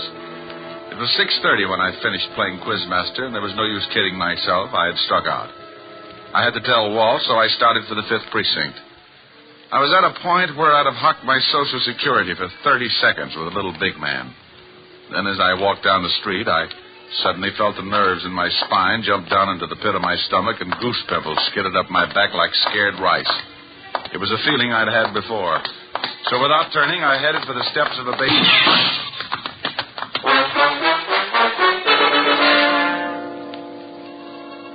Well, I got my meeting with Big Man all right. It came within inches of being a vamp into a Gabriel solo.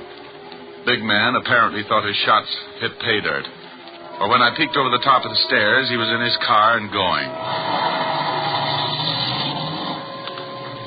At took in the torn knees of my pants, sent a few messages to the spirit world that would have barred me from any seance, and hauled what was left of the Diamond Detective Agency to see Walt Levinson.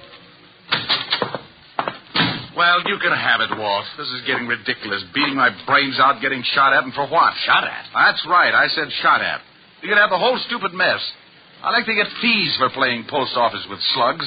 And if a guy gets killed, call me. I'll help with the embalming. But nothing. It's 7 o'clock, and I'm not sticking around to split a three-way crying job over a killing that may already have happened. I'm going to Helen's and get a drink. Oh, all right. Go ahead, Rick. There's nothing more you can do anyhow. I'll see you later. Right. And you stop looking like a panda with a bellyache, Otis. No, what did I do? Oh, shut up. Hey, where you going? I'm going out and punch the first little guy I can find right in the nose, just on general principles. I left the precinct and headed for Helen's party. I remembered that the benefit was being held in the penthouse and went on up. I was surprised to find Helen's butler, Francis, opening the door. Good evening, Mr. Duff. Oh, my, did you have an accident? This day has been an accident, Francis, but if you mean my clothes, I was playing spin the bottle with a bulldozer. You do look a little battered, if I may say so, sir. You ought to see the bulldozer. What are you doing opening the door up here? Oh, the Parker's butler was taken ill, sir. As I was helping Miss Asher with the decorations anyway, I remained to take his place for this evening. Is she here? Yes, she's in the living room, sir. Thanks. I'll go on in. Rick, over here. Hello, baby. What, hit you a bus? Just the door and the sidewalk. The bus I get later. Oh, Rick. And just look at your suit. It's ruined. Now, what's with the concern over my suit? You lobbying for my tailor? I wanted you to look your very best tonight. Here, let me see those knees. Come on, sit over here. That's it. Now. Oh, well, they're not as bad as I thought. Oh, cheer up. Maybe they'll get infected. That'll help. Who did this to you, Rick?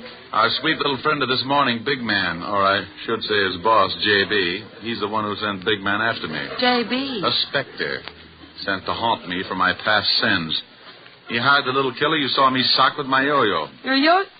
Oh, you haven't lost your yo-yo, have you? Oh, Helen, baby, your Ricky's nearly been killed. Must you worry about my yo-yo? Oh, I'm sorry, but it is all right. In my pocket, here. See? Good as new.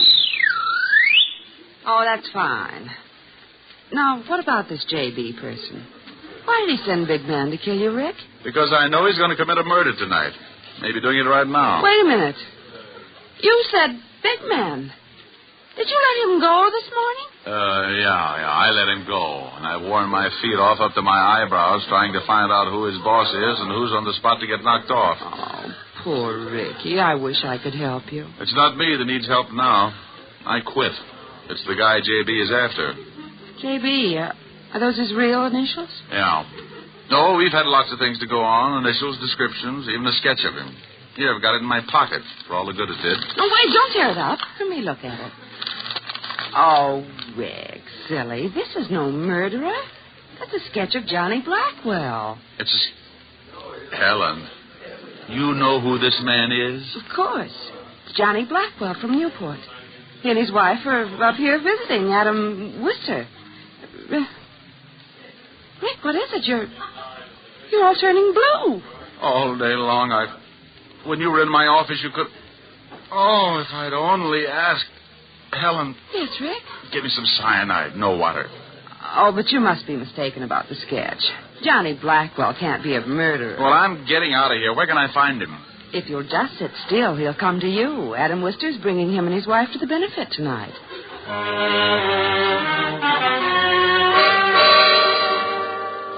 Well, that's the way the screwy world works sometimes. 1 minute you're on your uppers. With a stick of baloney, you're trying to hold off 3 guys with swords. Then Kismet makes a switch and tags your side for a gain and you're living. I called Walt to pass on the good news, and in 8.5 minutes by the clock, he joined me with Sergeant Otis in the kitchen, from where we could peek out at the growing crowd. Let me take a look, Rick. Has Blackwell come in yet? Stay back. I'll let you know. Sparks. Oh, I'm hungry. You heard me. Oh, there's fried chicken, Lieutenant. Fried chicken? I haven't had... Otis. Oh. Walt, come take a look. There's Blackwell. Where? Over there, just sitting down. The man with the sandy hair. Yeah, I see him. Who are those people with him? Well, the woman must be his wife. Oh, but get a load of the little weasel. That's Big Man, the guy who got away from me this morning. Oh, and the other man? Must be Adam Wister. Helen said he was bringing the Blackwells. Well, he did, so now we wait for the play. Well, we waited and watched the Blackwell party settle down to enjoy itself. Big Man acted like he hadn't eaten for a week and made hors d'oeuvres vanish in his mouth like marbles down a manhole. After what seemed like weeks, the situation grew, suddenly took shape. On Blackwell's urging, Big Man rose to dance with Mrs. Blackwell. Mrs. Blackwell was a dark-haired honey with curves right out of one of my better dreams. But my mind was on her husband and Wister. As soon as they had the chance, they got up and headed out of the room.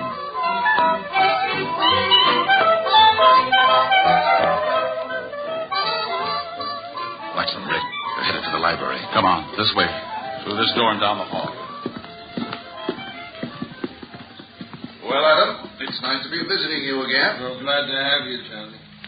We're sorry to hear about your losses in the market last year. The story here was that you were cleaned out. Hey, Diamond, what's he saying? Shut up. Oh, I still have a little money, Adam. In fact, I'd like to buy back in with you as a partner. You don't have that much, Johnny. And your wife won't give it to you. She may, Adam.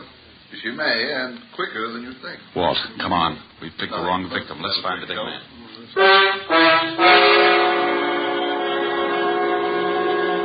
Hey, it's nice on the terrace, Mrs. Blackwell. Yeah, real nice out here. I don't like it. It's chilly. Oh, it'll warm up, Mrs. Blackwell. No, I'm going back in. Better not. I don't like the way you're acting, big man. Get out of my way. Get back and shut up. How dare you talk to me like that, you little... Now I'm big, Mrs. Blackwell, real big. A gun? What in the world? I'm gonna kill you. Kill me? Yeah. Only it'll look like an accident. Oh, this is ridiculous. What kind of a joke is this? It's no joke, Mrs. Blackwell. Your husband don't think it's no joke.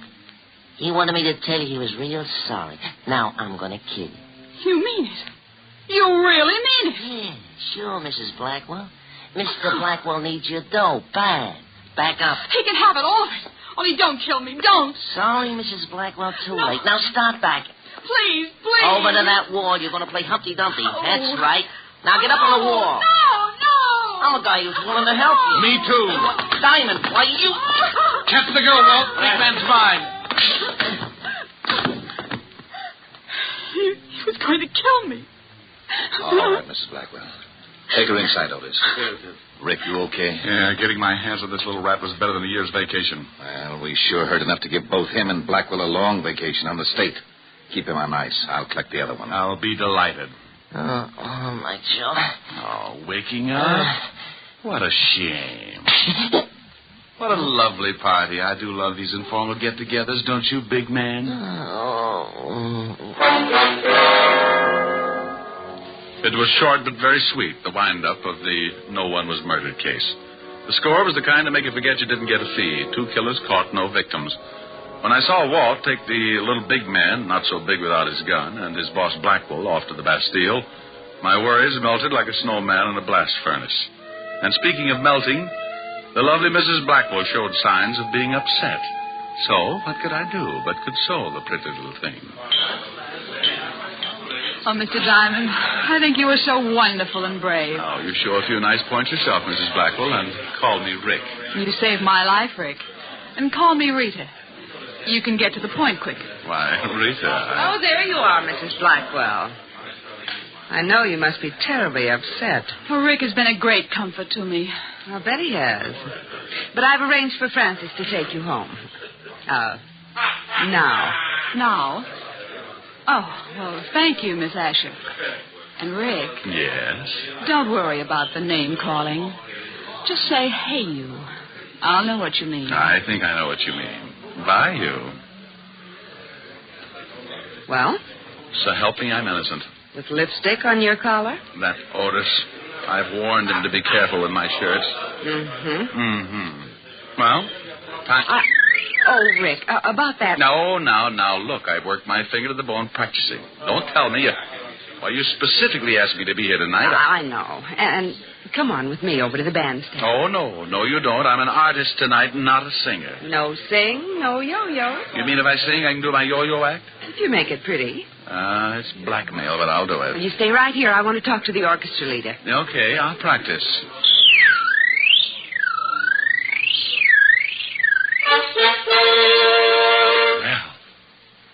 Ladies and gentlemen, I give you Richard Diamond, his piano, and his yo-yo. Sing good, Rick. Like a robin with a sponsor. Are the stars out tonight? I don't know if it's cloudy or bright, 'cause I only have eyes for you, dear. The moon may be high, but I can't see a thing in the sky, 'cause I only have eyes for you. I don't know if we're in a garden or on a crowded avenue. You are here, so am I. Maybe millions of people go by, but they all disappear from view. And I only have eyes for you.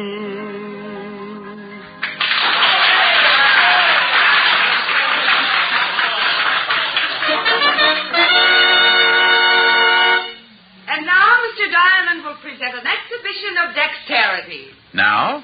Now. Oh, no, Shamus, no. You're doing it all wrong.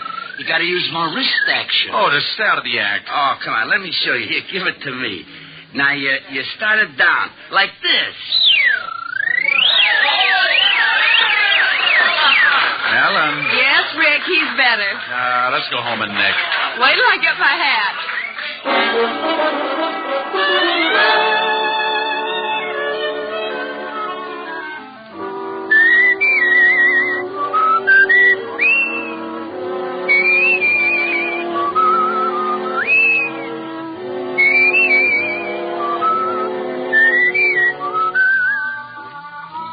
You have just heard Richard Diamond, Private Detective, starring Dick Powell. Helen was played by Virginia Gregg, Lieutenant Levinson by Ed Begley. Also in our cast were Wilms Herbert, Hans Conried, Grace Albertson, Sidney Miller, and Hy Everback. Music was under the direction of Frank Worth. Tonight's story was written by Herb Purdom and edited and directed by Blake Edwards.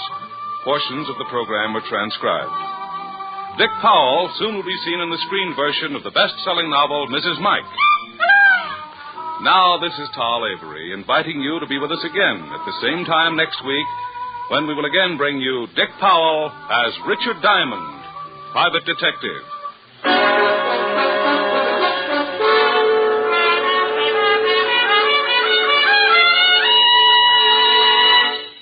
Saturday night is packed with entertainment when you stay tuned for NBC's star lineup of shows. There's always a program of interest on NBC. Now stay tuned for Edward G. Robinson and the Hollywood Star Theater on NBC.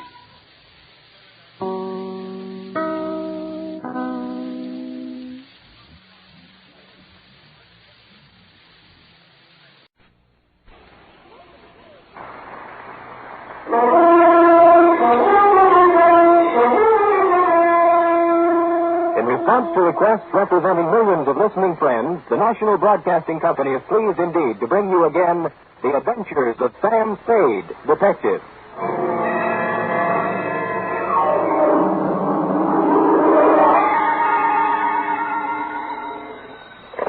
Hello? Me, sweet. What number have I got? Sam Spade Detective Agency. Oh, well, me, sweetheart. Nothing's happened. Call me later, Dwight. The white check. Look. I didn't know you were in town. You didn't write to me or... Effie, F. Yes? This is me in the flesh, Sammy the Spade. Oh, now what? Goodbye. Effie, I'm in a payphone. My nickel is running out. Oh, Dwight, how can you be so cruel and play jokes with a time like this? Wait, listen. Hello, you listening? Yes. I am not dead. Don't believe everything you read in the papers or hear on the radio. You were at my funeral. Is that what you were about to say? Yes. It was lovely. Don't believe that either. Stay right where you are, sweetheart, because I'll be there, alive and handsomer than ever, with an account of a caper which proves you can kill some of the people part of the time. My exaggerated report on the death of Sam Spade.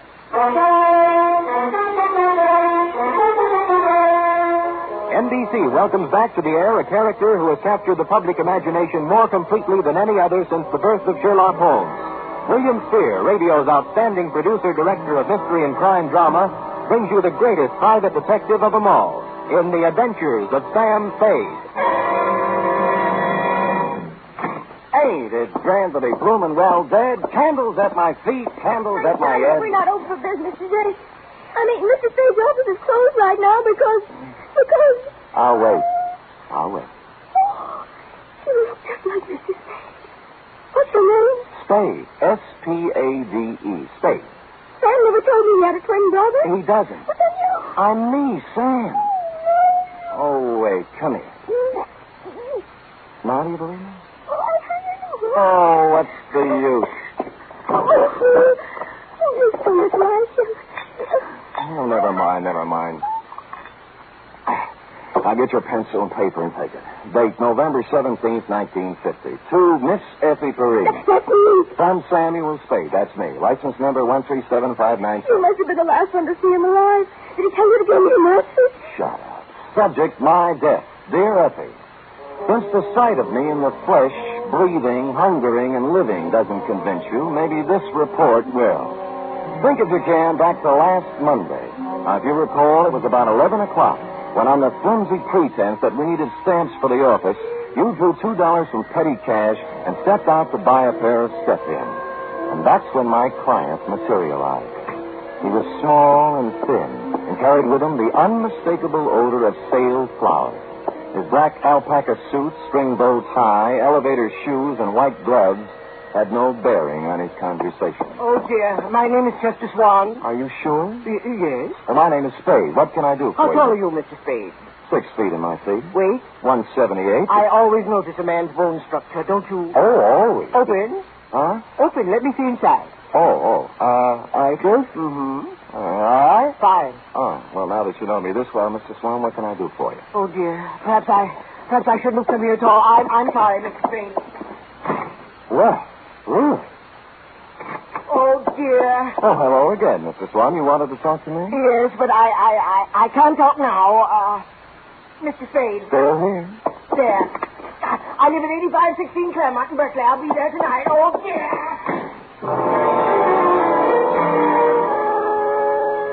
This time, as he made his exit, he left $50 on the edge of my desk. And so, stupid me, I was at 8516 Claremont at the close of the day.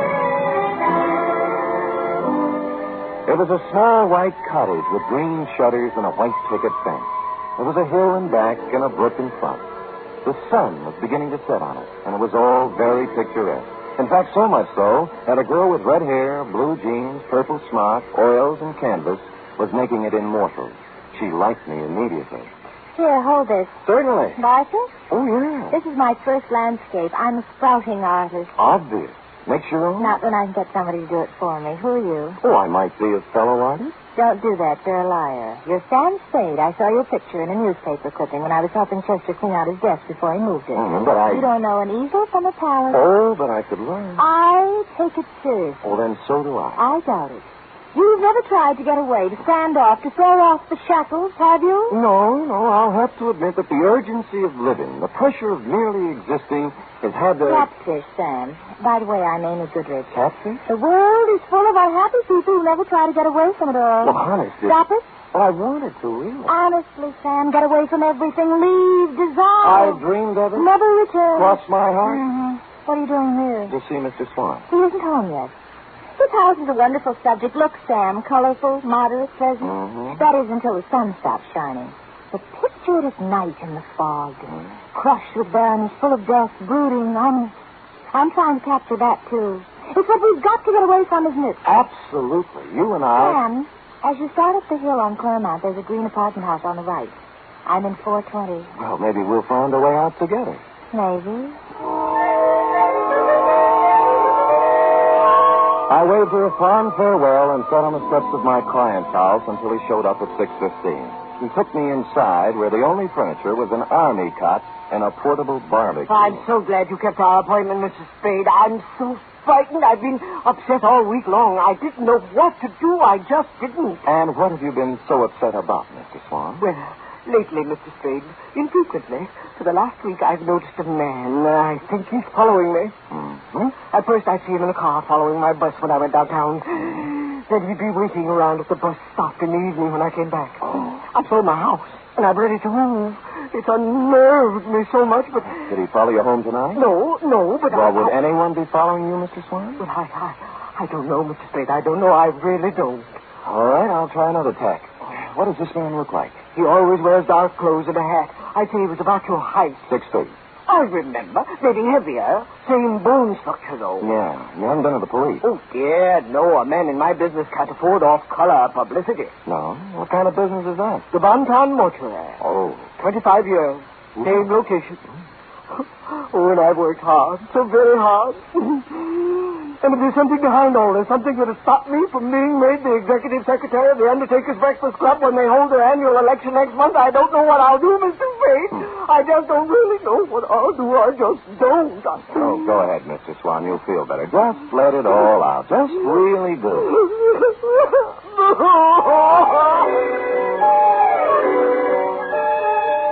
And he did. When he stopped crying, I instructed him to go about his daily habits as always and left, assuring him I'd get to the bottom of it all. I walked down to the corner ostentatiously, which is a neat trick well calculated to throw nefarious observers off the track and lull them into false security. And when the bus showed up 10 minutes later, I got on it, rode 3 blocks, walked back, and took a plant across the street. A clever ruse, as you see, to invite a showdown. 2 hours later, a man about my size in dark clothes appeared over the hill and crept stealthily to the front of my client's cottage. He had his eyes glued to the window when I walked up behind him. Hey, let go of me. Come on, you're going inside. Listen, I'm no peeping Tom. No, you're the bloodhound type. I'm inviting you in for a real sniff at Oh, your no, dog. you don't. Well, all right, then. I'll go quietly. No, okay, that's better. Now, we'll just walk on. The kick he landed on me wasn't according to Queensberry.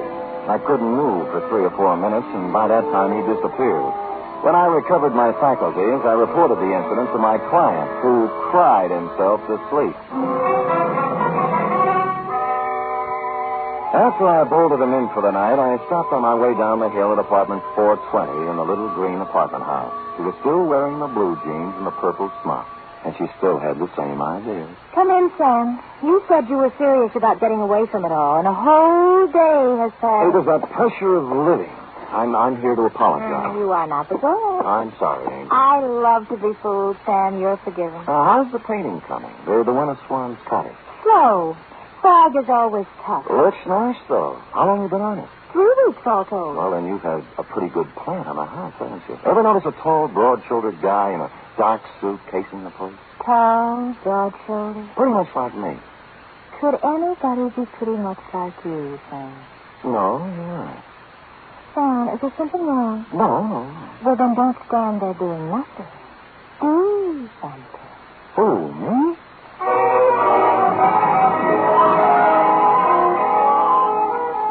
Amy fixed me a small dinner which had a strong turpentine taste to it, and then we mixed oils and painted and made fun.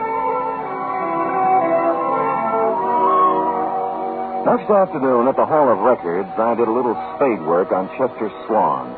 His application and permit to practice undertaking in the city of San Francisco were dated 1938. Details: unmarried, 52 years of age, graduated from mortician school in Ohio, listed 1 living relative, nephew, Theodore J. Swan, Toledo, Ohio. I was gathering the above information when I smelled whiskey over my shoulder, which is always good luck. It was Al Torrington, who was also in the private investigation racket in this city, and he was leaning, peering from my face to the card that I held in my hand. Hey, he get over to you, too, son? Who got over to me, Al? Him? That Finney with the tears. What's his name? Here, my eye against the good. Swan, Al. Chester Swan. Mortician. Yeah, that's him, Sam. The same one exactly. Came to my office 2 weeks complaining about somebody following him. And he did nothing about it. But I was too fat. Oh, well, you are, Al. Are you sure? Sure, I'm sure. And some other of the boys said he was around there, too. Wanted a private eye, but he wanted a man who looked just right. How right?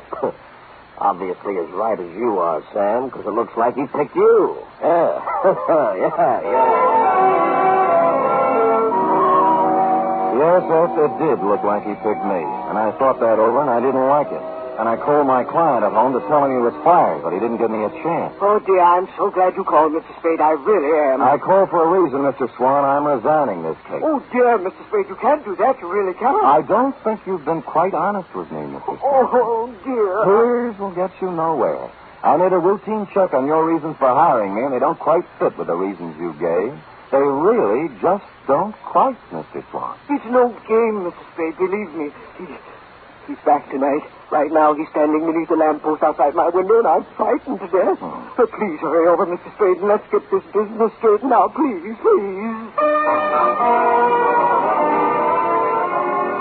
And stupid me, I went over.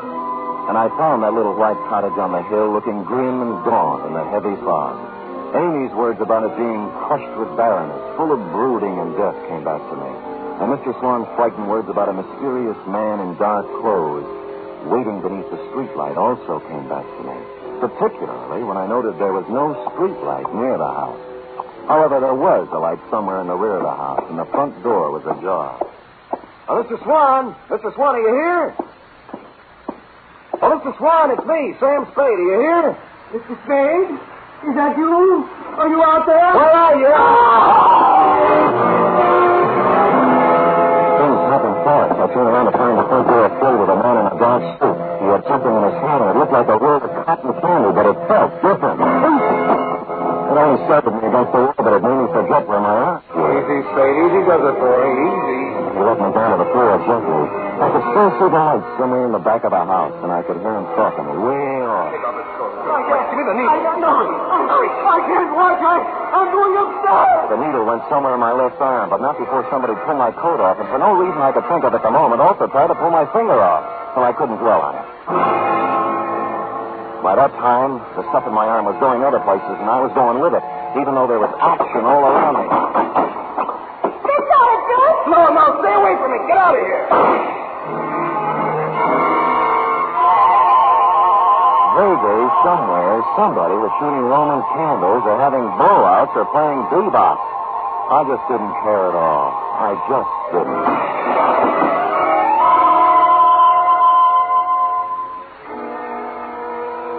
The first thing I saw was sunlight. It was the kind you see in a picture. It was a picture of a little white cottage with green shutters. You guessed it. I was in Amy's apartment where we made fudge together. I got to my feet somehow. I knew the best thing to do with me. There was a fire escape in a window. I got out there and I weaved against the wall. He's gone. He's gone. What do you mean he's gone? He couldn't have gotten away with that load he was carrying. Oh, I don't know. He was unconscious when I left. Well, don't get started. We've got to do something. There might be trouble. Now, let's get going. I didn't wait to find out what they were going to do. I made my way down the fire escape and started walking for the street, and that's when I noticed my shoes didn't fit me anymore. They weren't mine. Neither was the gray flannel suit with the label marked Kid Cheese. Neither was the blue shirt. And while I was at it, the ring on my finger engraved Emerson High 1936 wasn't mine either. My new belt buckle had a big letter T on it, which is not my initial. It really isn't. And I didn't have any use for the eyeglasses in my coat pocket either.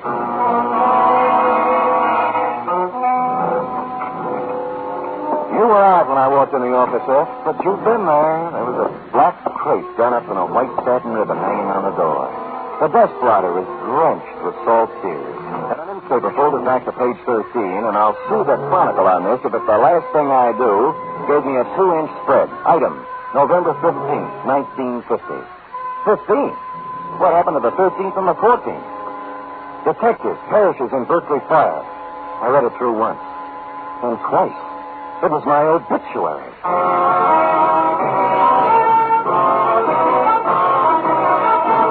You listening to the first in a new series of adventures involving radio's most famous detective, Sam Spade.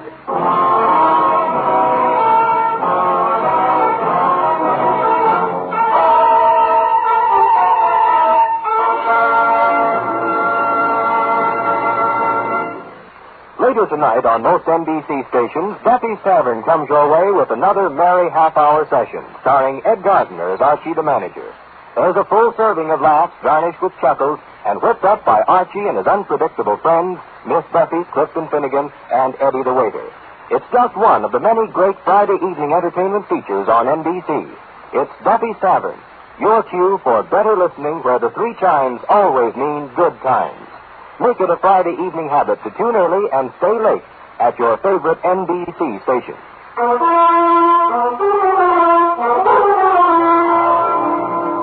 And now back to Caper Over My Dead Body, tonight's adventure with Sam Spade.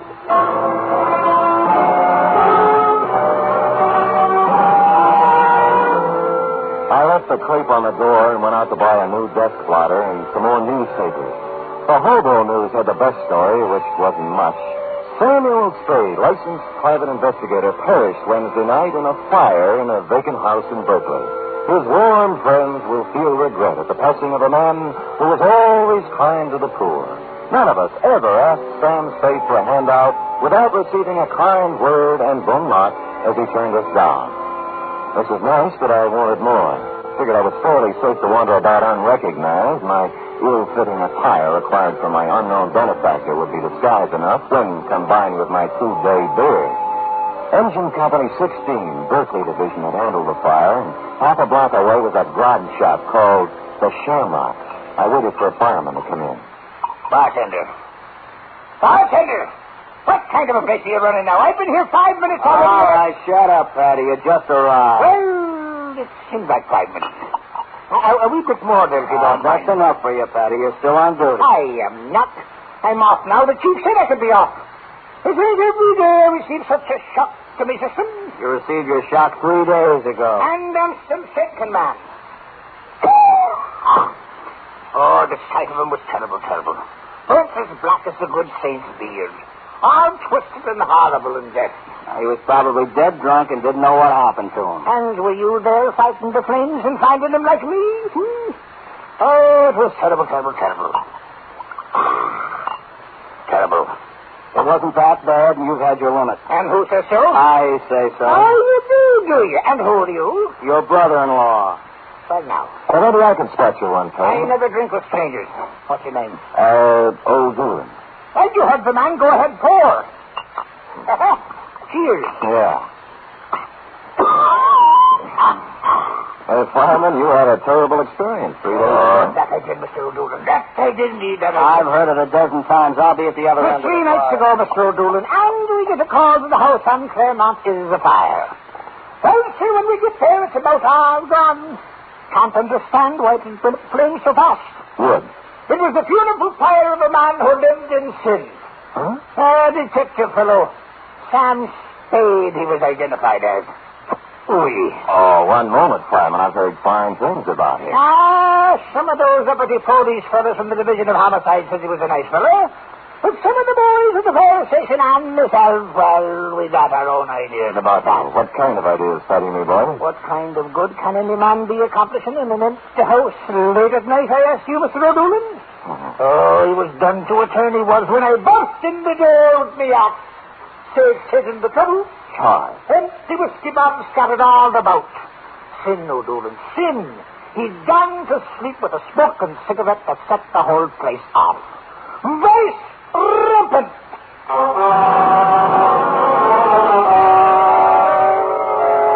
From there, I went downtown to a telegraph office where I sent a wire to Toledo on a long chance. When I was waiting for an answer on a not-so-long chance, I slunk into the Bon Pond funeral parlor to pay my respects to the departed. I stood in the back of that dimly lit chapel and scanned the scene. 3 of the boys from Homicide were there, blowing their noses. 2 chorus girls I thought had long since forgotten me were there in black, deep V-necks. My insurance man was there, looking awful worried. 1 Chronicle reporter with photographer, a shoeshine boy from our building, and the bailiff from the courthouse, just to mention a few I could make out. And you were there, Effie, up front near a closed casket. I made out a bower of flowers from robbery detail. It said, "Goodbye, Sam." Maxie from the city morgue was the only one who looked at ease. All right. Does anyone wish to, you, miss? Many called him Sam, but I called him Sam. Oh, miss, his last papers.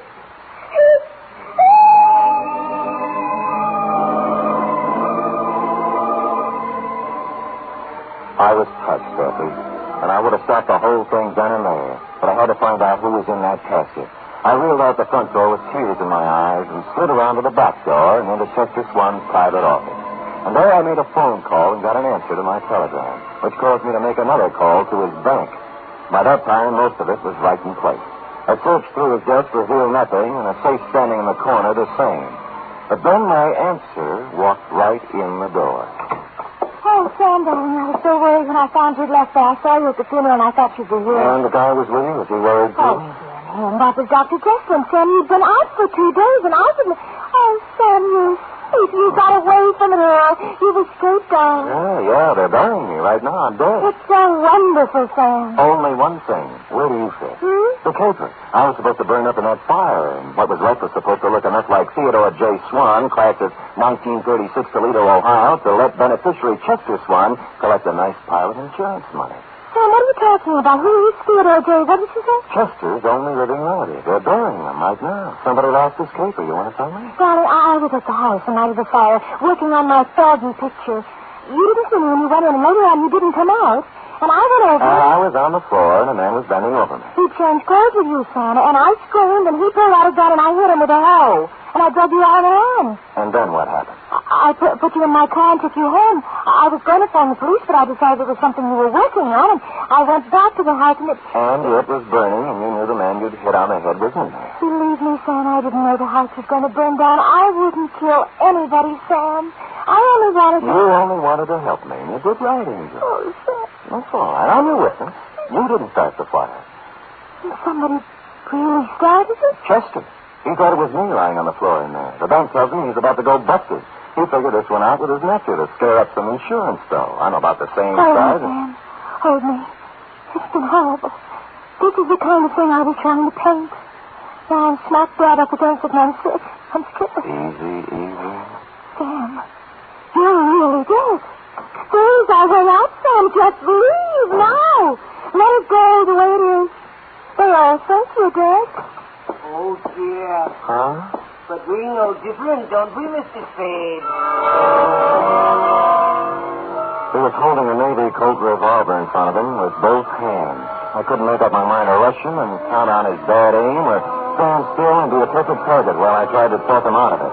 Either way, he was a crazy man with a gun. He was getting ready to use it. Sam, he's going to kill us. Quiet, Abe. Because my nephew was stupid enough to wear your watch and your suit when he exchanged clothes with you, I'm going to lose the bon ton. And that puts you in quite a spot, doesn't it, Mr. Swan? Until a moment ago, yes, but now. Mr. Spade, the newspapers all say you're dead. The death certificate says the same thing. All of your friends are following your casket and my nephew's corpse to the cemetery at this very moment. Everybody expects you to be dead, Mr. Spade. Thanks to you, Mr. Swan. But now, nobody'd miss you if I killed you. I'd miss you, Sam. But I'd have to kill you, too. Oh.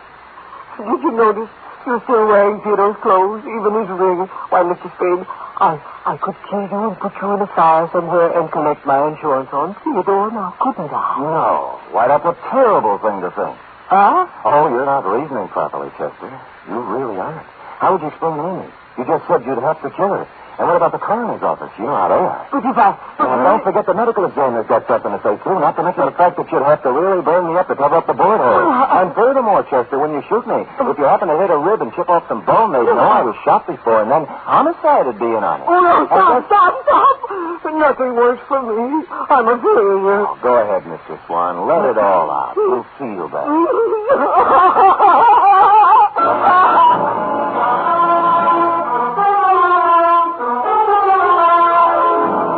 And he did. crying in his cell downtown. Period. End of report. Oh, Sam, you were so brave. You actually stood there and talked that crazy man out of murdering you. You were wonderful. True, Effie? Amy thinks so, too. She's going to do me in oils when they let her out of the pokey. Amy's in jail? But birthday. Oh, technical charge of an involuntary manslaughter. Springer as soon as the coroner's inquest is completed. Dear Amy. Did she make good fight, Sam? Fudge? Oh, that was the least of it. Oh? What do you mean? After the fudge. What then? Panucci. Oh, boy, oh, boy. Say, go type that up, sweetheart, while I see if there's any mention of my miraculous resuscitation on the radio page. Go. Oh.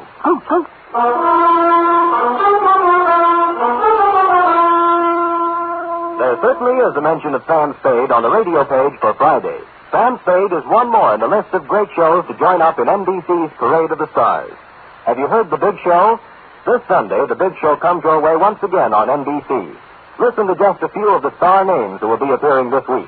Bob Hope, Jimmy Durante, Perry Como, Jose Ferrer, Mindy Carson, Eddie Cantor, Meredith Wilson and his orchestra, and many, many more. And, of course, your MC once again will be the lady who invented the snappy retort, Tallulah Bankhead. Yes, it's The Big Show. It's big in music, big in drama, and big in comedy. Be sure to hear The Big Show Sunday.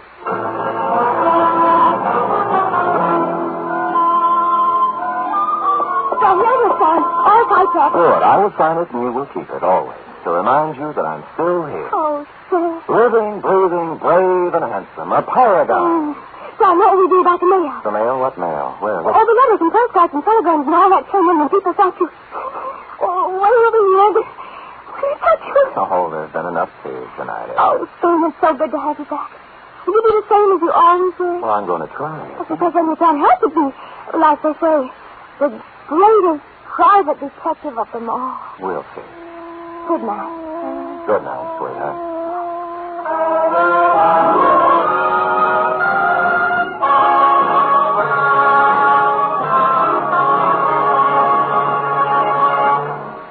The Adventures of Sam Spade are produced, edited, and directed by William Spear. Sam Spade was played by Stephen Dunn. Lorene Tuttle is Effie. Script for tonight's adventure by E. Jack Newman.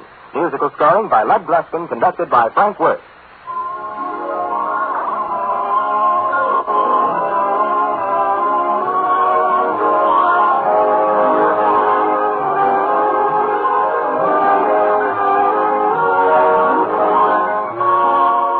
Join us again next week, same time, for another adventure with Sam Spade. Hear the magnificent Montague, then visit Duffy's Tavern on NBC.